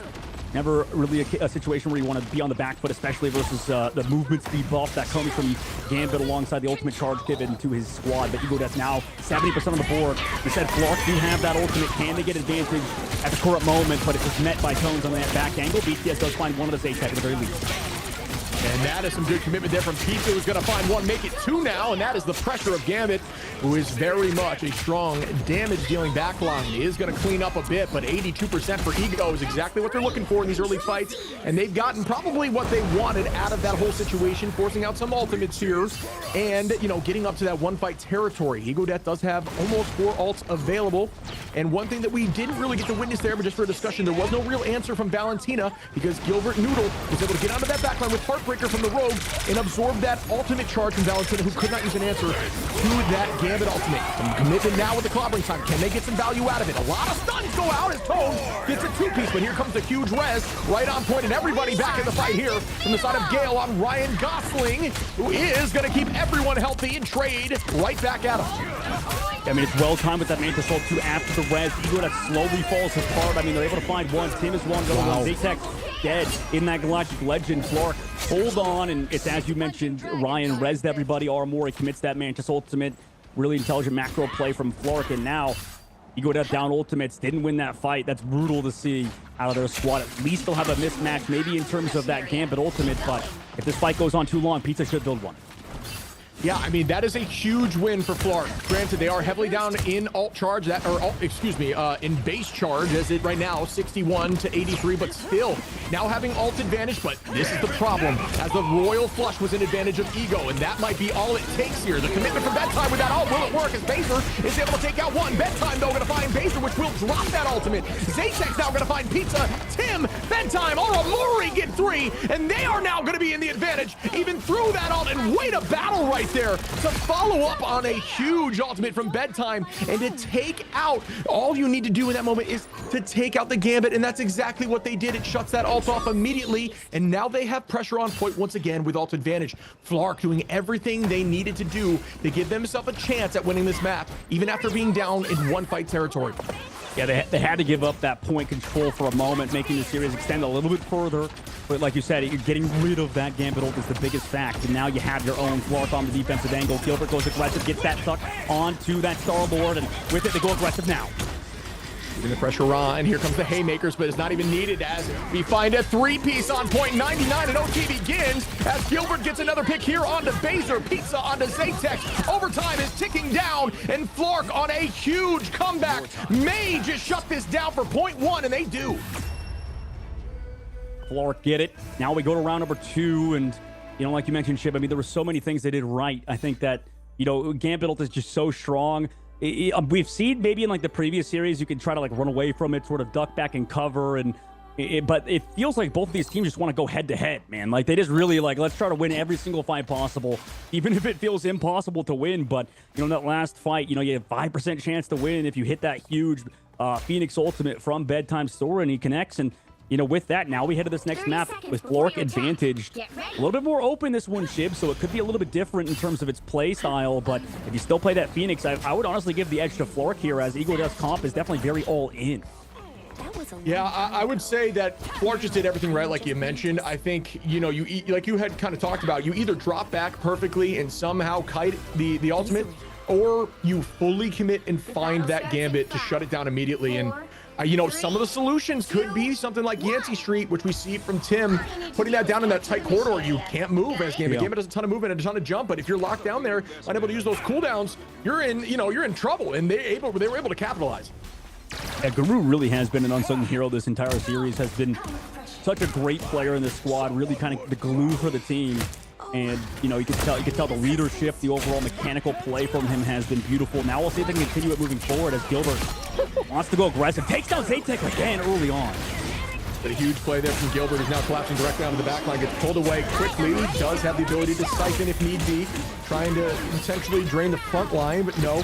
Everybody gonna fight on point. Here comes some more commitment. Out goes the end song. The dance floor out there from Valentina. Tone's now gonna start off with the Heartbreaker and walk towards the back line to ensure they cannot ult. And they can't at the moment, but Flark now has presence on point.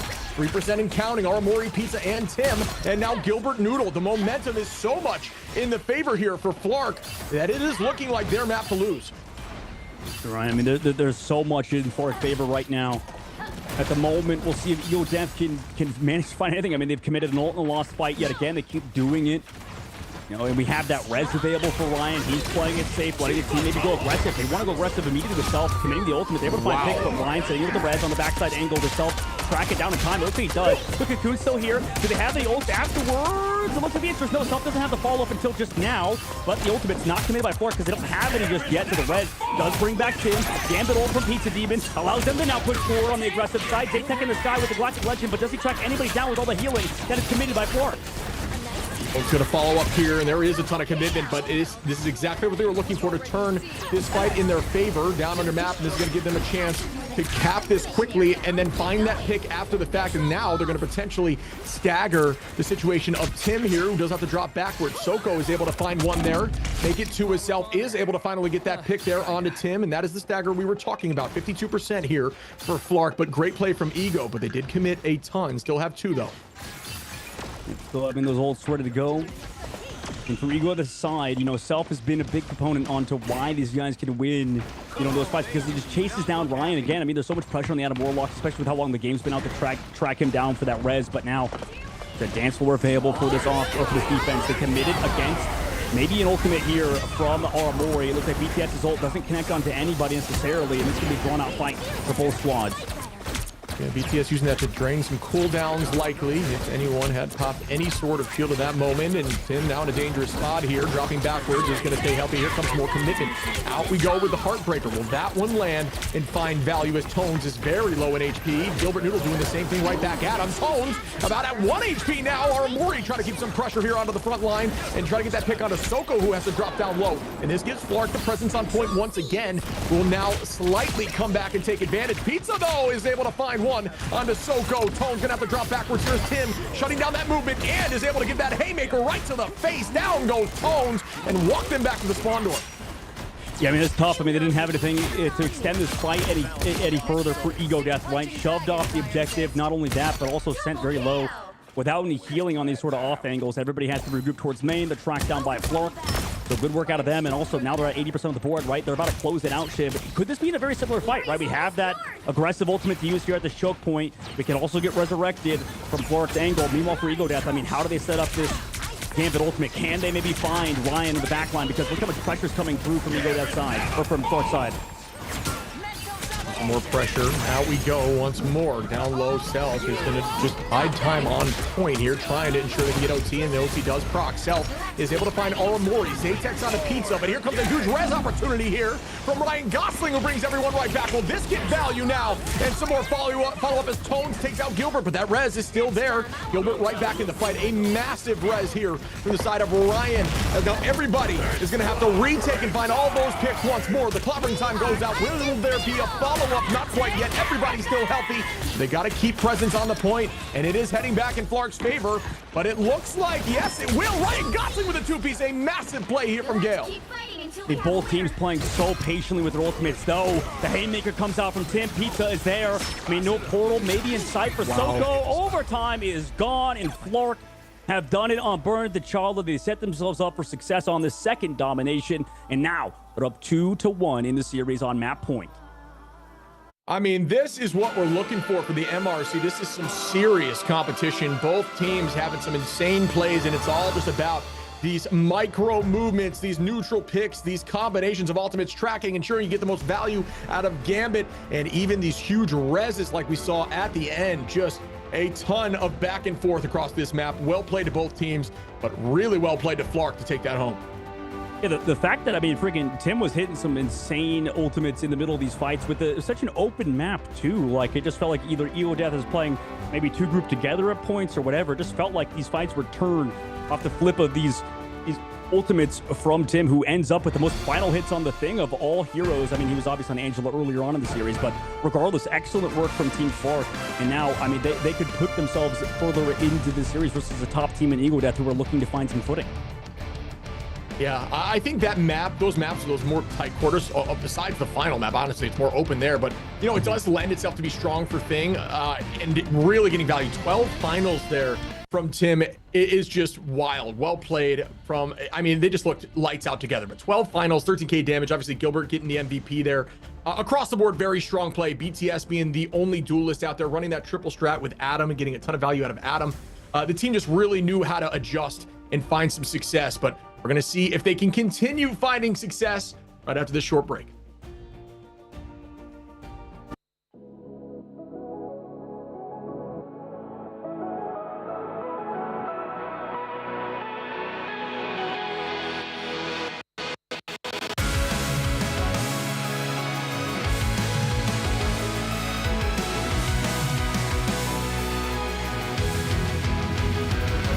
Remember the dusk, the lights gripping tightly, trapping all those fighting souls. But yet, across the world, I see you standing in my way.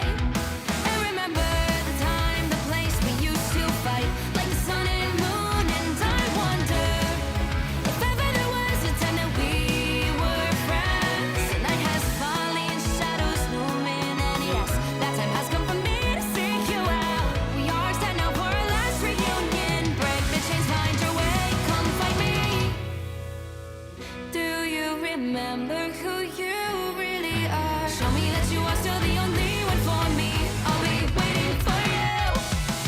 Wake up, open your eyes, raising up your fists and smashing through time walls. Before the rift splinters again, we are rebels till the end. Rise up, open your mind, hold on to your powers. No one can stop us. We are rivals till the end of time. We will clash, no matter where. We will fight, reaching across time and space. 'Cause you are my destiny to the end.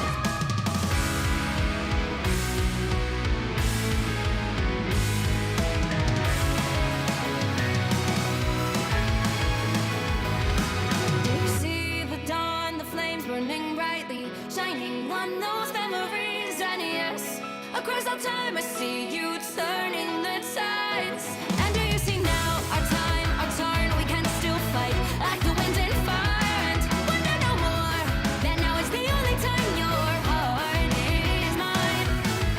Light has fallen, darkness grows, and yes, we fight for our destiny and fate. New days smiling for the past and future. Break those chains, lead the way, fight with me.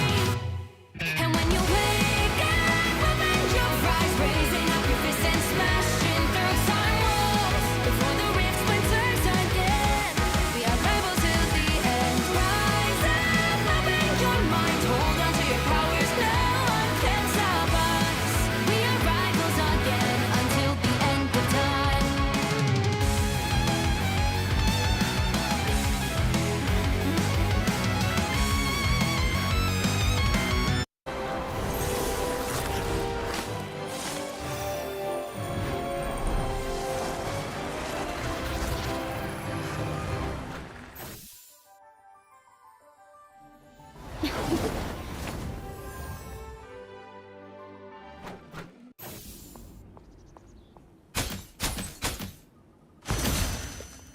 Hold still. I'm trying to help.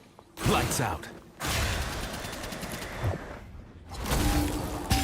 Let's pop back up under their noses.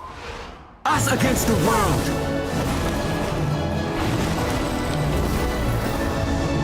My time to shine.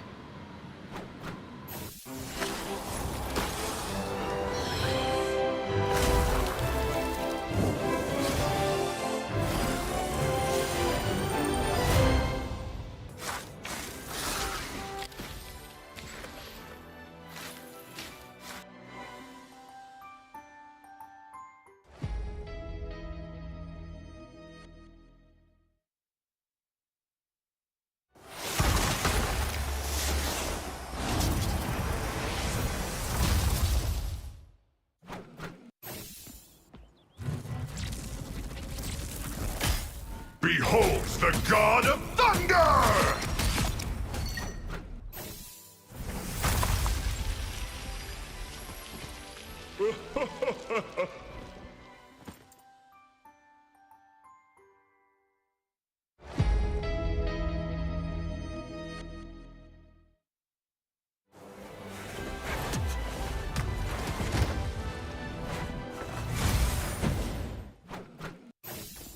On the hunt.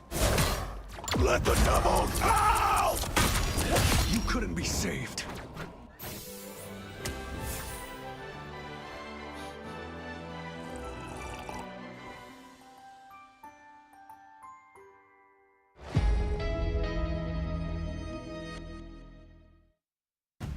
Welcome back, everyone. And Flark is up 2-1 on Ego Death, and these series have been a ton of fun to watch. Definitely the closest of the day. What do you think, bud? Yeah, absolutely. I think that we've had some fun series earlier on, but they're both 3-0s, like you said, and now we're entering a series where Flark, I think, was the favorite going into it, but Ego Death is not far off, right? These two teams are an Ignite caliber squad, and they've both been there at some points across both teams. Every player has been an Ignite, so I'm just excited to see the series play out. But like you mentioned, Flark is now up 2-1 Shib. They're trying to close it out on this map, which we are heading to Krakoa. Another domination, the third of the series. Krakoa getting some play. We haven't had too much eyes on this today. Looking forward to it as we see the group ban out from Ego, and that is very consistent with the Daredevil from the side of Flark. Just the same old song and dance from both teams off the rip here. Yeah, I mean, it makes sense, I think, for both squads. I would like to maybe see something, change it up a little bit. You keep allowing the Mantis, I guess, so you wouldn't want Flark to play that group Mantis alongside it. Maybe they go for that group Protect, but Penny Parker Protect comes through. And, honestly, like I said, Jim, I just don't think that the Protects necessarily or the bans, I mean, both sides, since it's a global ban phase, I don't know if they matter that much, so it makes sense that you want to go for like maybe a niche swap. You're forcing out the Rocket Raccoon ban at least, so it makes sense as well for Flark to keep protecting it. You might see the Loki ban here coming up. Oh, that's actually a pretty smart ban here from Ego. I like that. Removing the Atom, which found a ton of success over these last two maps. That's gonna help them a lot. Again, it shake things up, and I would expect to see a Loki ban here unless they want to run the Gambit Loki. But in the past, I believe they did ban the Loki, so they didn't have the double Royal Flush. But no, they're gonna get rid of the Invis instead. Yeah, they play it. You don't play it yourself in terms of the Atom. The Invis as well, same thing. I mean, you know that they have an Invis player. Valentina, they like to play it. You like to play the Mantis comps a little bit more, so you're sticking with that. You want to play triple of any kind, really. So I'm curious if maybe we switch to the Ultron and stuff, or what the potential ban phase is, because we saw it earlier today. We saw some Ultron. So I'm curious what Eagle want to change up, understanding that maybe they want to force Ryan onto something he's less comfortable on. Yeah, I was going to say they're both going to run Gambit Loki unless it's removed, but it is removed now. So, like you said, global, it'll be off the table completely. And the Rocket ban is not there. So there is some potential for the Penny fully unleashed here from the side of Gilbert, which is likely who would be on that Penny. But I'm not sure. It kind of depends on the map here for Krakoa. There's some maps that favor the Penny spawners, but yeah, it can be more open in Krakoa a little bit. So I'm curious what it's going to look like. I'm not judging. Yeah, 100%. And you allow Gambit to go through. You're still going to play, I guess, the Rogue like we saw earlier. But I mean, you're right. They can do that. Like we saw Angela Penny really work out for Lunex earlier, because you just kind of, especially with an Angela player, you just pull everybody in the freaking mines. There's not much counterplay to that, right? Like you can't break the mines if it's around a wall. And then the Angela brings you to that wall. So it's not much, there's not that much counterplay you can do to it. But regardless, for Ego Death, we'll see what they want to do against it. Like you mentioned, they have that full squad team up. They do have Armori playing that Rocket Raccoon, it looks like. And as long as they're going to focus on the Angela, going to stick on that Rogue maybe coming up. Oh, I was going to say, this is a map that you do kind of have a tunnel to head into when you're heading towards point. So it does lend itself to a kidnap play. And I saw him initially on the Rogue and I said, oh, I guess they're not going to do it. But there's that switch. The portal kidnap is likely going to happen. And that's why they're setting up Penny heavy right now. Not only does it get that armor out to everyone, but they might try to make a play happen here in a moment outside of the spawn door. They break the spawner. So I'm curious to see what they're going to do, but definitely on the table here. Yeah, I just want to, I don't know. I kind of want to like wait, just like watch, like not even commentate over it to see if he like see if it hits happens, it. yeah. You want to, like No, it maybe is cinema, happening. maybe not. All right, let's see. Yeah, it's heading right down this downwards choke. So this is the spot I'm talking about. This is a tight corridor that you can guarantee the team will be walking in. And no, they're just going to set up on point instead and not worry about the kidnap. Yeah, right. Makes sense. Just go to the point, set up the Penny Parker mines, and how they just set up their shots. So yeah, they're able to set up in a good position, set up Pizza Demon Armori 2 on that back line with that res. Counter portal on the other side though for Ego Death. Meanwhile, actually no, that's still the portal for the main side from 4. Right now, just trying to protect the spawners, which both get just absolutely destroyed in the early fight. Tones is going to find one on a bedtime and head right towards the back line now, providing so much pressure here with that AoE damage from the team up. It is going to clean up here, stealing that ability from Strange and HP. Again, folks, when you are playing Rogue, when you use that siphon, when you do use it against a Vanguard, you steal their HP. You get more HP and they lose HP. So it is a decent trade no matter what. And on Duelist, it actually steals damage, getting you more damage and removing it from them. So good movement there. And then just to, you know, tidy it up onto Strategist gives you healing over time. So that way you kind of have an understanding of how it works across the board. A lot of the time it's used towards the front line because it is a massive CC and it does reduce their HP, allowing your team to follow up. But either way, good start here from Ego. Yeah, and it's as you called out before we even started the series. Like you were when we were entering it. Like you thought about the Penny Parker. You said how it's a little bit more open, and we see right there you can't really play the Penny Parker because it's so open. Everybody rounded the point. So excellent call by you, Shib. Gilbert Noodle now over to that Magneto, switching off of that Penny Parker. Tones has been a nuisance. They finally kill him off for now. Atex on the right side, height. Bedtime Story holding on to alt and self as well. Both of those Phoenix farming that alt incredibly quickly. Bays are going to commit here early on, though. Can they follow up and shut it down before it gets matched right back from Ryan? And that is going to be a pick here, making a two-piece 1 out 3 as Self gets 4 and 5, and Valentina on the final KO there. The entire team gets swept, and there was only a commitment of 2 ultimates. Really well played again by Ego, who are stepping back up. Well, and they're switching Armory over to the Ultron. I mean, this is what I thought. Like, once you get rid of the Adam Warlock, what does Flork do? They put Ryan over to that Gambit. You're making everybody change roles. Pizza over to Armori's favorite hero in the Mantis because she was on the Rocket Raccoon. And now we have Armory on Ultron. I don't even know if we've seen this in pro play necessarily just yet, but they do have the Gambit ult. Now they go aggressive with it, and Tones does have to fall back now with his ult. Yeah, there's just a lot of commitment here from the side of Clark as they start up, and not a lot of value yet. As Self is going to get the first pick on Orion, and that removes that all completely from the field. Some more commitment here. Tim going to start off and find Zaytex, trying to even the numbers a little bit as both teams have 5 with the point control already 92% for Ego Death. Just trying to make sure they can maintain presence. Out goes the Meteor M. That one does not land either. Out goes the Siphon onto the front line, and they're walking in backwards, trying to get this one. It looks like they will, but can they find more picks, or will the team reset?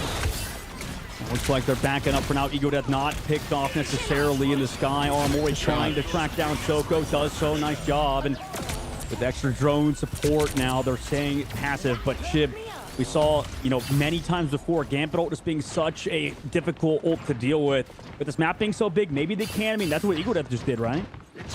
Yeah, and something to call out here just for the Ultron enjoyers. Maybe you're not reading the patch notes. Ultron now can put out 2 drones, and when you use that right click, you enable a damage boost and a speed boost. So it does definitely change the way that Ultron plays, giving him some different avenues. Here comes some commitment, though, this time. Ego Death now going in with the combination. Galactic Legend is going to get more value, and it's going to sweep everyone coming in with the end song, too, as the entirety of the side of Clark goes down. Armory, the last one left, is going to fall. And at this point, OT's ticking down. I don't think there's a way to get back here. No, it is not going to happen. Good play there by Ego. Yeah, I mean, they tried to fall back. They tried to disengage it, but it was too many ults. Too large of a chasm to overcome, and Cradle goes their way. Oh, Ego Death now moving on to Carousel, at least for Flark. You got to assume that because so many ults were just used in that Phoenix and the Gambit alongside the Galactic Legend, they'll be down a ton. Maybe you have something for this upcoming fight. You have both Vanguard ultimates, but you're going to change up things entirely, Shib. It looks like they're going to Hella Namor, the classic comp we see, I think, a lot on Convergence and in top-tier play generally, but this should be a lot of fun, I think, to see these two switch it up into a completely different composition. And just a shout out to the folks in ladder. Notice how the team was losing to a double strategist and switched to double after running triple at this current state. Something to just call out there. It's definitely not always the end-all be-all answer, as now they're going back to a more traditional 2-2-2 composition across the board, trying to match Ego, who's running it very clean. I think it makes sense, especially to favor your player's strengths, right? Like, we know Bedtime Story and Ryan can play this Hella Namor to a high level. You already know we've seen Armory play the Mantis to an incredibly high level alongside the Gambit, just running it in the traditional 2-2 style that we see a lot more these days. So just put everybody in their comfort heroes, also on heroes that are still good, and try to make it work. Regardless, Tones has ultimate. We'll see if they want to play aggressive with it. Last time, Ego Death did well with it. You know, can Flark disengage this ultimate and peel off what's going to be the aggressive rogue ultimate from Tones? How much more scary than a Hella Namor, than a damage-boosted Hella Namor. As Tones, though, is going to find another early sweep, playing lights out and finding Pizza Demon, just siphoning the ability and using the anti directly back at him. And that is going to be another early start. How many times have we seen this from Tones? Starting off so aggro and just going directly towards the back line. Granted, when you are empowered like that and you can move forward with that pass, or excuse me, with the team up, and you really can deal a ton of AoE damage quickly, it is difficult to escape from, but that is so consistent here from Tones. Yep, Tones definitely has had the most shine, I think, out of any rogue player we've seen so far this tournament, and has been consistent, like you said. That's exactly why it's not been dealt with on the side of Flork, but they have their own rogue ultimate. They will be against Valentina, who has that ult. Maybe they can go for that ult card suck, but at the current moment, I mean, Valentina's playing so passive in the back line, ready to go for Flork on their engage, who are slowly walking up. Can they find a pick here on the Tones? The anti comes out from the Namor, and they shut Tones down. Yeah, they just match with the dance floor here. The idea was to try to get to the back line and use that ult first to siphon, but it doesn't matter as everybody is falling slowly but surely. Bedtime with some clean shots here on the Hella that escapes through the ban phase for the first time in a while. It is sweeping through as Aramori now finds Zatex. 43%. That's roughly when you do want to retake. In that 30 to 40 zone, that's fine. You know you can guarantee a few more fights. You're not stressed too much. Flark now is going to be up slightly in ult advantage in this next fight, but not for long, as Zatex, Soko, Baser, and Self are all going to be ready there as well for Ego. And yeah, now they're all starting to tick up here. Can they match? We'll find out shortly. See, I mean, it's met by that Mantis ult on the backside of Aramori, so both teams playing it slow. Bedtime came for that far flank, by the way, but needs to hit those shots in the sky, though. Zatex goes. Can they come back for the Hella? Are they going to come? Maybe he's just being annoying, right? Everybody falls back. Do they get any picks, though, on the side of Flork? If they do not, then that would be detrimental, but BTS just falls back to the portal. I mean, just knows on Hella. They go for these pile-along flanks, and you just take advantage of it. 3 KOs for Bedtime Story. Back to the spawn, Ego goes. Ew. It's just so clean. Just so much damage at range here with Hella, and that is why Hella gets banned a ton in this meta. So much pressure onto the backline, and your goal as Hella should always be, as you're climbing ladder, to take off angles, because you are such a threat to the backline when you're in a different location. Ooh, what a pick there. Are you joking me? Ryan, Gosling, Guru looking very, very strong. Gale, excuse me. Yeah, Gale and Gale and Guru are definitely knowing names to have to be on the same team. On here, yeah, exactly. But you know, regardless, they close out on Soko. They play aggressive. I mean, honestly, yeah, like Gale earlier, we see a lot of these picks coming through from other players and stuff. But he kind of set up this entire sweep that's happening for Flork. I mean, he hit that Dirge earlier, getting that anti onto Tones. And then with that, they're just able to continue on in that fight, kill or get rid of the rogue mid-fight, even though there's a Valentina ultimate on the backside. So great job out of Ryan Gosling, like you said. Another off-angle play here from Bedtime, and doing exactly what you need to do on the Hella, holding on to the Goddess of Death should it be needed. And a follow-up there. This time the pick from Tim now. Going to keep the pressure onto the front line as the ultimate is available if need be. 99% here for Flork, trying to take this map right back. And this has just been such a back-and-forth story as the Whale comes in to take out Baser. Pizza with a pick. Ryan Gosling with another on Soko. Make it a 3-piece. Why don't you? As Self falls. OT ticks down. Zatex trying to get there with a portal, and it cannot happen. Flork going to take this map back. Yeah, way better once they switched up their composition and stopped letting Ego Death, to kind of get whatever they wanted, right? I mean, you set Ego Death up to have to fall back once they don't have that Gambit ult, once they don't have the Rogue ultimate, and then you start to get that space. And now we're going over to the Grove, which is honestly a pretty open map and kind of favors this Namor Hella composition. So at the moment, going back over to these sort of comfort picks is working out for them. I think getting off the Ultron comp, that didn't really look pretty. You just, take what they give you, right, in this global ban system, and that's Hella Namor. Let's see if Ego Death want to change it up. They do have ultimates for this upcoming fight, though, Shib. Against Flork, though, who have the Mantis and the Hella to counteract it. Maybe they can sort of sustain through all of this pressure that Ego Death is about to provide.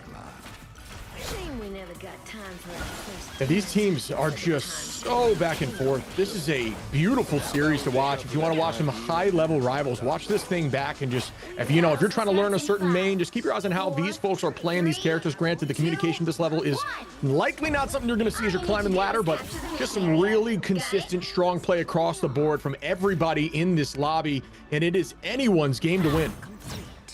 Absolutely. I mean, this first fight is going to be a big deal. Portal comes through the kidnap. Meanwhile, on the backside, the Dirt comes out. no KOs, right? Everybody's sort of playing the peel job. Zatex, meanwhile, who's on Hella now, goes for the flank. Gambit comes out, goes aggressive towards BTS, but BTS hits those shots. Back and forth, forced onto the Hella ultimate. Also, Mantis on the opposite angle. Soko with the BTM just tries to fall back to the point. They just try to control, secure objective time as they're halfway to capping out the point, finally touched by Flora.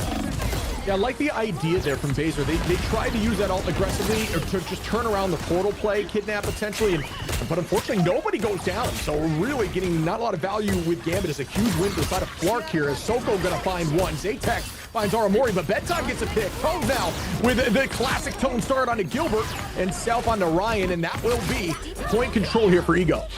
You know, we told us out of EU a little bit. You know, you're given that Hella Namor composition, but you don't take it. You just get onto the Phoenix, right? You set up the hero that can do so much in terms of the Phoenix ultimate, in terms of her own self-sustain. I guess, like the Namor comp can be a little bit one-dimensional at times, right? Whereas the Phoenix can, I think, can set up more opportunities, has a little bit faster fire rate and stuff. I know that Namor got the buffs, but this is a unique sort of take on it, considering you're given that Namor Hella approach. You just take that Phoenix Hella and you just go for, you know, let's just hit as many shots as possible with Self and Zatek on the flank angle. Tones doing what Tones does. Another pick onto the backline early on. Just not a lot of protection there as Gilbert is going to find one to even the odds. But down the strat is difficult. But what do you know? Ryan is going to find a pick here to keep them up in numbers. Just barely at the moment. Also committed here by Zatex and Valentina. Baser going to find one. Zatex going to find another. And that will keep them on this point. Wow, Ego Death still holding on to one of the ultimates here. Also going to be back here for the side of Flark. But Ego had two to commit. Only used one still in that fight. Okay, Zatek looking good. But, I mean, as long as you live that Namor whale, you're set up, right? As long as you're not having to regroup towards that Luna Snow dance floor and you just avoid that Namor whale. Maybe only one person goes down. It was almost Flark's way, but, you know, they just sort of surrounded them, didn't commit to everybody going to that dance floor and able to find the KOs because of it. Now they have set up another Gambit ultimate in 70% of the board. Ego Death pretty much have like a massive edge to the current moment unless they all get stopped by a Sonic Seduction and Tim following up with the Rogol. And here they go again. A lot of commitment goes out as everybody is empowered with the Raging Royal Flush. But who gets the most value? We'll find out shortly. Tim is going to keep the pressure on, is going to deal some damage, but still not get that pick. Bedtime trying with the stun. The bounce goes out for the heal. Keeping the team healthy, and there's that off-angle play. Bedtime finding Zatex, trying to do the same thing, making a two-piece on the Soko. But at this point, 93% here. I mean, you know, fail to account for the fact that BTS just hits those shots, man. Like, disgusting. I don't know what to say besides huge work from the Hella player of Flark, giving themselves a chance, right? I mean, 97% on the board is so much for Ego Death. But Flark, they can still close it out here, right? If they win a couple fights back-to-back, I mean, they win a fight where they have the Gambit, right? So once they commit that ultimate, usually those teams end up winning the fights, but Flark able to sustain, buy time for BTS to set up those flanks, and he is going to have another flank angle available to him and build up yet another ult. Maybe Ryan, mid-fight as well, can connect onto the people grouping for Valentina's ult. But Ego Death, they want to play aggressive with Tones yet again. We'll see what they do. Fight begins once more. Heavy ult advantage here. Or just slight, actually. Wow, what a pick by Zatex. Consistently getting value, and they are going to try to answer back quickly, but it won't matter as Pizza goes down. Good shot there by Zatex to shut that down right after the ult goes out. That is massive for the side of Ego. Tones is going to find Gilbert. Ryan Gosling on the south now. Baser going to find Tim, and at this point, it's Ego's game to lose. Can they take this home to even out the numbers here? Heading right back onto the back line. They can't even touch, and that is going to happen as Ego takes this one home. What a pick from Zatek. I mean, they tried to fall, like, they just tried to connect onto those people coming around the waterfall, wrapping around, but Zatek waiting it out, right? Just pulling the classic bamboozle play. You know, everybody's kind of walking on the backside. You assume the hell is with him, but no, Zatek delays his engage.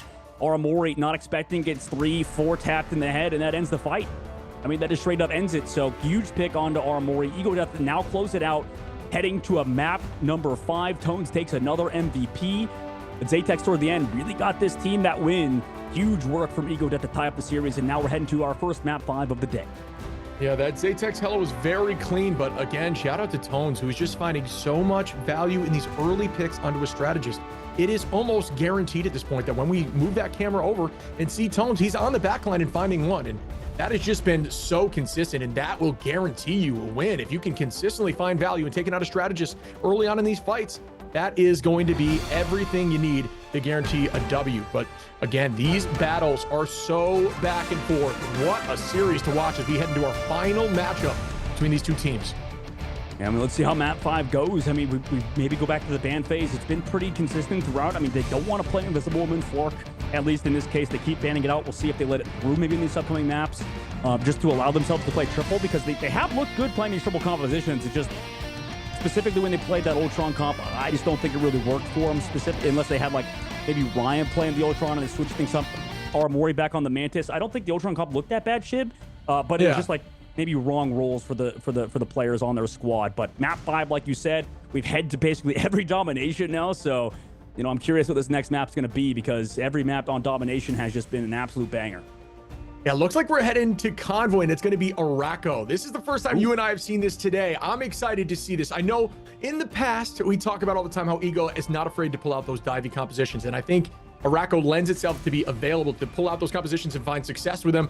Not saying it's going to happen, because there is a lot of strength in that Hela, in that Namor, in the Phoenix right now, so a lot of that poke can be a problem, and Phoenix even does a pretty good job peeling against some of that dive, so it is up in the air. But I will say, if they were going to run it, this would be the map. That makes sense. I mean, we'll kind of also have to see what Flark, like their options are, right? Do they still want to go back to that Hela Namor? Do they want to switch over to that Phoenix Hela? Because I kind of like the Phoenix Hela. I mean, you do get the team up with the Namor and stuff on Hela, but honestly, with just how much damage Hela provides without the team up, and then how much, you know, realistically the Phoenix can do throughout these maps anyways, I mean, it's going to be very interesting. But the ban phase, it looks like, might just end up the exact same, Shib, in this first map, or this 5th map. Yeah, I'm curious. I don't know. If you remove Gambit from this pool, what does it look like? You know, that's what I'm trying to see here. Which team can run, you know, if it's worth it. It seems both teams are confident on the Gambit and both have found success. So it's, you know, it's definitely not end all be all answer. I don't know what the answer is. It looks like over here, Ego is going to elect to keep the Gambit. They think they can run it just a little bit better right now. Flark, we'll see what they lock in. Maybe we see the Atom, because they found a lot of success with that over the last 2 maps prior to the one that just went through. But we'll find out shortly, because they keep doing the Penny. Yes, it is the Atom. Yeah, smart. I mean, considering the next that next ban was probably going to be the Atom. I mean, I think you, regardless, want to keep as many strategists in this lineup as possible if you're Flark, right? Just to allow your backline the flexibility to change things up, and so nobody gets stuck on a hero maybe they don't want to play. Meanwhile, the Mantis ban comes through for Ego Death. Understanding that's a valuable hero for Flark. Great job to remove that, I think, on Ego Death's angle. But regardless, that Magneto ban for Flark this time around to shut down that team up alongside Ego Death, who, you know, have put Soko on Magneto, and he's looked very good on it so far alongside Tone. Yeah, I mean, I like the idea here. I think the Atom lock-in is smart. Tones is like, I want to keep rolling here with a Rogue, and especially because you have the Gambit team up, and it's just been so successful for them. I really think it's definitely been leading the win condition for the side of Ego. They will be defending first here, folks. Flark going to be on the offense. I like the idea of what they're doing, keeping that Atom. Curious to see what the next lock-in could be, as it's a pretty decent Penny map. Yes, it is going to be Penny. 2 for 2. Feeling good. Yeah, I mean, this is what we're talking about when it's like a more complicated version of Battleship. I mean, like the last one, I think in hindsight, I regret my point to say that the Penny Parker ban protect was good, just considering the fact that, yeah, you could have protected the Adam Warlock. He didn't get through that last map because of what Ego Death did by banning it out. Ego Death adapted. But this time, it's as you mentioned, Shib, Penny Parker on this map looks a lot better, and Araco, I think, can, you know, favor Gilbert Noodle on this map if he decides to play it instead of, you know, being locked out on a map that's way too open. In a sort of landlock for that Penny Parker. I think that's a good ban too. They are going to leave the rocket open, so you will see the double mine on defense. But again, Flark is going to be attacking first. Odds of the Penny being out there very, very minimal. Aramori likely going to be on that rocket simply due to the fact that their team is able to just pressure the backline so consistently. It's so difficult to mark somebody like Rogue, who just has a ton of different movement. If you fully commit and you trust your team to keep you healthy, you can play so aggro, and that has been finding a ton of success for Ego. Looking forward to seeing how this pans out here on Araco with a convoy map instead of Dom. Let the games begin. I mean, I think the way I see it too is that for Ego Death, they love to play this Gambit comp, and I think that their pace of play is nice, and they could, you know, kind of take advantage of the fact they're playing Gambit. But Flarks look good on the Gambit as well. What they don't want is have to deal with, you know, a Loki player alongside that Gambit, just constant Gambit ults. I think then maybe you could assume that the pace of play is favoring Ego Death, who just loves to go in as often as they can for Tones, right? And, you know, as long as you slow some part of that down, keep the Invisible Woman in the game, I think that's worthwhile for Team Flark. As, like you mentioned, this is going to be a really fun one. Last map between these two teams, and it's just been a fun banger series. If you've missed most of it, you might as well tune in now. Get your friends to join in on the series as Flark starts it off on the attack. Yeah, and notice, folks, they started off there with the Storm and Moon Knight, thinking they might run triple Vanguard off the rip, but they were not electing to do that, so they drop back and change to more of a pokey. They're actually going to be playing the Hawkeye and the Phoenix instead, and that is a good idea. I like the idea of trying to find a way through that triple off the start, and when you don't see it, you switch immediately. So good play there, as they're now dropping backwards in terms of ego death, trying to build that alt charge. Gilbert Noodle's already 44% there, which is crazy that fast off the rip. But I thought we were going to saw an early pick here, and then we do from Valentina onto Gilbert. Even the pressure on holding this corner and dropping down very quickly.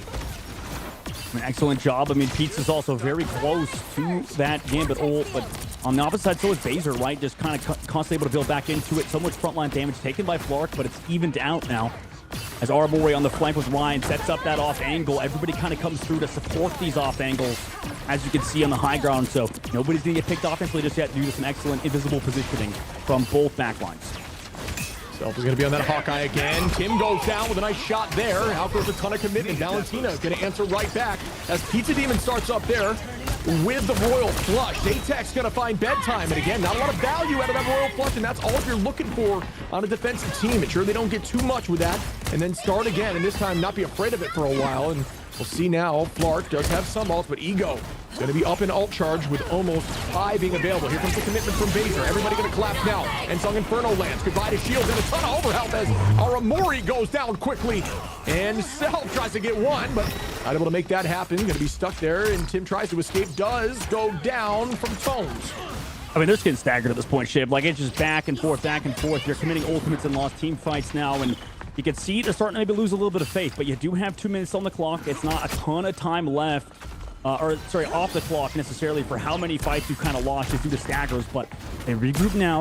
You can maybe do something on Flark's side. They're close to that Gambit ult. They do have the invisible boundary, but they're going to have to play aggressive right now to maybe set up something out of Ego that they do commit Self's ultimate, and they counter it. Bedtime Story takes the portal on the left side, angle, and Self gets removed. That was a great shot there from BTS, who's now collapsing onto the backline. Baser able to escape that. Out goes the Psionic. Ryan Gosling is going to find one onto Soko. Bedtime now onto Valentina, and everyone's falling. Flark is going to be getting some space here. Tonezo once again on the backline, able to find one, make it 2. Strategist, are you 3? Are you kidding me? Tones is built different on this hero. Gilbert going to find 2, though, to answer that right back. BTS onto Tones now, and that could be enough, but no, having to force backwards here. More pressure. Soko going to get the first pick, and that's going to be a forced stagger in a very unfortunate situation. But what a back and forth. They have no heals. I mean, it does feel like Flark, they're getting bailed out heavily by BTS a lot of these times. But again, same thing for Ego Death. Tones coming back through, finding the most crucial members in both strategist players, resulting in that stagger. And now we have a minute left on the clock. Flark, I mean, they have ultimates. They've got to do something with them now. But do they go aggressive? Do they force something out? Now that Gambit comes out, but it's saved off, and this little boundary perfectly plays. Can they live through it? Armori finds Zaytek. Good pick from her.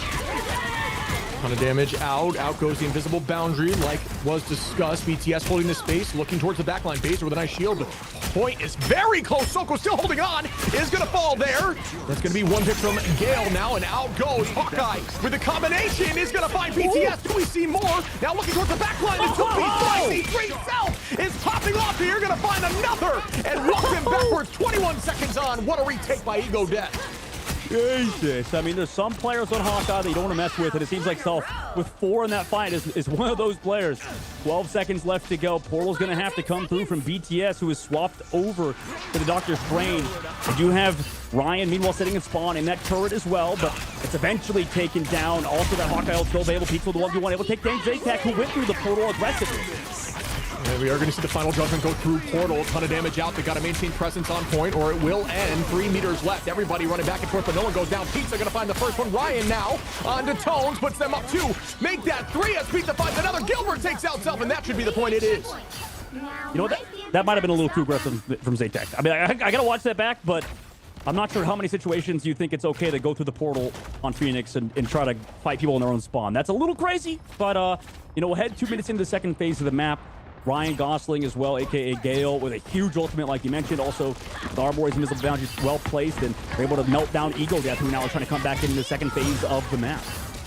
It was a very difficult point to take, though. A very defensible position, I will argue, off the rip. So well done by both teams in that moment. A lot of commitment now. Who gets the most value? Song Inferno is being held at the moment. Excuse me, not being as Zika not elected to use it, but we're going to see BTS take out Self on the backside, and that's going to put Flark up a number so far. Gilbert holding on to the Heartbreaker is going to commit it now and go right towards the back line, finding one. Do we see more? Ton of commitment here. There's 4 of them. Can this go through? Going to stay healthy and just hold this space, giving the point plenty of time to move forward. Yeah, they just got to go for a hard race at this point. I mean, they're making it scrappy. This is what Flark loves. I mean, they set up BTS on those flanks. They're able to take down Self early on, who actually could have probably stayed alive in that invisible boundary. They have Ryan Gosling back on that Warlock. Now he commits that Gambit ult from Danger side, but he would have to push back, pitch back. Good job from Flark to live that, but no!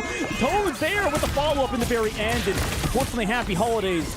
And it's not a very happy holiday for the side of Flark as they're back to the spawn they go. Yeah, it's a tough look. That alt commitment, hoping to turn the fight around, gets deleted off the rip, and removing an alt like that is huge for the side of Ego, who are still up in alt advantage even after that retake. Self, we've seen how threatening Self can be with Hawkeye. Does have that alt available. Tones, the same story. Only alt that is kind of available will be the strategist side of Flark. We have Aramori and Ryan, who likely have it towards the end of the fight unless they go down early. Pizza falls. Self gets a pick on Tim. No commitment of ultimate besides Tones.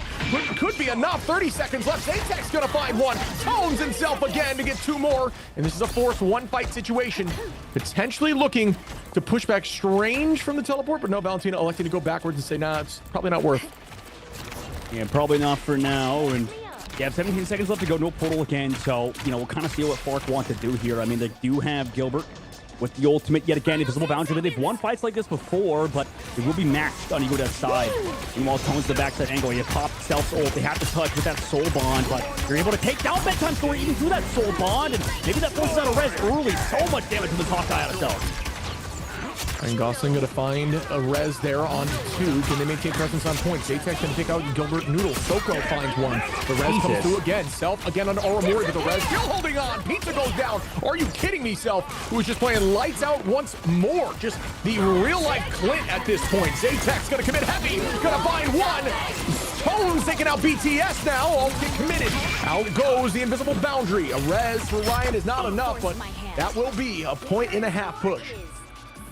Yeah, 1.5 push. I mean, not exactly the farthest where Flark could go, considering how things got. Like, they were close to closing it out. Ego Death, they sort of put their foot down, though, Shib, on that second phase. Like, they regrouped towards the spawn. It was too open of an angle for Flark or for Ego Death to keep pushing. And they kind of just stopped at that point, right? So, Ego Death, good hold at this point. Flark now goes over to the defense. We'll see what they want to do, right? They do have that Penny Parker yet again.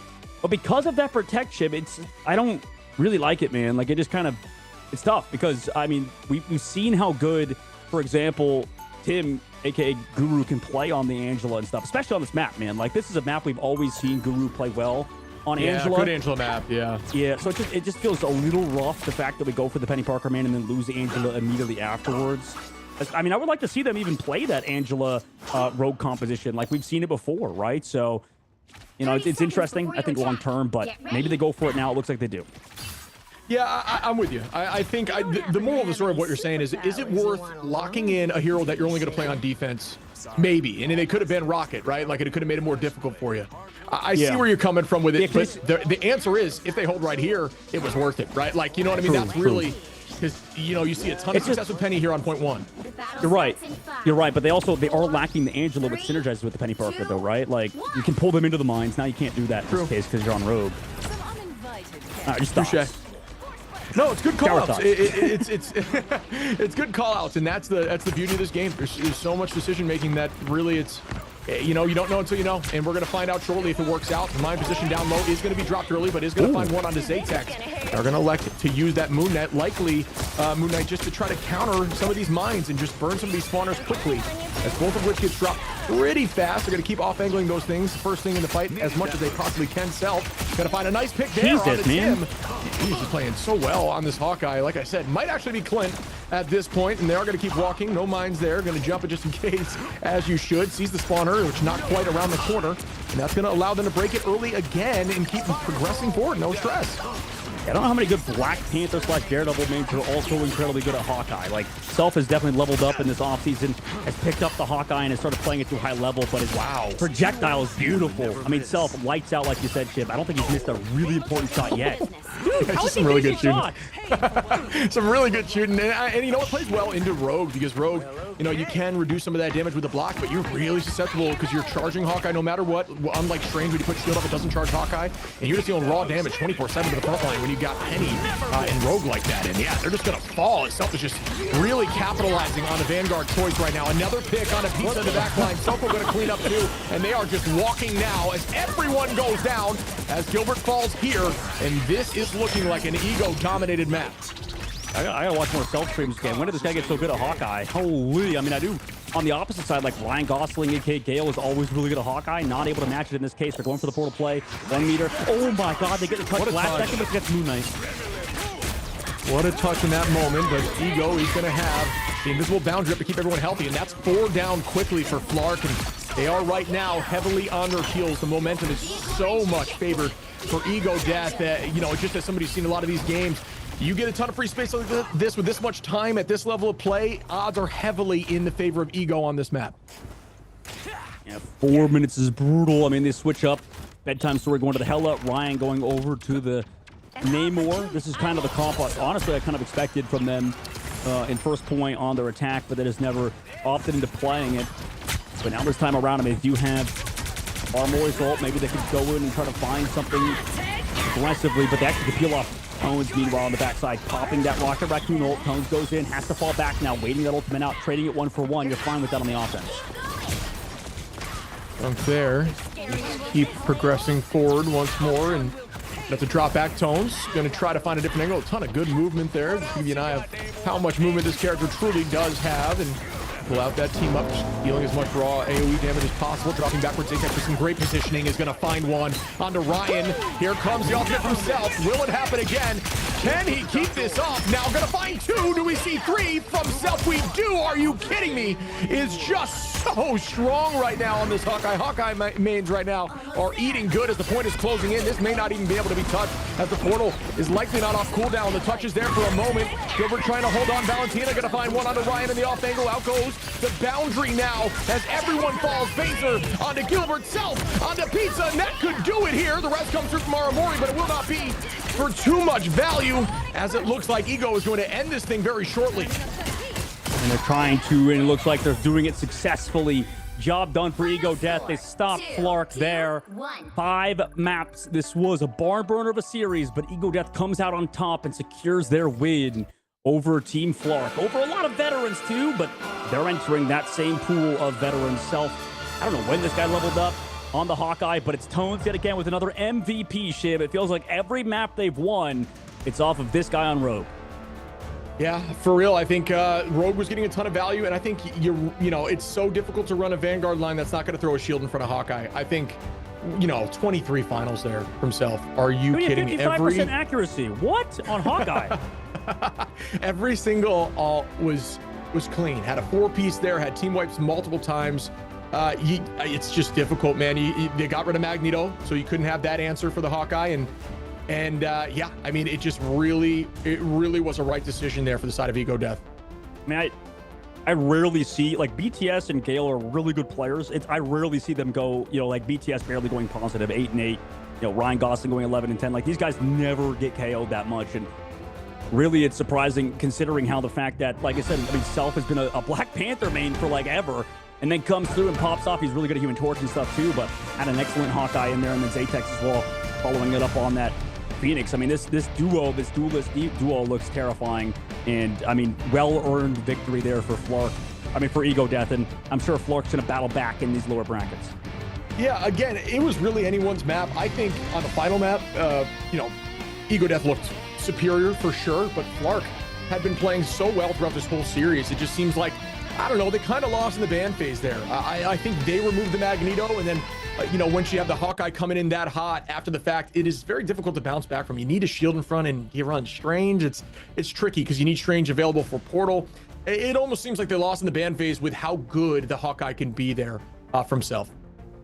Yep, really fun series, and we saw so many changes back and forth. We're going to go to a short break so we can cool down and regroup for the next series. We'll see you guys after this 10-minute break.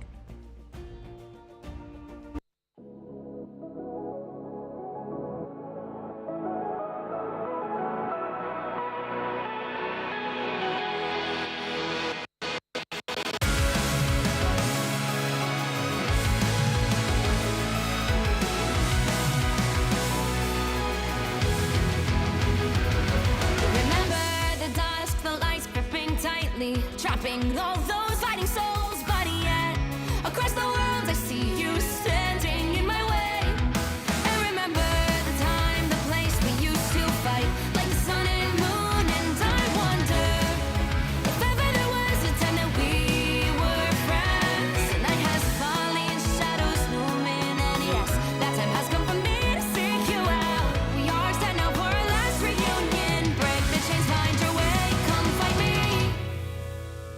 Do you remember who you really are? Show me that you are still the only one for me. I'll be waiting for you. Wake up, open your eyes, raising up your fists and smashing through time walls. Before the rift splinters again, we are rebels till the end. Rise up, open your mind, hold on to your powers. No one can stop us. We are rivals till the end of time.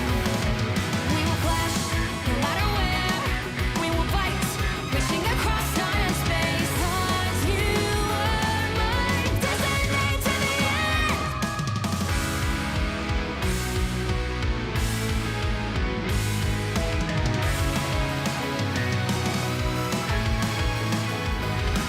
You see the dawn, the flames burning brightly, shining on those memories. And yes, across all time I see you turning the tides. And do you see now our time, our turn? We can still fight like the wind and fire. And wonder no more that now is the only time your heart is mine. Light has fallen, darkness grows, and yes, we fight for our destiny and fate. New days smiling for the past and future. Break those chains, lead the way, fight with me. And when you wake up, open your eyes, raising up your fists and smashing through time walls. Before the rift splinters again, we are rebels till the end. Rise up, open your mind, hold on to your powers. No one can stop us. We are rivals again until the end of time.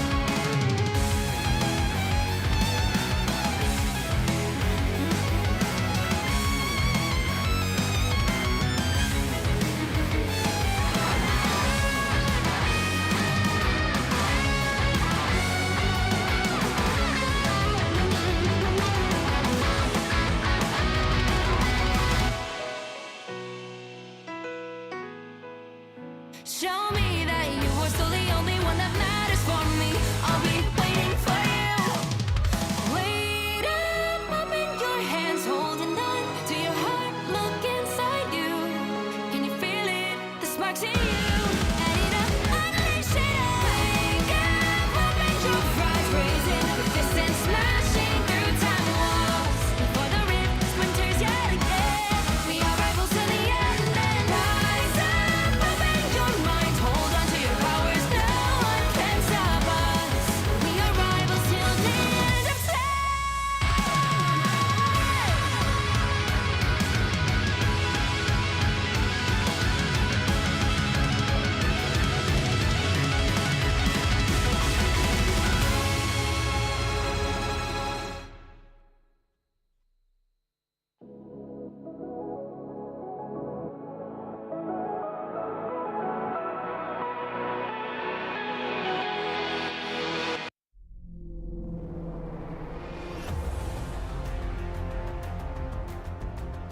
"2025 has concluded. We would like to thank all the participating teams and the players who delivered top performances over the past year. It's probably time to discuss the plans for next year. This video will share much about the new format, the new ecosystem, and other surprises. In short, welcome to a more professional, mature, and exciting Marvel Rivals Ignite 2026, the inaugural league year of Marvel Rivals. To better balance each region and present more exciting competition, we've made adjustments to the regional distribution for the Professional League in 2026. Specifically, we are merging the Asia and Oceania regions into a single Pacific region. The regions for 2026 will be Americas, EMEA, China, and Pacific.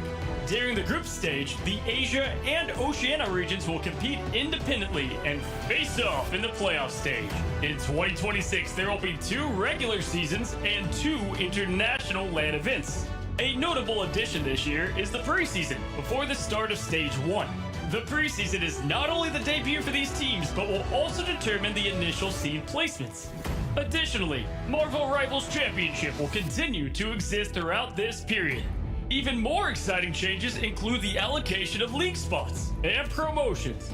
In the 4 regions, online competitions will determine the teams that qualify for the 2 international events. We eagerly anticipate seeing these competitive teams once again. Starting in 2026, in addition to the preseason, the Regional League and Mid-Season Finals, hosted by Marvel Rivals Ignite, will determine whether teams qualify for the Grand Finals. The final results from Stage 1, the Mid-Season Finals, and Stage 2 will correspond to varying league points allocation. Teams that excel in Stage 2 playoffs or rank highly in the annual league leaderboard will compete for a spot in the Grand Finals.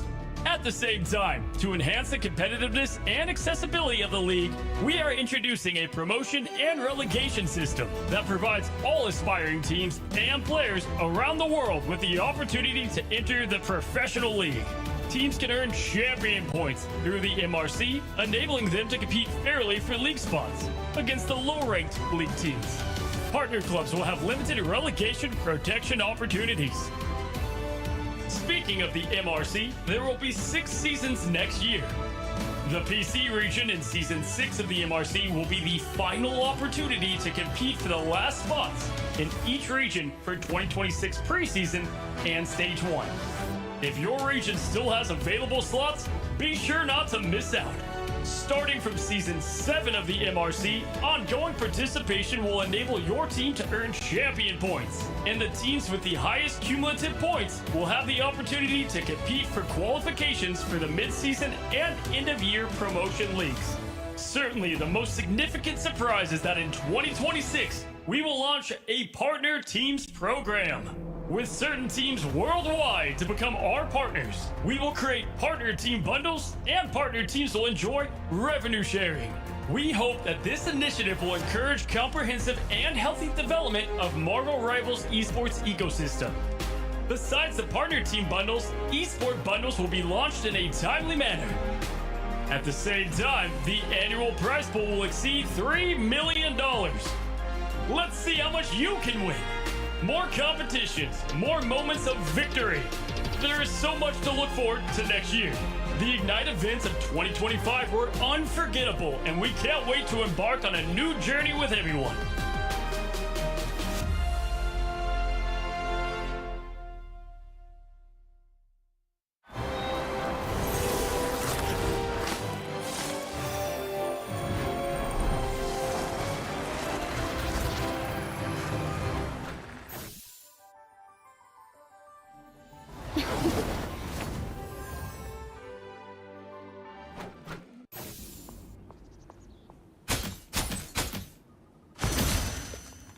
Hold still, I'm trying to help.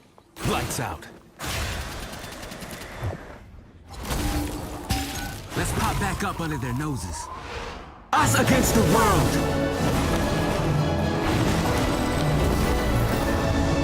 My time to shine.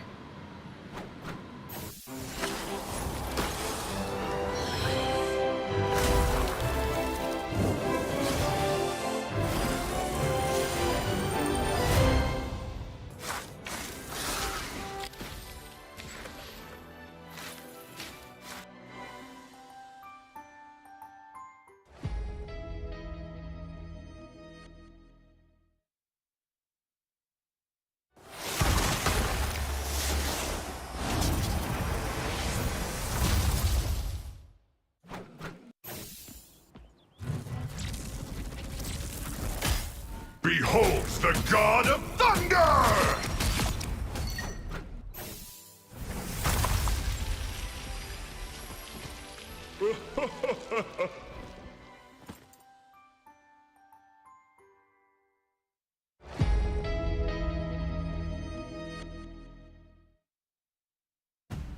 Welcome back, everyone, and what a series we just had, pushing all the way to Game 5. But now we're going to move forward and see Mochimon versus Rad Academy. Very much looking forward to this game as well.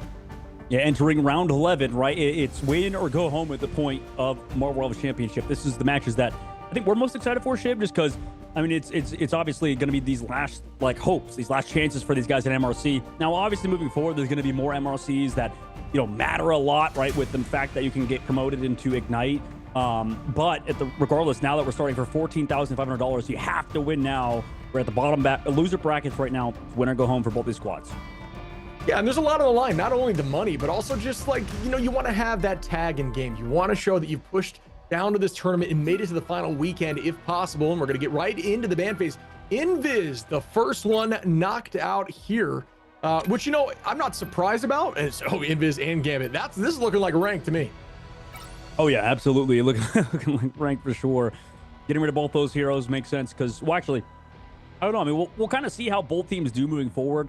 But, you know, I think both these teams kind of probably, I imagine in the upper bracket, struggled with those Gambit comps a little bit. And then when you have to go with the Invis, you might as well just kind of get rid of that hero as well. But, you know, Loki's still available. We'll see if there's any focus for Stratus. Maybe you want to loosen up how many heroes the other team could play. Maybe force these triple Stratus comps with Adam Warlock, with the Mantis that we saw earlier.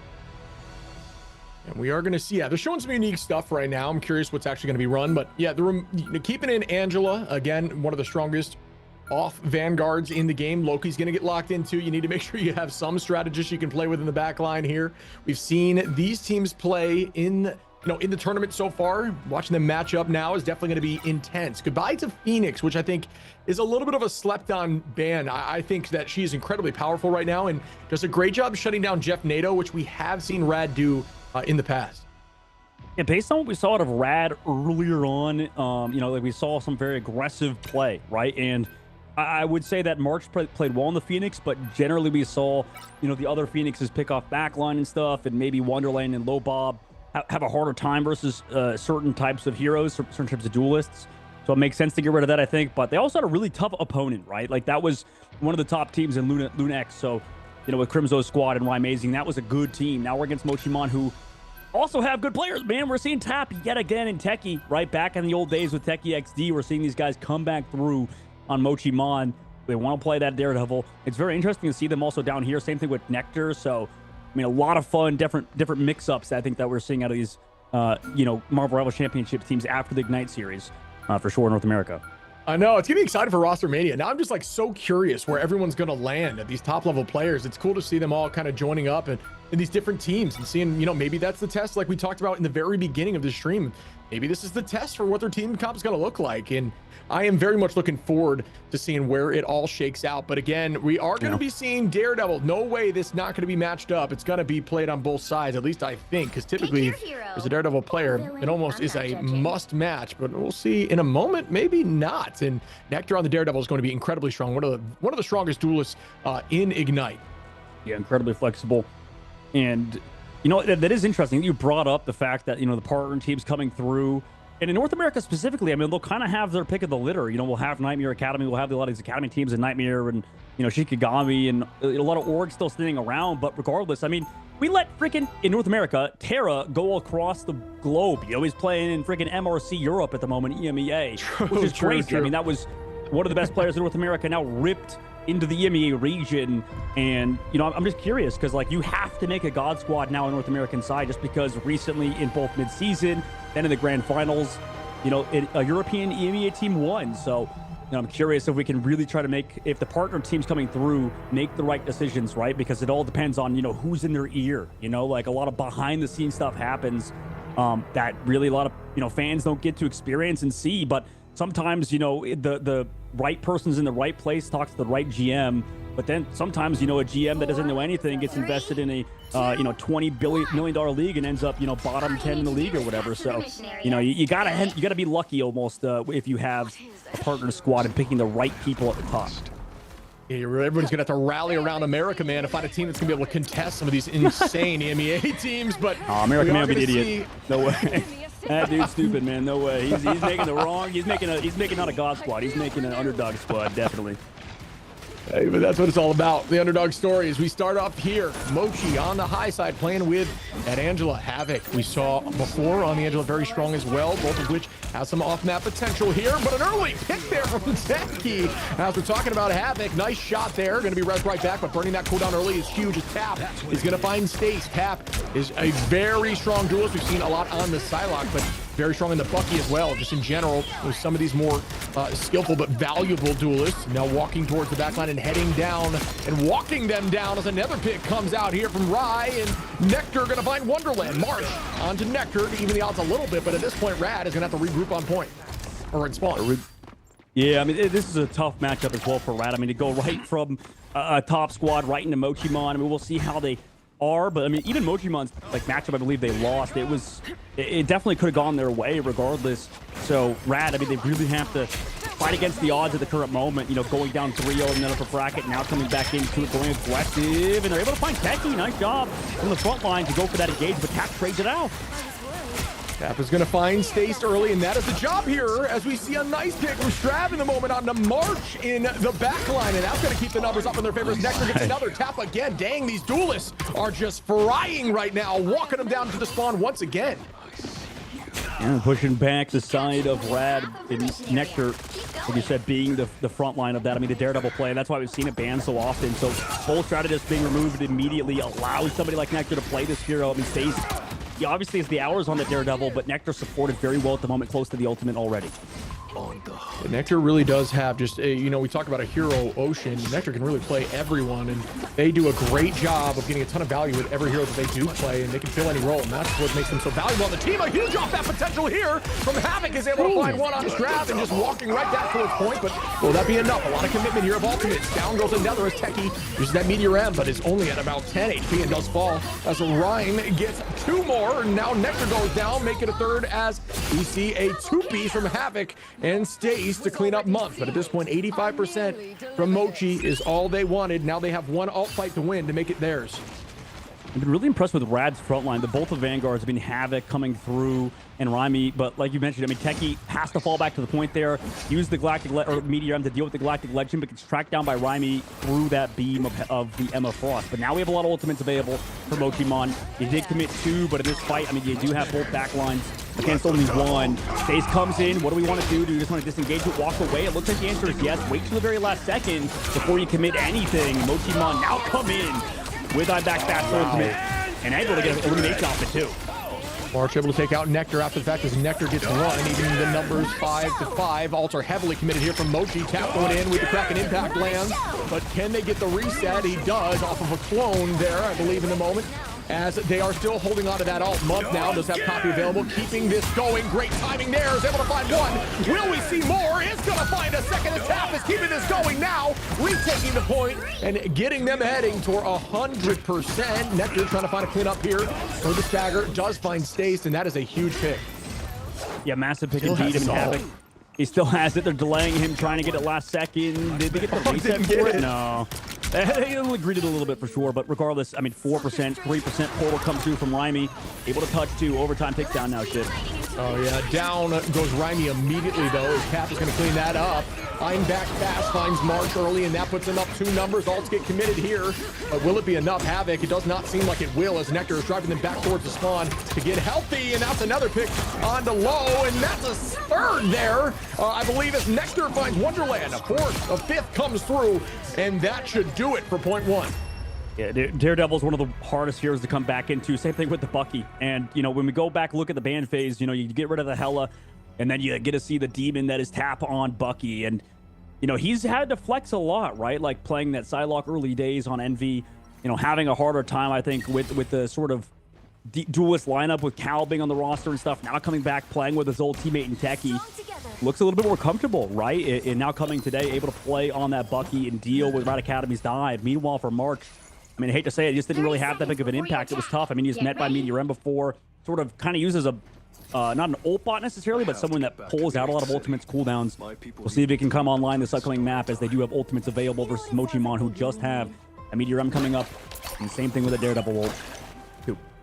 Yeah, Loki's one of those heroes that does have a cooldown that can answer ultimates, and that makes it more tricky to factor into the equation. The chess match, that is, what can I match and what can I answer with in terms of ultimates to ensure they get the least value and that we get the most value. And, you know, having those crystals available can shut down things like that Galactic Legend in and of itself, and that is a huge win, as that only comes back after a certain amount of, you know, 30 seconds or so, whereas you see, you know, these ults taking some serious time. And Adam Warlock, obviously, with Bond is another one of those answers, but there's not a ton. So with Loki in the equation, it gets more tricky. We are seeing here some good answers from Month there on that Loki. Here goes some commitment. Stace is going to find one. Tap, though, is going to take out a strategist, make that another, as Wonderland goes down from Techie. Tap again onto Mark. Are you kidding me? Looking so clean on this Bucky, who hasn't seen too much play today. No, I mean, we got specific bans to come through, I guess, for it to happen. And, you know, at the moment, Tap, like you said, playing well on the Bucky. Nectar able to kind of do whatever they want on that Daredevil. And Rad Academy, I mean, they're just getting picked apart. They go in, everybody's peeling. The Loki seems to be a big problem for them, too. I mean, Month on the Loki has looked phenomenal. Comes back for the peel, asks for peel for the rest of his team. And they're just finding pickoffs now. I mean, Havoc gets caught out early. That's brutal. Yeah, we talked about Techie a lot, looking very clean on the front line, Vanguard, Shield Vanguards, and again, just a lot of just very consistent 1-2-3 compositions, or I mean in terms of the combos, excuse me, where he's just cleaning up these back lines before every fight, and that's just so valuable. Still holding on to those ultimates, getting picks in the neutral. Month, obviously copied up here, is going to do the same as Wonderland. They both just kind of stalled with each other. Now they got to retake, wait for their team. Yeah, they both copied early, and then it was like, all right, I guess we just got to wait each other's Loki out. Definitely a little funny. 50% of the board now. But yeah, still Pokemon sitting. Yeah. Oh my goodness. Oh, that's brutal because Lobop had the ult. I mean, how do you fight this without your Luna Snow ult at this point? It looks like you find two. Okay, maybe they can bring it back and do it, but Stravery's still alive as well, has their ultimate, and they're still holding on to this objective. Yeah, you talked about, we talked about target priority. If you get a pick on somebody who does have ult available, you know, it can turn everything. And we've seen that a lot here, as Low is going to have to get back here quickly for Rad to try to get this point back. Stravery is going to find some value walking in with the dance floor, and they are just going to clean it up as Nectar gets another tap coming in with the Kraken impact on a reset and get a pick there. Still holding on, going to wait a little bit until this Luna is a little bit lower in terms of that ult utilization and dunk. Oh, that's a fresh reset heading right now with a good angle onto the rest of the team, and these are just some lights out Kraken impacts walking in and getting everyone. Are you kidding me? Tap forcing the portal to come through here from March. 89% and counting. Ult advantage still for Mochi as Tap still has this Kraken impact available. I'm surprised they didn't want to hold on to it a little bit longer. Ooh. Tap goes down. Nice job from Havoc. The switch up goes over to the Wolverine. Since that didn't get banned. Also, you have the double out committed by Nectar, but he's already down two members. They're already down two members of the squad, so no portal available either, giving Rad the objective for now. Good utilization there of that shield from the side of March, who's just going to use that to cut the LOS of the back line, but ooh, does not hold on for long. It's on back fast. It's going to find that pick for the rest of the team to move forward and heal up March. Month is going to pop the copy. It's going to be matched right back by Wonderland once again. This time they're both going to be on point. Agamotto could be huge at the end of this, but you got to be careful of the Wolverine cancel, which is very available. Just barely missed it there on the height. Oh my goodness, yeah, nice dodge in the high ground. But Nectar started this off, right? And able to force everybody back. The back line had to heal each other, and then I'm back fast finds the pickoff because the strategists of Rad were distracted. Stays able to find Tap, though. That's a big pickoff. Nectar also staggered out overtime because the point is not flipped in Rad's favor just yet. Riney has to commit the ultimate, and they lose yet another one. Dance floor also committed by Pokemon, so they still want to fight this. Yeah, Rad is doing a good job here. I mean, I'd say a lot of these fights look like not in their favor. They're still holding on, but as I say that, Mochi finds one. March is going to get that right back into the two-piece now. Stravery goes down, make it three now. March showing up with Iron Fist, who, you know, we've seen a little bit of play today, but not too much. Is looking very strong. Maybe to make that four. Low is going to come in and take out Tap with the clap through the entire team, and it's going to be Dovan waking up Nectar from the freeze. Is going to be valuable. They're able to clean that up and get control of this point. I mean, I think we're kind of starting to see why both these teams are in the lower bracket. You know, it just feels like there's a lot of really talented players. You know, everybody here definitely deserves their spot in MRC and has been playing well. But you can see there's a little bit of, you know, disconnection in parts, right? These same series that we saw the teams winning earlier today, I don't know if we saw as many mistakes, right? Like, we're seeing, like, backline just kind of go down. Somebody on the front line goes down because backline's keeping you sort of healthy, right? We're seeing a lot of neutral game sort of engagements in a lot of clutch game situations where kind of that doesn't happen in the higher sort of tiers of MLC. Yeah, a lot of trading in chaos, it seems like you're kind of mentioning here. Tap is going to be able to find one. Nectar again onto Rhine, and that should be potentially enough for them to retake this point, as Havoc, though, is going to find Muff in the back line. And another pick as the dance floor is out, and it does end. Going to be landing on one, and they are going to clean that up. I think resetting it. Yes, it does reset it. Techie going to find that pick. I'm back fast, going to clean up Havoc now, and that could do it here, as Mochi looks like they will take this map and this round. Stays the line. They have the copy, but is it going to be on the dance floor? It looks like is Wonderland able to get their time? It doesn't use the no, and they don't even touch. I mean, regardless, it's going to be hard. But at the moment, Mochi Mon closed the map. Sorry, map number 1. Celestial Husks going their way in this best out of 5. Yeah, you know a team's doomed when they're just trying to walk to touch, and you can just see the fear in their eyes as they're just soaking cooldowns on their way through.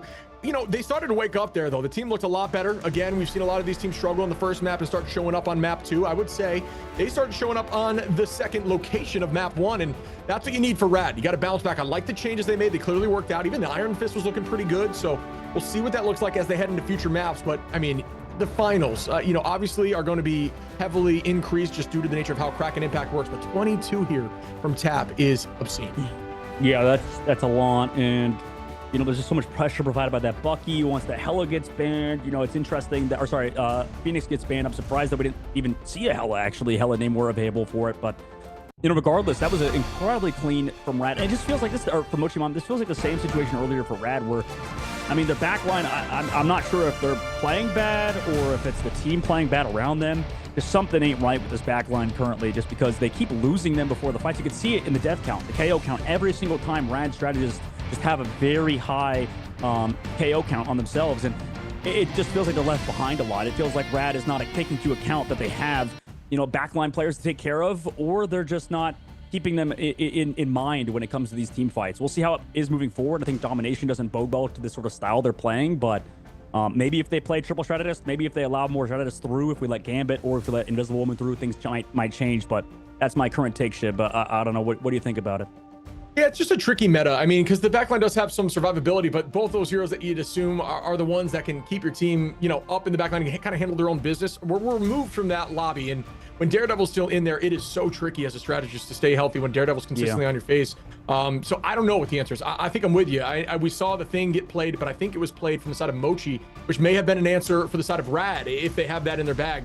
Just trying to protect the backline a little bit, use some of that Yancey Street to stop Daredevil. Like you're saying, I'm not sure what the answer is, but it was definitely a problem for them. Yeah, you would assume the same, right? For the opposite side, if we have Daredevil, shouldn't we be doing the same thing, right? It's that's why it's so tough to find out the real problem, the root of what's happening to Rad Academy. But also we have to bear in mind, like we said earlier, I guess, that this is always going to be a hard game. You're against Mochi Mon, you're against some players that were basically only just recently in Ignite in some of the top echelon tournaments. Obviously wasn't the result that some of them wanted, but also with Sentinels, they were mid-season there too with Nectar. So this is really, really good players, and it's always going to be a tough matchup, no matter what.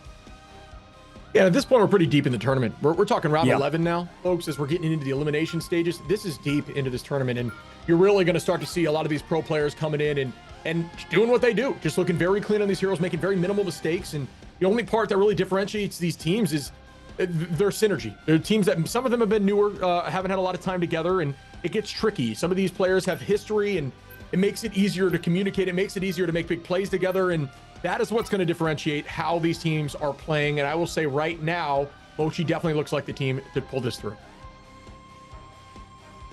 We have the Angela ban coming off first this time for Rad, so no Invisible Woman removed this case in this case, so we're going to keep that around. Also, kind of makes sense, I guess, based on the fact that we saw some excellent Angela play on the opposite side. But I mean, you have Havoc; he's been good on the Angela. Maybe they just want to mix things up, change it up, and try to focus on these Vanguards. We've seen Rogue also do well, especially with Gambit in the game when they are in the game, but obviously not so much without it.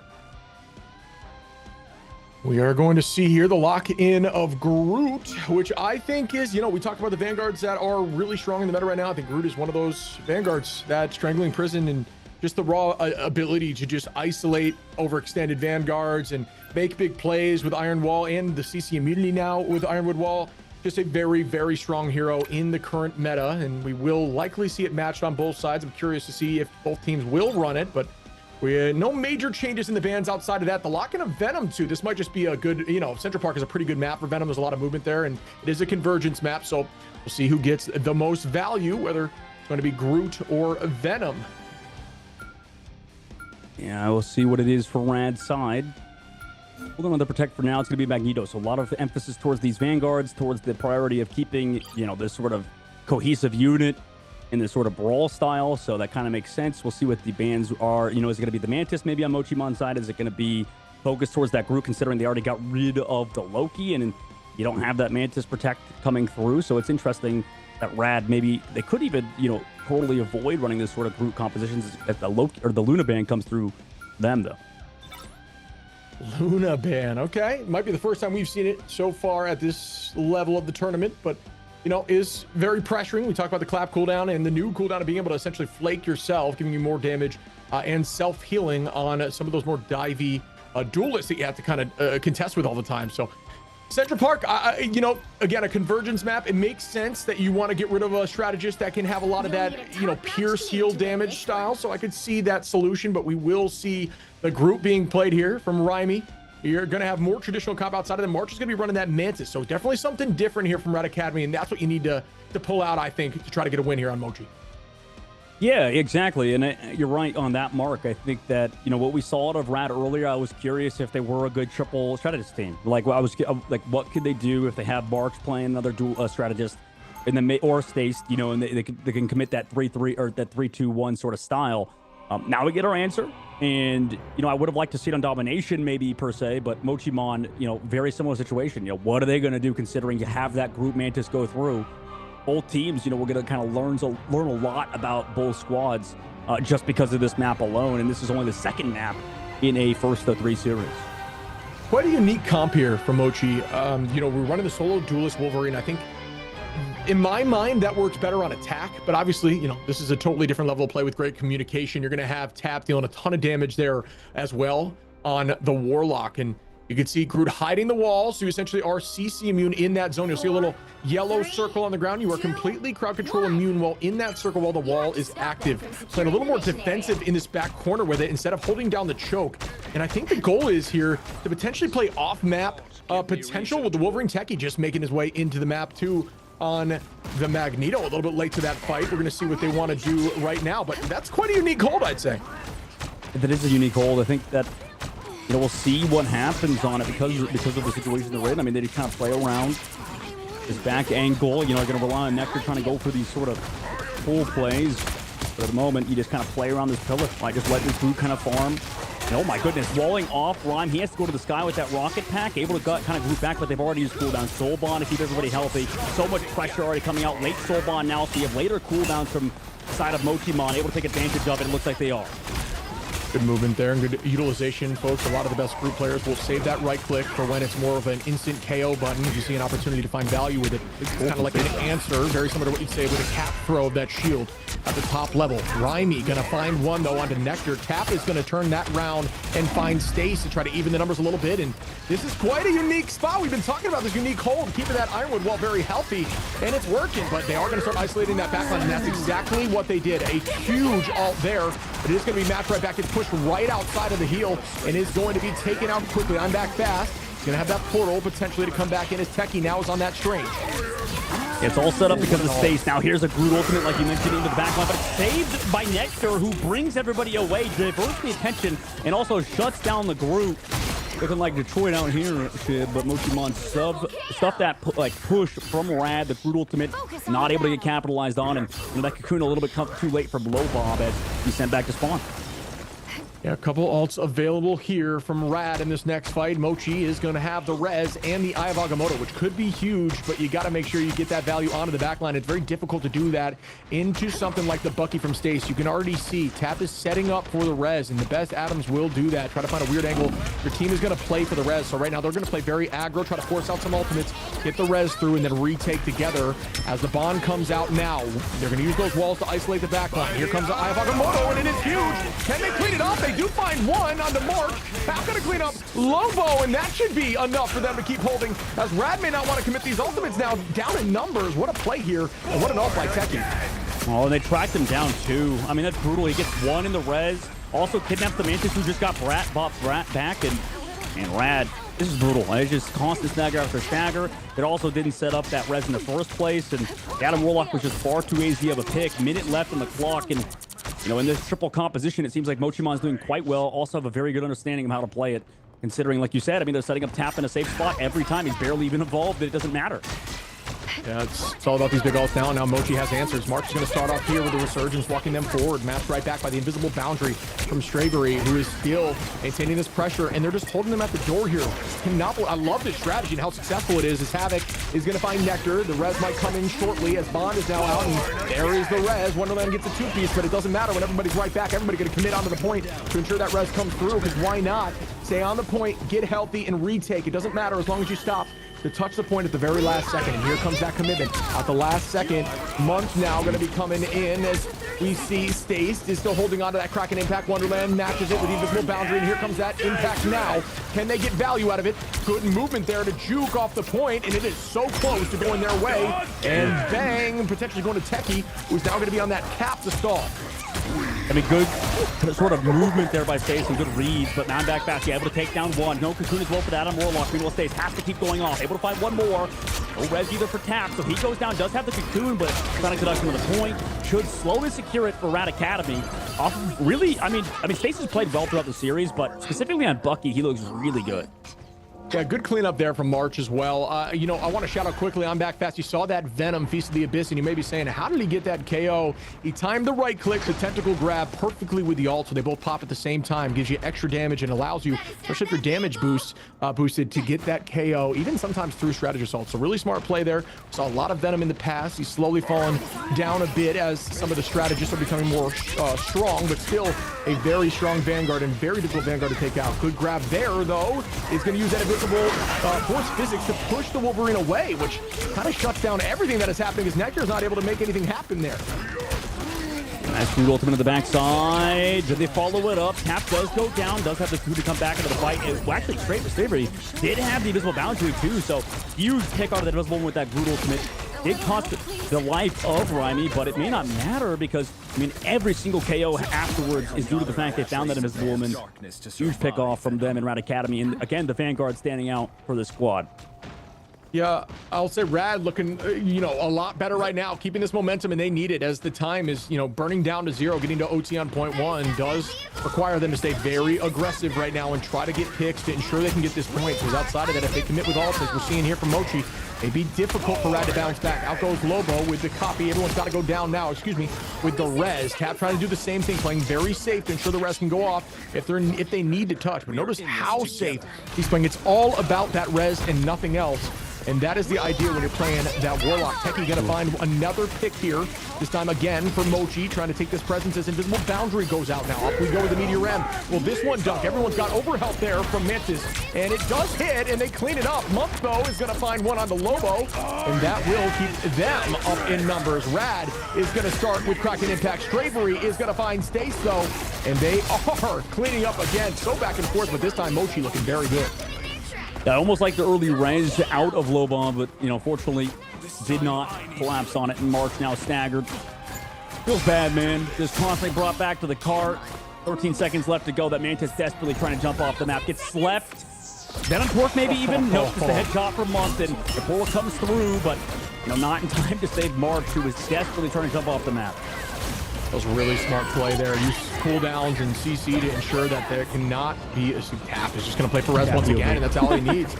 Going to be using it shortly now, and the whole team is going to commit here for the res, knowing they do not need to worry. If you hear that noise, you need to commit as hard as you can towards the back line. Try to get a pick or two and know that you're coming back into the fight. And that is where you see the top level play getting so much more value out of Adam. You don't see as you're climbing ladder. As we see ultimates get committed like crazy. Monk going to start off here with the Resurgence. Nectar going to find 2. Techie going to find 1. No ults left for Rad, but it does not matter because Mochi has shut them down completely, and OT is ticking down. Will Mochi be able to push through a 1.5? Yeah, they very well could. I mean, at the moment, they look like they will just because of momentum, based on what we saw in previous series, earlier. We had some really fast caps on this map even, so the fact that we're only getting 203 meters is pretty brutal. But yeah, I mean, like, excellent placement by the Tap, like you said, constant pressure provided from Nectar. And he's the one playing really aggressive. Like, it's him alongside I'm Back Fast, and then Techie's sort of there as that anchor for a month on that front line is Shravery, who have been playing well. So, Mochimon looking good at the moment for Rat Academy. I can't say the same. It's been brutal for them so far. It just feels like Low Bob is always in that KO feed, and, I would like to maybe see a little bit more play out of this Adam Warlock, maybe a bit more focal point to keeping Stace alive or something.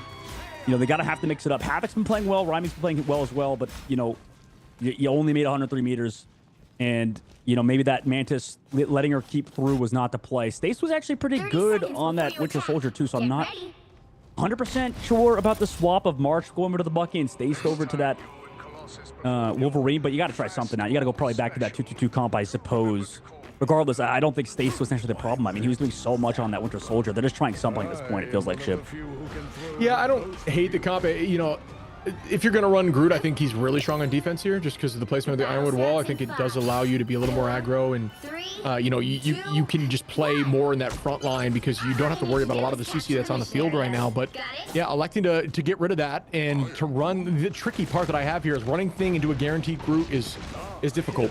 Thing really struggles into some of those walls, but this is a different level of play where they're going to burn that Ironwood Wall in a millisecond, but usually that's the biggest struggle as Thing. If he overextends just a little bit, you just wall him off like you're seeing right here, and he's already 1 HP, right? So that's the tricky thing about running Thing on defense against a Groot. We see now the pulse come through. Wonderland going to try to find some more value. Everybody trading every cooldown. Out goes the bubbles from that, both sides being launched. Ultimates flying as Mark finds one to I'm Back Fast as that wall is not down. It is exploded. Able to get a little bit of movement there, and we're going to try to get some more. Looking for the Wolverine, popping him up from Nectar. Nectar is able to escape just barely there. Tap on the right side angle. Prepping already with a res at 79%. Shravery with 90. And Lobo going to be the first one to get there. Low Bob as Havoc takes out Tap. I mean, I suppose if you can't play the mirror, can't play that sort of Mantis composition, why play it? Let's play the counter, I suppose.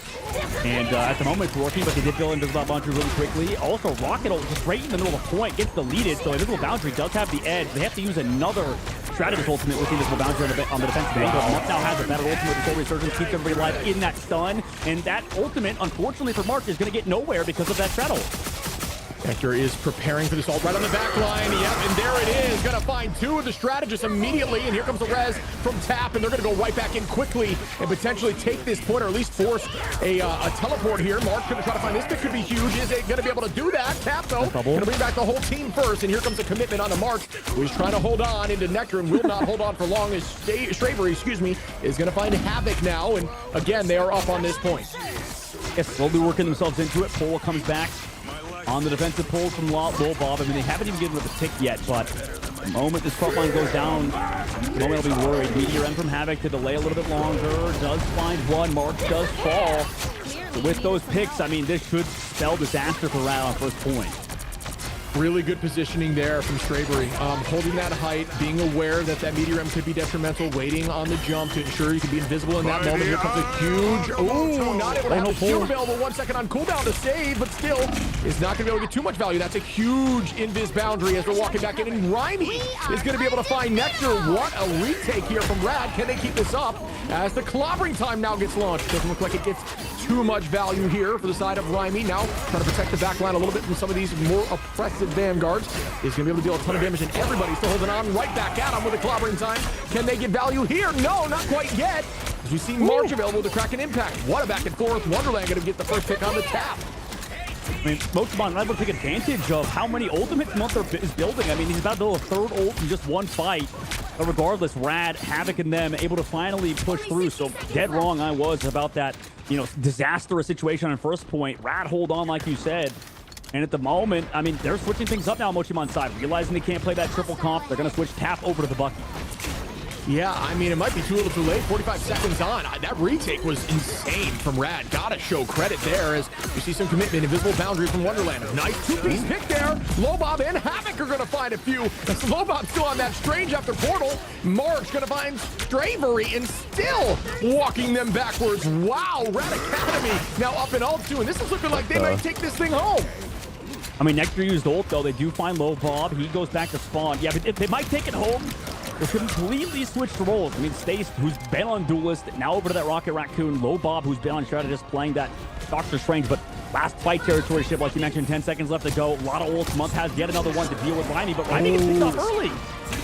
This might be enough for them to move forward as Nectar gets another. The rest comes through, but now it's swinging towards Mochi, which are still owning the top with another pick there after the res. I'm back fast, gonna find Stace, and yeah, that does do it. They get point one. What a change. Going in and overextending just a little bit at the spawn was enough for Mochi to take advantage and walk them right back, and that is a mistake that you can't have happen. Yep, saved by Nectar, saved by the bell in this case. Nectar with a huge Wolverine ultimate, the last stand to bring everybody back there.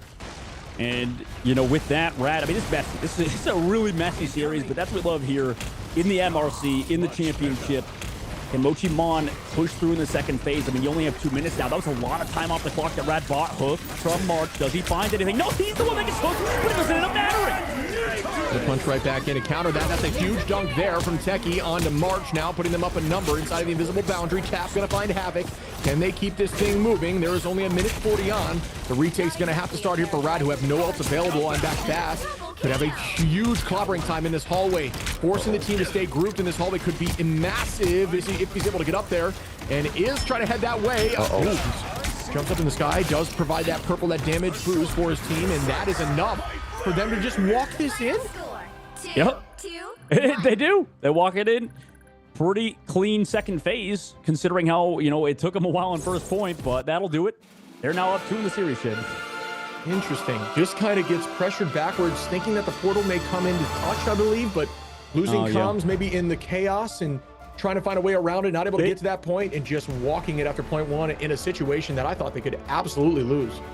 Yeah, I mean, they just had nowhere to go, right? That was they had no ultimates. They had nowhere to go. They fell back towards that pillar angle. And, I mean, like, maybe if they fell inside towards the health pack, they could have lived. But, you know, they really just committed on that spot. Committed a last stand in that case. But it turns out the real last stand is on the side of Nectar, who is going to take home that MVP. 16 final hits. Wow. And, you know, you mentioned them being a standout player so far in the Ignite series. And looks like they're doing just as well in MRC. 10, 10, 10 final hits across the board, too, Shib. Look at that. Some beautiful numbers out of Mochi Mon. Yeah, again, and you see 5 there from Month, 3 there from Straber. The team just got it together. You see that kind of spread across the board. It just shows you good team synergy, and everybody's kind of providing value and doing their part. Some mistakes, I would think, you know, across both teams here in some of these plays. The retakes also being very, very clean. There's not a lot you can do there for some of those very good retakes, and coming in with invisible boundary with a huge clobbering time to get a bunch of value. Both teams had huge plays and both teams struggled sometimes, and that's just the nature of the MRC. But again, coming out on top, Mochi up 2-0 to Rad Academy. Yeah, we've seen like March, for example, around the block forever. It feels like he's just been a part of team after team. He's been competing for a while. So a huge shout out, obviously, for still being here. Same thing with Month, you know, being a part of this competitive system for an incredibly lengthy time. So a lot of veterans sort of have been involved. And like you said, we're entering those later stages, right? It's win or go home now. You're down 2 in the series. I'm curious what you do. I feel like they've tried a lot. Like at this point, trying 2 completely different strategies, trying this triple composition with the Mantis Groot, trying, you know, traditional 2-2 style, going over to the Bucky. I mean, you can't fault these guys for changing up the composition, right? They're trying to figure something out, and right now nothing's really working. What would you say, Shib, to this squad? Should they just default back to that Bucky composition and just sort of work out their communication issues? Or, I mean, it just feels like they can't really get things going. Honestly, I think that last point was they just fumbled. I think the team looked a lot better on map 2. I think that was just a huge mental crumble on point 2 that they could have won the game. I think if they drop back properly and they retake with Portal, the Portal came through just a little late. I don't know if that was a spawn issue or if somebody could have made that change. If they come back in with Portal on point, they could very well have won that. I think they still have the opportunity to take a map. I don't believe that they won't. I think Mochi's looking great. I think they've made mistakes too, but I just like the way that they looked there on map 2. I think they looked a lot better. I don't know that they necessarily need to change anything up. I think they just need to not make those massive endgame mistakes. Okay, yeah. Yeah, I think you're on the mark. I mean, they're going to, looks like, stay with similar strategy. They ban out that Hela or the Angela first. I imagine the Gambit ban comes out of Mochi Mon. No, it's the group ban ship this time around. They want to play the Gambit, it looks like. Yeah. So, I mean, the change up is coming from Mochi Mon in this case, maybe countering what Rad we're going to do. Yeah, I'm curious too if the Gambit is going to get through. They are going to lock in that invis, feeling good about the invis. We've seen, you know, a ton of strong plays there, and Month and Stravery both looked very strong, as there is the lock in of the Gambit. So we're going to see that more traditional Gambit composition, and I'll tell you what, You know, if here's my prediction: if Rad wins with the Gambit, I bet it gets banned next game because these Gambit comps, it's really about who can find the most value out of that combination ultimate, and if they are able to shut down the other Gambit every time, you just win the game, and that's just the strength of where Gambit is at right now. I think he's incredibly strong. So we'll see what that looks like from this team. Maybe Rad is feeling confident about it. Yeah, the few first bans have been like this Angela, the Groot, or the Gambit, like you said, or even Loki or Invis. I mean, because they're sort of the at least Gambit's like the anchor of those comps for sure. It does seem to me that if you're not good at the Gambit comp this patch, that is a massive detriment. Like it genuinely does, because like obviously it's strong, but it's a global ban, right? So if you're better at the Gambit comp, if you're better at figuring out this sort of ebb and flow of these hyper fast-paced fights, then obviously you just don't want to ban it, right? So just having that in your pocket is always a good sign. So I'm curious how Mochimon look on this Gambit comp because it hasn't been played so far. For Rad Academy, like you said, I mean, this could definitely edge into their favor. I mean, they're playing the ban phase pretty well for a team that's on the back foot for sure. Agreed. I like the change. I think this is what they need to do. It shows you that they got the brain for it. It's just more so, you know, these upper echelon teams that have maybe been playing together for a while, or teams that, you know, have experience on the quote unquote big stage in these moments, you know, that all that stuff is an advantage. And see the end up there, they're going to remove the Emma, which I think is not a horrible idea. It does enable everyone to be pretty much playing the thing. Yeah, I would imagine on both sides here, which, to be honest, it very much feeds Gambit because the thing takes a ton of damage. Obviously does have some damage reduction, does have, you know, the ability to purple the backline and give you some damage increase on whoever you're looking for, but more so is going to really eat a ton of cards from Gambit and get that ult quickly, and we'll see what that looks like. It looks like on the side of Mochi, oh no, they are going to end up running it. Nectar is potentially playing the thing here, and they're going to they might run triple. Yeah, they are going to run triple on defense, which makes sense to me. I feel like it's nostalgia at this point. Like we've seen it so many times. I swear to God, dude, the amount of people complaining too is so funny from like the triple comps back in the day. Everybody's like, man, this triple Vanguard Goats comp is such a problem. But it's just not. It's like never been. It's like only one specific point. Yeah, exactly. Of this game, like barely. And then it enables you to go those Moon Knight compositions with Storm and just farm ult in 10 seconds and try to land it on that. I mean, it's some of the beauty of watching the top level teams is finding their solutions to things like this. And some teams have just absolutely smoked through this triple comp, and some teams run it really well. Like, you know, Envy, we talked about Envy being a team that ran the triple very well, and then, you know, Fly had great answers where they were running that Moon Knight, for example, and just walking through them sometimes. So it's just you know, the ebb and flow of the game, the chess match of the game. I love finding solutions, seeing solutions. We see here there is going to be March. He knows that this needs to happen. It is going to be the Moon Knight Storm to damage boost that Moon Knight. It says you were talking about it, so let's see what happens for the side of Mochimon as they're shoved all the way back, and it's scary with how much damage Gambit does. Lopop looking comfortable on the Gambit so far. Yeah, Wonderland is going to find that pick up one number right now because the rest come through. Techie able to find Havoc there, using that team up to deal a ton of damage, and the dangerous spot there. Moon Knight is going to launch that ult very quickly. To be around almost 40 seconds. Definitely not the record that we've seen some of these teams do, but definitely strong. Wonderland is going to take out Techie, and again, Rad Academy now up numbers on the offense and really owning the space. But, you know, I'm back fast trying to hold on, already losing a ton of HP, but just charging Gambit up. As we can see here, Monk already has. That was insane from Rimey. An incredibly smart decision to try to keep Invis out of the boundary. Exactly what happens is Havoc cleans up the rest. Rimey going to find another in space onto I'm back fast. Such good play there. Yeah, I mean, you would assume. I mean, I don't know just how these sort of comps work with how good Gambit is. I guess that these sort of triple comps aren't as good. You know, you just get on the attack, you have that damage boost, everybody's together. You're able to build up your own as well, the damage boost. Here comes Stace now with that ultimate early. Yeah, you can also, you know, provide that anti. Oh, wow. That was instantaneous there. Great focus on the side of Mochi. What did I just look at? That was a delete button. Nectar going to find Wonderland now and walk down the rest. Oh, that was kind of clean onto March there. And Gambit just barely escaping, using some of that movement to heal up. Rimey trying to get out of there is also one, but what do you know? Full HP heading right back to Invis and Gambit like that. Yeah, of course, a player named I'm Back Fast is a Venom main, you know, just going in deep. Yeah, you know what, I figured that, Yeah, it just makes sense. It's just right, but now they go aggressively, Robolt in, Gambit over the top of it as well. But actually, slow down. They commit their own game build the defensive angle, slow down everybody on Mochi or on Rad Academy's side down to just invisible boundary, which they pop off. Yeah, I think that was a good play. I mean, he was looking to try to take out the side of Low Bob there, just to shut that ultimate down quickly. It was a good idea. Does get matched back quickly and good movement by Low to take the height and not have that happen. You know, use that jump to stay away from Feast of the Abyss if it is going to be launched, but was committed in the downtime. We didn't have eyes on that. Doesn't seem like it got too much value. Everybody evened out right now. Rad Academy has ult advantage, at least for the moment. Will they be able to pop off? Month is holding on to the invisible boundary. Could potentially shut down some of this, but March is going to start here early on with the Galactic Legend. I'm back fast. Going to find Stace. Still holding on to the point. All-Star committed here from Rad Academy, who are down a number now, and is going to fall as Nectar out of the sky is going to find one. And you know, you may say Daredevil doesn't do a great job against Flyers. Well, I disagree. We've seen Nectar drop Flyers like it's his job right now. Their job, excuse me, as they're still walking back. Yeah, I mean, they're relying heavily on Raimi here, like you mentioned earlier with those ultimates, but not able to find any KOs while they build up those shuttles. But they are close to another setup. I mean, Stace able to come back from spawn fast, and now they're able to take down Techie, but the healing is too much, and so just about now they're finally able to take down the vanguards of Mochimon, but they're a little bit late.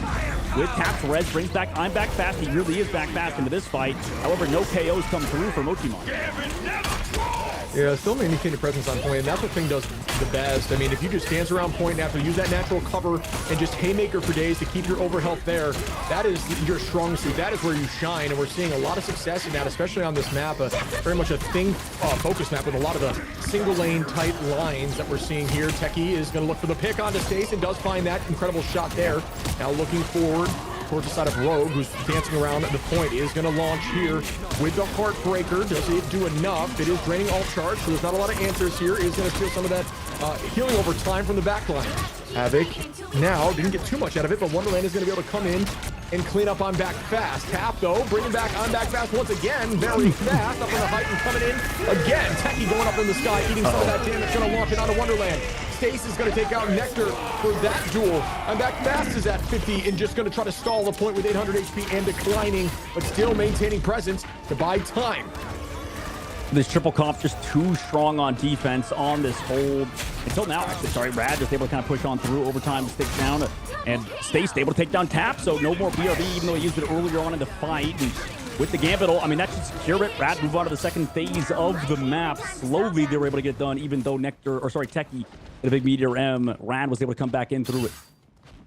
Yeah, good attack there. I mean, very good defense. They are switching things up again, heading back towards the Thing, getting off the Venom, but good attack. Really, you know, buying a ton of time on point. Only 2 minutes here for the push here on point 2, which has a very defensible position here at the end. But either way, Rad Academy still definitely has what it takes. As I say that, Wonderland goes down early from Techie with some really good shots. Once again, talking about how Techie always finds some of these picks in the neutral without committing ult. It was Month. Yeah, Month hit the forces that pulled him. He was like too far forward. That's really tough to see, but yeah, like you mentioned, a good job for Month combined with Techie. I mean, he's had a really good career so far. Magneto, you know, coming alongside the Team Sentinels roster, and now, you know, they're able to walk at the side of Rad, send them back to spawn with a minute 30 left. Nectar is just not letting them leave. They're just dominating the spawn, but is going to be able to escape, use some of those cooldowns to get away. You know, at full HP, just some incredible movement. It is going to be matched in terms of the Star Lord now by this side of Tap. So we'll have that combination, and that's what they're looking for. We're going to see a Gambit Star-Lord combination likely here shortly, unless they don't think it's necessary. No, they do think it's necessary, and here comes the combo. Can they clean up? And yes, they do. Yep. And that's all they need. Bang! Tap going to find a 3-piece and almost make that 4, and that is why they matched that, because they saw that happening there from March. Noticed how much of a threat it was and said, we should probably do the same thing here, as they do hold on with a very clean play. Ooh, this is a huge stagger. Staggering him out. I mean, 52 seconds left. Getting rid of him now. He already has his ultimate. You might as well. Do they get too far forward now, right? That happened before where the Invis was a little bit too far forward. They're actually going. Yeah, they want more, or at least to force out some ultimates. But at the moment, oh, no, wait. I'm back fast goes super deep in. Able to fly back, though, because of how current situation of Thing is. And nice pull, though, brings in Techie for now. And there is the answer right back. Exactly what they just had happen to them could happen right back once more. And it is started, but this time they're going to use Stace's combination instead of March to walk forward and head towards the back line. Stace is looking for one. Does find the pick there on a Month. March is going to commit as well with that all onto Stravery. Might have been a little bit too much. It might have just needed March in that moment, but maybe it was enough as they are committing those ults and still have plenty. So that's some good tracking as they still have 3 for the next fight, where there is no answer quite yet, but Stravery and Tap are the ones to look forward to if you're looking for Mochi to take this home, as that will be a huge threat. Wonderland available or that invisible boundary again, but last time they found those picks even through the boundary. Hey, you're 100% on the money. I think Havoc needs to go big with this Meteor M to counter Tap and Stravery, or they can just go early, right? Do they even know that they're up to 10% in this fight? Stravery gets low because of the Guardian. Yeah, nice job by Marth and March. And you talked about earlier how they read the early fight. This time you're able to pop off on Stravery, but Overtime takes down Meteor M from Havoc, goes across the map, does not connect. March actually falls. Yeah, Techie with a nice pick there again, just through the neutral, using those left and right clicks there to find a ton of value. At this point, just stalling point OT has begun. This is the defensible position I was talking about. Stays trying to find some value out of the backline, and here goes Tap. Starting up, but he's also in danger. Great heals there from the backline. Going to drop backwards towards his team, and now progress forward. The combination not quite available, as Stravery does not have that all just yet. The portal comes through now. This time for the side of Mochi, who's just trying to use that as a wall to progress forward, and that's not a bad idea. Use those portals as natural cover. Here comes the clobbering time. It's massive! As March Stays and Rimey are able to take out 4, and that is a huge ultimate there for the side of Rat Academy, who are playing very well here on this attack.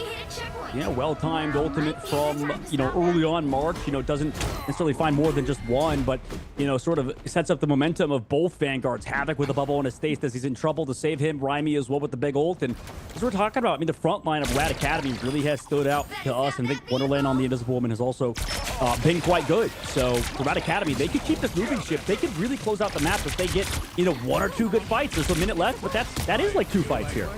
Yeah, see, that's what I was saying. They're starting to figure it out.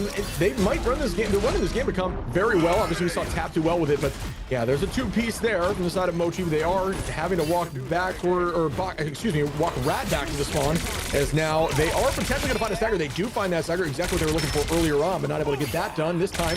This is another one of those spots that you just want to try to buy as much time as possible, force out cooldowns, and know that it's pretty tough to keep them here because the spawn is, very close, so you can just drop back anytime. But either way, you're able to get some picks here, force the reset. It's all that you're looking for. Just biding time. Try to get this thing to OT.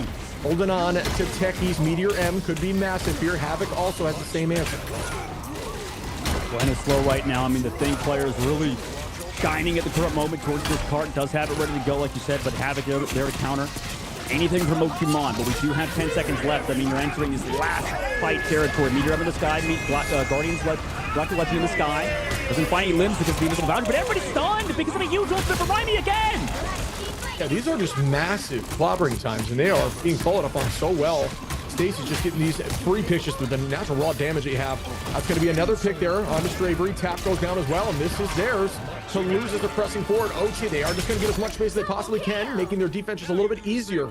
As Mochi now, they are still roughly even in ult advantage. Stacy's going to be close too, so Rad has ult advantage in this fight, and they will have the combination of using Daredevil here with the Gambit, and there is no Gambit from Stravery, and that is what I'm talking about in terms of Rad running this comp just a little bit better, getting more value, and able to get huge picks here with these combo plays. And here comes the 1-2 punch that is Lobo in his case, and there it goes right now. Will this get value? Clobbering time goes out from I'm Back Fast to counter it, and it does work as Stace goes down. Great play there by I'm Back Fast. Meteor M comes in, this time from Havoc though, onto Stravery. Much falls from March, and Rad is walking this thing in, trying to get the 3 points. Rad falls back to the team. March just falls back to his squad. Now in the sky. Happy holidays to Techie and Tap. I'm Back Fast able to find 1, but he won't be back fast enough, unfortunately for him. That's 3 in that fight for March. Rad, like you said, Shib, close it out. And actually, in overtime, get it done. Very, very well played by Rad. At points there, even, on point 1, down to overtime with, 20 meters, and still able to get that through. And overtime again on point 2, get it done with some very strong clobbering times from Rimey. I think a lot of these plays are on the back of a huge clobbering time. Even at the end there, you saw the combination where they were walking at them with, the combination of using Gambit and Daredevil, and then hitting that clobbering time, taking out Daredevil right in the beginning of the fight was absolutely massive. Oh, yeah. No, I thought they were cooked on first point, honestly. Like, it was just down to the wire. And, they just got it done, right? Just like you mentioned, able to play the comp better, and huge work from Rad. I'm curious what Mochimon want to do with the adjustment we talked about, and you've mentioned how they were doing such a good job in the ban phase so far, or at least in the draft phase at the current moment, 30 seconds before your because attack. Get yeah, ready. they just figured them out. They just knew what to do against Mochimon, and the adjustments seem to have worked so far, but it's not over yet in this case, Ship. You should know by now. Yeah, some big plays across the board as we go into the attack now. Mochi got to push this thing the whole way. And, I would argue that this is very much an attack-sided map. We see a lot of these maps go OT unless there's a very strong triple hold that keeps them at the door for a while, enough to buy them enough time on point one. Point two has some potential too, but if you're getting through point two, a lot of the time the team's momentum just pushes them all the way. But now we're going to see Stace on the penny to help out with this triple comp. Is this the answer they need to hold on tight and take home a map here, pushing this series even further? It could very well be. When they get the team up with that Rocket Raccoon, they get to still play Gambit. I mean, it's going to be brutal to come against, to go against for Mochimon, right? They do have the Moon Knight composition that we talked earlier. They don't have that Storm that we saw at Rat Academy earlier. We'll see if it actually ends up mattering, that thing. Meanwhile, trying to sort of stay alive. Traver on the high ground, though, gets taken down so low. Nectar trying to look for one-shots, is now able to find it, but it's traded. Tech is gone. And we talk about Nectar, they're so strong in so many different heroes. Now pulling out the Hawkeye and getting a few picks here. Finally goes down early, and the point is still moving here. At this point, Stace just trying to dance around those spawners. Is able to escape for the moment, but getting hawked down here by I'm Back Fast, who's looking now towards Invis, who falls. Just trying to fall on the point here to stall a little bit, but Tap, Mug's gonna get another two-piece. Make it three as Tap gets another with I'm Back Fast, and they walk through that with ease. That triple composition had no chance here into Mochi, who are looking very good off the rip. Yeah, that's tough for Rat, considering, the fight that they were in. It's not like they just, all fell on the point and died, but in this case, nice shot from Nectar. Really good patience there. It does have his ultimate available. Out goes the Sia now. Likely just going to be kited. Yeah, they're just going to drop back and wait this out. They don't need to commit right now. Any ults just make that, something that's just not getting any value. And now you retake with all your ults, and that's exactly what they're doing. Gambit goes out for both sides. Who gets more value with the Royal Flush? A Meteor M up in the sky looking for Gambit! Oh no, and second land on Nectar, excuse me, and that's a good pick there from Havoc. Oh, stun. We did see the ultimate committed as they are trying to find more. Havoc is up and staying on this point now, and both teams are going to stabilize a bit. Raimi going to start here with a huge Eye of Agamotto cleaned up as Lobob going to find Tap here, and they walk back in. Ults being committed on both sides, and there is not a lot for the side of Mochi to stay in this fight, but again, they did push very quickly. A lot of time on the clock still for them. Yeah, brutal fight for Mochi. I mean, Techie tried to kind of equalize it with an Eye of Agamotto, but got CC'd by, I believe, the Penny Parker in that case. So, bringing back up the Penny Parker that you mentioned 2 minutes ago, it's definitely impacting the game at the current moment as Rad, hold and also cancel out ultimates. And nice shot, like you mentioned earlier, from Havoc. We'll see if they continue with the Invisible Boundary and a Penny Parker ult to delay, but Mochimon with I'm Back Fast could go big, maybe with a pull into a ultimate from him. Setting up now on the defense. Out goes a clobbering time. Seen a lot of value with those recently, and there goes the combo. This time it's going to be releasing the Moon on top of their head as Tap is going to find one. Stace, though, coming right back into the fight from March. Is going to be on that rocket, using that ult to stall, like you had mentioned. Just essentially going to set up some mines here to make it a little harder to press forward. And now they will begin walking. I'm assuming the spawners are out to commit, but no, Techie is going to find Stace. A ton of focus there. And Damage trying to crack that, and does. Nectar, great decision by them right there to put so much damage that there's no answer for the Meteor M, as March is now in a dangerous spot. Lobob goes down, and they will take this point, I believe. And yes, they do. A little bit too many ults there from Mochimon in that case. They just kind of walked at him. Nice ult from Nectar. Huge shots, like you mentioned, in the sky, and then they're able to follow it up with some shots downrange from both Techie and I'm Back Fast. Now, second phase of the map, 3 minutes, right? You do have that Gambit ult against Gambit ult. So we're finally synced up on both sides. Invisible Boundary also at a very similar rate. So I'm Back Fast going to be closer to that Thing ultimate in this fight. Maybe we can see some, press on through with Tap on that Hawkeye. He's looked good so far. We'll see if we can continue that play on the Hawkeye. And there's a lot of pressure there on the Tap, who does go down quickly from Stace. Who, again, March also committing heavily here to find Stravery. But that's just it. I mean, when you hear the Gambit ult, you got to stack and hope for the best. Try to find Gambit, or else you are just cooked if you do not have an answer. They had no answer at the moment, so they did have to drop here as Rad now retakes this space and finds another to stagger it just a little bit as Nectar is going to be on that Daredevil. Yeah, excellent job to find him and Tap, and you know, with Rad, they're just kind of going together as a unit. It's tough. Cap now over to, like you mentioned, the Star-Lord. We'll see if that can mix it up. I mean, he's obviously been a focal point. It's hard to live on Hawkeye sometimes. Meanwhile, for Rad, you know, what do they opt to do? They commit the Guardian's ult, or the Star-Lord ult. Maybe it's connected by the Meteor M on the opposite side. Ultimate invisible boundaries ready to go, and Magneto. Okay. So you see March now, going to find one. Raimi to Stace and March again, and that is some good commitment. Forced out 2 ults there, though, from the side of Rad, as Mochi now is trying to build back. They do have some answers. Havoc is going to try to save that ultimate to eat Tap's Galactic Legends to try to buy as much damage as he can for the moment until they keep walking forward. But, you know, Stace also holding on to this Daredevil. Let the devil out could be a problem for the backline, as there is no answer just yet. And Backfast doing a great job, though, and same with right back on Raimi, using these clobbering times to shut some of these ults down. Let's see if they can do it again. Man, it's going to change the whole situation in the current moment for Rad, as you know, looking around, kind of keeping Stace alive, doing a good job. I think compared to earlier, there's, you know, so much focus towards keeping Stace alive. Bubbles thing. Cat, though, takes down March in the sky. Now Nectar on the back right angle. Wow. Inside. Brutal situation to be in. Takes down 3. Quick fight for Mochimon. Yeah, I was going to shout out Rad and saying good patience there to not overcommit, and you know, they really didn't, but you know, same with Mochi. They did not overcommit ults. They really used the combo that they, you know, set out to use from Straver in Tap, and now you're going to see Rad, who will have Low Bob and Stace, another one of those combos we talked about before, using Daredevil just to try to get to that back line and pressure them with the speed that you get from Gambit. Let's see if it works here. This is in Rad's favor on his defense. 26 seconds on.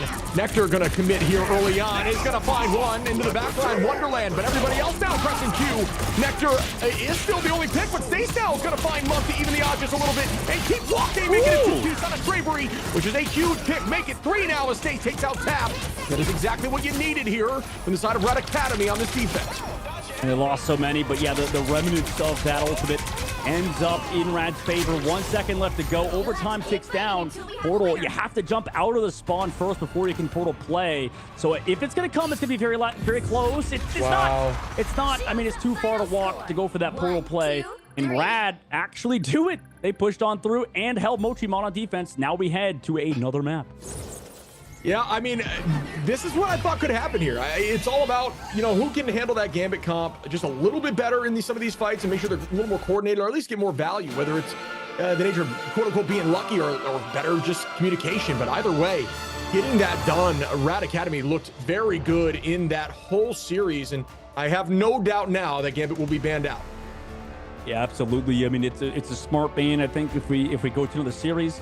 And you know, it's tough because you probably should ban it, considering how, you know, Low Bob in that series earlier, I mean, whenever he's not on the Gambit, it did feel like you had a pretty big edge. So, you know, it's going to matter. I think we'll have to see if Rad can adapt to that. But yeah, the group ban not ending up in much in that series or in that map.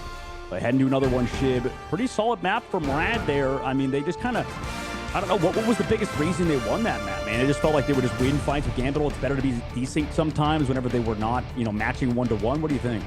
I mean, they did a good job not overcommitting ults, that's for sure. I'm not sure what the exact ticket is, because even on that triple hold, they just got absolutely walked through and then found their footing there at the end, which was good. And but either way, I do just think it was just the lack of overcommitment, and when they were committing ults together, they did a good job not, at least on the defense, not getting canceled out and always getting value. So especially with those Gambit ults, and that's everything. If you get a Gambit ult fully off and able to get picks through it, that's all you're looking to do with these comps. Again, Rad did it just a little bit better, I think, in that map. And we'll have to see if they can keep it up as they head into the next series, potentially pushing this to Game 5.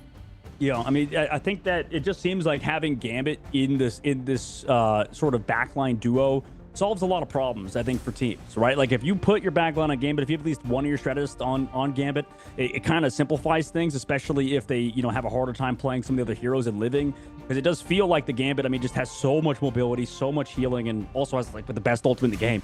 Just, you know, might as well just put a player on it, considering, I mean, we just saw their backline, I think, sort of struggle whenever we didn't see Gambit, right? So it's all about, I think, how Rad adapts moving forward, because it just feels like when they have swapped over to Bob playing Gambit, they just win the game. Yeah, look good. I have no doubt we're going to see something shift here. I'm curious to see if it comes to fruition, kind of like we called out earlier on before this map even started, just because we saw the Gambit getting through for the first series. And, you know, if I'm on the opposition and we lost a map when they were running Gambit and we've won every other map, I'm banning Gambit first. I mean, that just makes the most sense to me. And, you know, it's tricky because I think Daredevil's gotten through almost every time, not every time. But Daredevil just makes the backline's life very difficult. It is so hard to hold on, especially if maybe Rocket gets mad out, if you're not comfortable as much on Rocket, just trying to escape all the time. The strategists, although the top strategists are very impactful right now, they also are consistently dealing with a lot of pressure in this season. So yeah, I'm curious to see as we're diving in right now to see where the next map is going to be. Krakoa Domination, another one of those domination maps, but we'll see what the first bands end up being. Yeah, that's really the big key. I think that dictates, you know, where we're going in terms of the heroes played. You know, we've seen Group get banned before. This time, you called it, Shib, immediately going over to the Gambit ban this time around. Let's see how Rad adapt. I mean, having it go through seemed to be a pretty big benefit for Rad. You kind of want to, I imagine, keep as many strategists alive in this pool as possible. Maybe even bait Mochimon playing that triple because, I mean, they at times struggle playing, I think, that triple comp versus you with, like, the Bucky and stuff. So, you know, we'll see how things change up. They actually go for the Phoenix ban immediately. Yeah, I like that. I mean, maybe that just indicates to me that they want to run the Rocket composition. It helps a little bit to be able to be more self-sustainable and just kind of play your own game. You're saying if the, you know, you kind of talked about it, the backline struggling to hold up and you want to run Rocket, it might as well just get rid of Phoenix because it's going to make your whole team have to focus Phoenix 24/7 and you know, Phoenix using that low roofing tech sometimes can make it impossible to really stop Phoenix from getting that ult off. So not a bad decision. I also think Phoenix is really strong right now, but I do think Hela in terms of raw hit scan potential is just a little bit better. Yeah, I kind of agree with you on that one. I believe that's a pretty good take. But both these teams haven't shown they want to play that sort of composition, I suppose. Like no Hela bans have come through. Or did we see a Hela ban at the very beginning? Maybe. Yeah. Just to cover us, we'll say maybe. Okay, let's go with a solid maybe there. But yeah, I think like at the current moment, both these teams haven't played it. So I'm curious to see kind of like what the change-ups are. We have an Angela ban coming through from Rad. I mean, they first banned it last time, so they moved that over to the second ban and prioritize that Phoenix. But we get rid of the Mantis on Mochimon's side, which to be honest, I don't know if I'm fully on board with that. I mean, we don't have the group ban so far, so it makes sense to get rid of that as well with the low-key protect. But at the moment, I mean, both teams honestly did not play that Mantis comp to, in my opinion, that high of a level. Yeah, maybe not utilizing it as effectively as we saw. We saw some decent picks in some of the matchups towards the end, but again, I'm with you. Maybe not as clean as we saw some of the other teams earlier running that Mantis composition, forcing it out. But Mantis just enables so much, and I think teams in general are afraid of the options that you have when you have Mantis, what it can do for you. But removing Mantis and Groot here from the side of Mochi, I think they just, you know, I think they really want to value that Bucky pull in the front line. They know they're going to run into the thing at this point, so raw damage will be fine. But then they're going to have that Bucky to just manhandle any other Vanguard in the front line and look towards the back line if they're ever out of shields. I mean, I guess this team really wants to play that group comp for Rad's side. A lot of prioritization towards those low-key sort of team-up heroes. But, yeah, I mean, they want to keep that Star-Lord. I imagine Mochimon also are fine with it. But at the moment, I mean, the Hela Namor goes through. You have I'm Back Fast Venom available. Not focusing on that, I think, might be a slight mistake from Rad. The Daredevil on both sides look pretty solid. I think, Nectar, you mentioned how good they were looking on that Daredevil. But, I mean, that wasn't really the biggest problem that Rad had earlier. We'll see how things play out, though, Shib, as Mochimon have sort of stuck to their guns in the ban phase. Meanwhile, for Rad, they're trying to start this comeback. And this is the map to do it on, right? I mean, you swap back things. You have Stace on the Hela. If you have March back over to the Bucky, that might be nice. But we'll see how they do versus Nectar and Tap, who have been a duelist lineup, duelist demons, honestly, throughout the series of Ignite. We'll see how they do today on Hela Nimue. Yeah, and in my personal opinion, just looking at this off the rip here, I'm going to go in favor of Mochi here because if you're running Thing into this strong of hit scan, it is very difficult to not just get farmed for alt charge and absolutely get smoked in terms of damage. Like, you're running hella Namor now, and they're going to have some decent LOS on you here in these different maps. You got a lot of height. There's a lot of different angles you can take, and it's going to be tricky. I'm curious to see if they're going to be able to run the Thing. I think Thing plays really well in that last map we watched. That's typically where we've seen Thing all throughout Ignite series, just because it's a lot of just these tight alleyways. You get a lot of successful ultimates, but in these open, full 360 location dominations, it's a little more tricky unless you're heavily up in advantage, so you can take it to them in their alleyway. But you see this open area right here. Getting successful Thing ultimates here is tricky, and we'll see if they're able to do so, or if the just raw hit scan value from the side of Mochi will be enough to keep the Thing away. Yeah, we kind of saw this earlier with the Penny Parker, I suppose, to the side of Guilty, but now pull in from Stays, brings back on back. He takes so much damage, but will stay alive for now. Meanwhile, Nectar, oh my goodness, nice shot from Havoc. And then everyone asks, what's the 1-2-3 combination from Mag that gets a KO? It's right there, left, right, left, and just like that, it can end for any of the duelists and even the backline. Great play there. Raimi is going to find one in Techie, making me eat my words here on this Thing, looking very strong. Is Wonderland now going to find I'm Back Fast? The whole team just keeping this momentum from last map and owning point, getting it early. A tough look from Nectar in that first fight. I mean, just walking in a straight line. Gets connected on by Havoc, and not much you can do about that. Once you're down, you're hella. They do try to swap some things around. Month, gonna have that ultimate ready to go. They can go in with it, but honestly, Staced on this Bucky as well has been solid. So, I mean, this is not a bad look so far to deal with the venom of I'm Back Fast. And you have ultimates. Maybe that Namor Whale can come through and they pop that invisible boundary, but we'll see how things play out. Glad, have to disengage his push from Mochi. Going to set up some of these squids now. Just going to remove some of that equipment, and using that, reduction in healing there on the front line. They're going to walk in with a really well-placed Sia there from Monk, who is going to be clobbered right back onto the front line. Heals around Outpost Tap from downtown, trying to find one. It's going to be able to make it happen there. Onto Lobob in the back line. Great play by Tap as they are walking forward here with Techie. Sonic Seduction now is potentially going to find one. Nectar on this off angle with Hella is going to get a two-piece, I believe. Yes, they do. And now they retake point, 54%. Not a horrible hold, but a really good retake. Yeah, it's brutal. I mean, like, Lobob getting picked is brutal there. I mean, like, you lose him. Wonderland loses his target that he wants to copy. Mochi might understand. They're probably going for strategists to copy there, so their strategists are just going to play safe out of LOS of Wonderland. And with that, I mean, Wonderland just gets pushed upon by Nectar on the backside flank. So huge work from Mochimon. That was potentially a lost team fight, or at least a stalled out team fight if they didn't get rid of Wonderland and Lobob early. So huge opening picks. And now into this fight, Nectar has ult. They have invisible boundary ready to go still, and that gets stopped. This push from Rad. Well, yeah, and just shout out at, getting off the Thing like we kind of had talked about. They're now on the Emma, just too much pressure, just too much damage. The reduction in healing on the front line, there's a lot of, your backline's in danger from all this poke, and you need to have something, keep yourself healthy, potentially peel and have that shield available. And there's some damage as out goes invisible boundary. Gonna find one here. Tap is able to do it onto Lobob. Right after that ult, I believe, gets committed, or maybe didn't go off. It's still at 26%. So I guess it was, in fact, from the copy from Wonderland, excuse me, but still a great pick there from Tap. So holding this tight. Stace does have bubble. Trying to get another pick. Tap playing so good here on the Namor. Now walking down the rest. Great play across the board here from Mochi, but eyes on Tap at the moment. Nectar going to find March in the off angle. Stravery is going to find one as well. And that, after the retake like that, just owning this point. Yeah, I mean, Lobob just had such a brutal series when he's not playing the Loki. Not playing the Gambit. We'll kind of have to see how he plays throughout, but it feels like whenever Rad Academy doesn't have the Gambit, this guy just gets picked. And something needs to change. They have no strategists ult this fight. They do have Meteor M, maybe to suck up some of the damage of Nectar, but they have that whale ready to go once they group around that Meteor M. But at 90% of the board, Mochimon controls it out right here, Jib. He's holding this space now. The portal play comes through. Sometimes it's worth throwing if you were playing Strange, you can actually put a portal down there and off-map them as they come through the portal. It's a little bit of a big brain play there. Up in the sky we go with I'm Back Fast, looking to head towards the back line. Going to own this and prepare to come in heavy now. Once something gets committed, March, though, finds Techie early on. The whale comes through and lands. Can they clean anything up? They look like they might, and down goes Lobob. This time from I'm Back Fast, following up after the whale, just trying to hold on. A lot of commitment. Going to chase after one there. Will Stace be able to hold on? Looks like they can for the moment. Stravery is going to find Wonderland, though. And a great job with this Invis, just playing very slow and not committing that ult until needed. And there goes a clean invisible boundary. Here comes the Kraken impact. Trying to get one. Does not work just yet. Remember, folks, it's the first map of domination. On back fast. Going to find Stace. Nectar onto Havoc. Straver with another pick. And Tap finds Rhymi. And that's enough for them to take this first map. A nice round there for Mochimon. I think this open phase, it was surprising. I think that Rad won that first fight like you called out with the thing.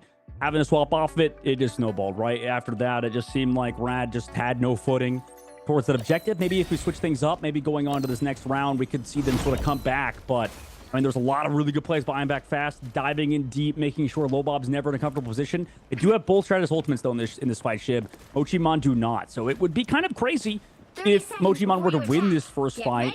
But Rad, considering the situation they're in, they're incredibly favored here in this first fight. Yeah, this could be tricky. I'm with you. I think that Rad, I like the change, honestly, from March. I think you could be annoying on the front line, but then again, there's just so much poke that it's tricky to play Fist right now. It was more of a brawly frontline Vanguard, just burning them down and, actually going into the Emma too. I'm not sure I like it as much, but either way, we'll see what it looks like from Rad, who do have a slight advantage, like you had mentioned, in this first fight, should theoretically go their way with the, strategist ultimates. But to try to counter this, or actually to try to take advantage of this, it looks like they're going to try to set up on point relatively quickly. Rhymi's now going to be on that Venom as well. I outnumber you. We're coming through. Right in. Beast. Right with the Venom. Yeah, I mean, they have to do something aggressive. This might be the play. They get that MLO. Nice job. Yeah, that was a nice play from them. Maybe that's the idea of the Fist. It's just for this early take, but even so, Fist still goes down there. Going into Tap. I'm back fast. Gonna fire. Are you kidding? 3 now for the side of Mochi, who are turning this around on them relatively quickly, and that is 4. And oh my goodness, Mochi is gonna come in and take this point first, even after all that. Alt's not being committed virtually at all besides the Beast. Both strategists still holding on, and losing that fight is a very tough look. I feel like if I speak, I'm in big trouble, Ship. I feel like if I speak, I'm in big trouble, man. Like, cause this is, it is like every fight.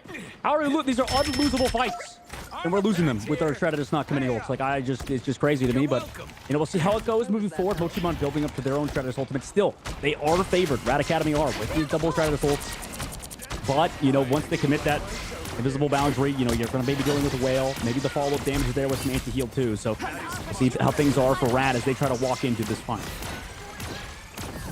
Heading in now. Point advantage still for Mochi. Out goes the whale. That one lands. One of Proteus, not getting too much value. Psyche light as Nectar is going to be able to find Wonderland early on in that fight. Even right before that boundary comes through is very tough. Stace now going to find Tap. Tap comes right back quickly though, and from that res, some really good positioning, a great res location. Tap going to find Stace, holding this fight and dominating it right now, and Mochi have not missed a beat here. Even down in ultimates in these fights, there is still ults that have not been committed from the side of Rad. They really have to try to commit these ultimates to win these fights, and now Mochi has bounced back, and they are about to cycle ults on them. Yeah, this just might be the case of in this, Mochimon's duelist, and especially this whole squad. I mean, they're just such an experienced roster, and Rad Academy, maybe some players that are still newer to the scene, still growing as players. And right now, I think, they're taking full advantage. I mean, this is just phenomenal play for Mochimon, like you said, Shib, and they have ultimate bank now on this one. Yeah, I mean, everybody's available here. March is going to try to get that off, and Nectar going to shut that down quickly. Out goes the boundary, and it is met right back by the Sia, which has not been burned just yet because everyone's in a trance from the Sonic Seduction. Up go both Hellas, and that one gets bursted very quickly as we see Techie try to shield that off just as well. I'm back fast, going to use this to eat and just get some of the overhealth. Stace is going to find a pick there. Ooh, nice. Onto Techie. Good work there. Stace is looking for another now. Arm back fast is able to escape in that moment and driving them backwards, retaking the point, but 99% here for the side of Mochi. They flip it. Nice job from Havoc and March to find that pick. Yeah, they finally close it out. Or the BRB does not help this fight anymore for Mochimon, it looks like, as they have to fall away. Nectar gets taken out by Havoc, but there's a big comeback now that has to start for Rad Academy. And they can do it, like you said, March finds those picks in those right side angles on the backside. Tap has the whale, hasn't been able to actually find a good whale necessarily just yet. But, Lil Bob's going to look around. This backman has to pay attention because these flanks have been super annoying. We lose March. Like, why? Why does this happen for free? What are we doing? Yeah, just a little bit aggro there, trying to set up and prepare, but the portal play coming in quickly and giving them the opportunity for the 1-2 punch there from Techie. Now they're going to walk forward once again. Mochi does have the whale ready. The Horn of Proteus from Tap could be matched right back by Low. Stace goes down. Havoc, out goes the boundary now, but 3 already down, unfortunately, with some really clean play from Tap, who's just doing what Tap does. But we're going to try to escape, but not for long, as I'm back fast is going to get that pick. Just trying to stall for as long as possible. That's the idea here for Rad, and they're doing a decent job of it. And here comes some more. So actually not able to get there, as Rimey does fall quickly from Techie now, trying to get in there with the dash. And the portal plays here from Stace. I mean, maybe they could buy time for Rimey, but, you know, overtime takes down. He probably won't come through before the portal dissipates. Try to bring it back actually through the portal, not able to do so necessarily reset. Here's that rocket ult as well. Into invisible boundary. The portal actually does stay around long enough for Rimey to come back into it, so there will be 6 here. March also does have the whale available. Wonderland on the flank. Nice job from March on the deck.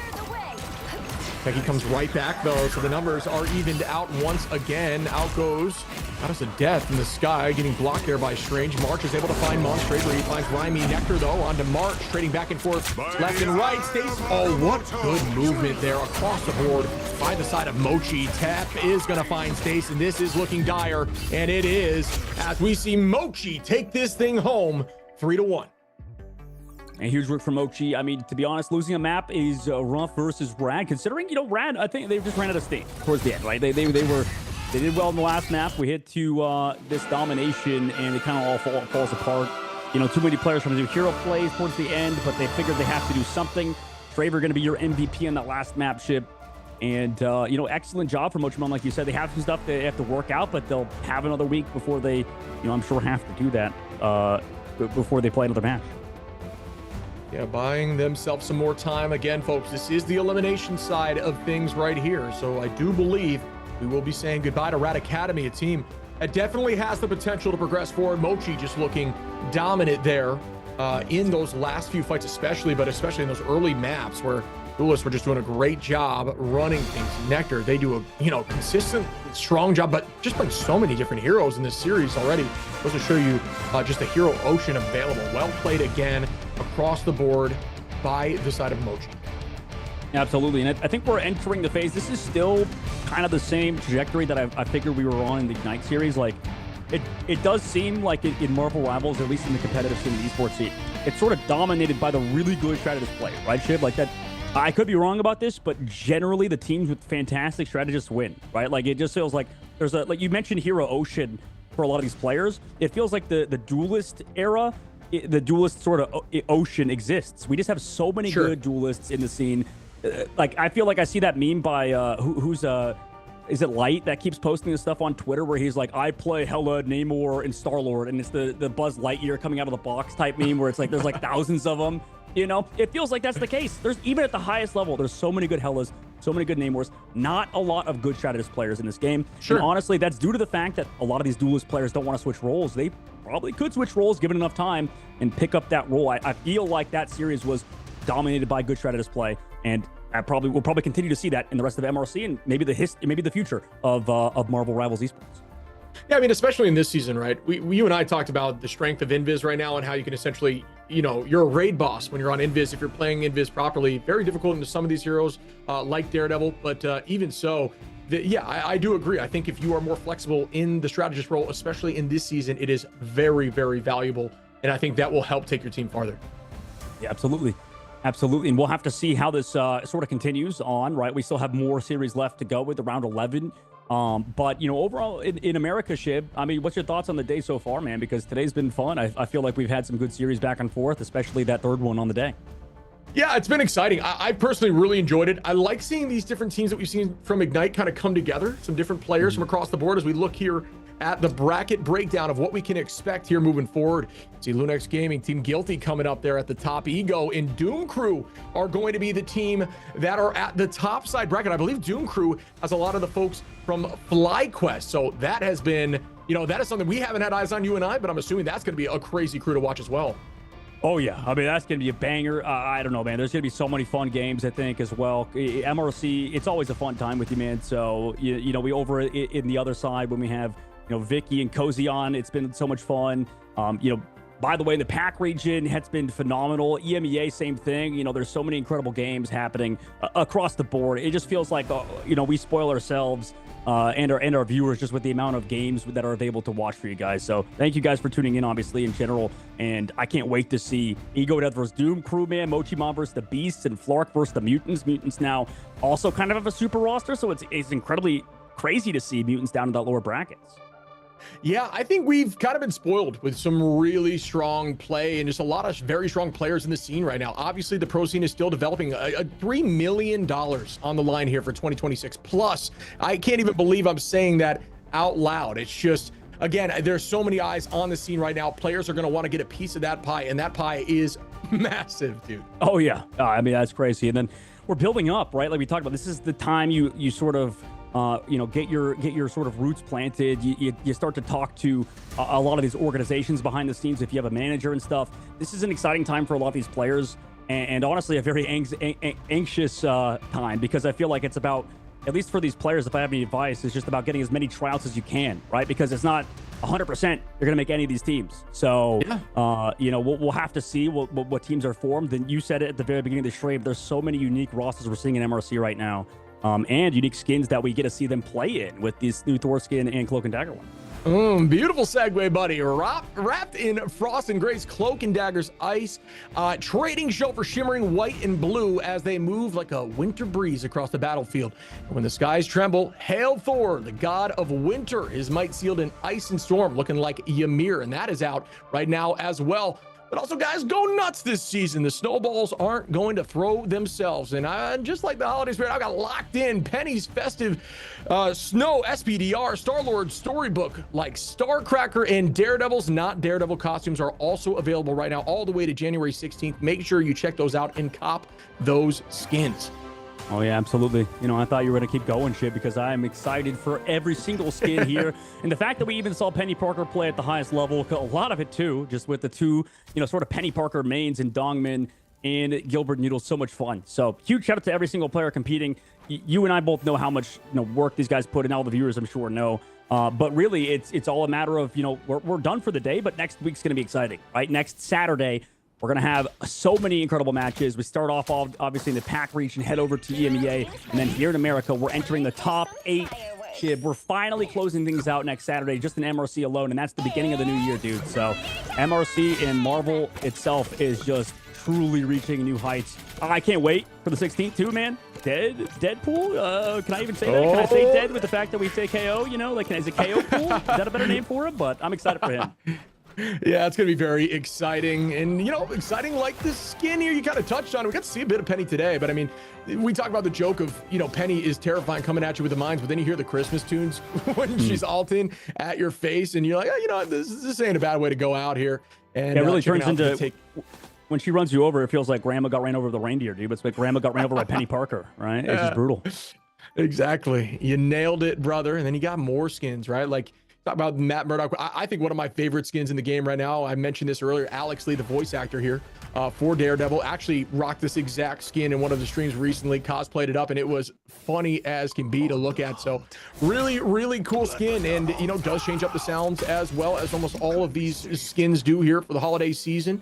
And we know how impactful this hero is. This hero is just a demon on the battlefield. So make sure you cop that skin, also available until January 16th.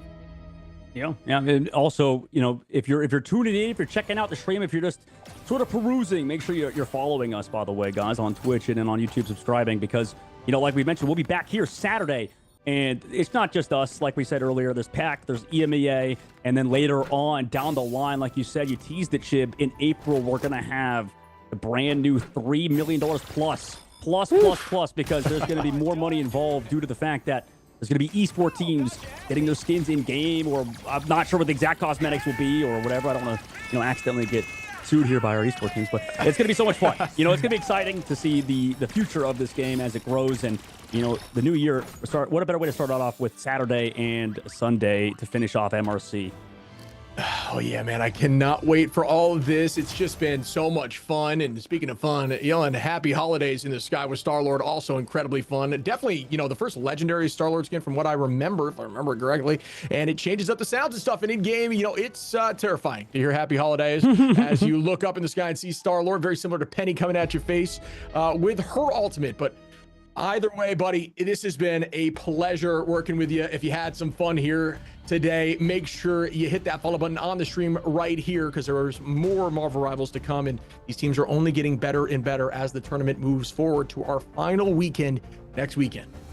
Shib, real quick, predictions. Are we going to see more Gambit next week? Is it going to be more Rogue? Are these two heroes the strongest in Marvel Rivals? Are they S tier in tandem? Is the married couple, when they're in the game, 100% win rate? What do you think? If they're together, it makes her much better. I'll tell you that. When they're together, she is a problem because that team up is just such a threat to the backline and makes you so oppressive, and you have escapes with all your movement, but granted you have long cooldowns. I personally think as the tournament moves forward, we're going to see some Gambit banouts, but maybe that's just me. Yeah. It could just be no, you're right. I mean, Gambit is disgusting, but we'll have to see as we come back next Saturday in the AMs for the PAC region, but same time here for the Americas side. So like Shib said, follow us up. We'll see you guys next Saturday. That's Shib and Dogman out. Goodbye, guys.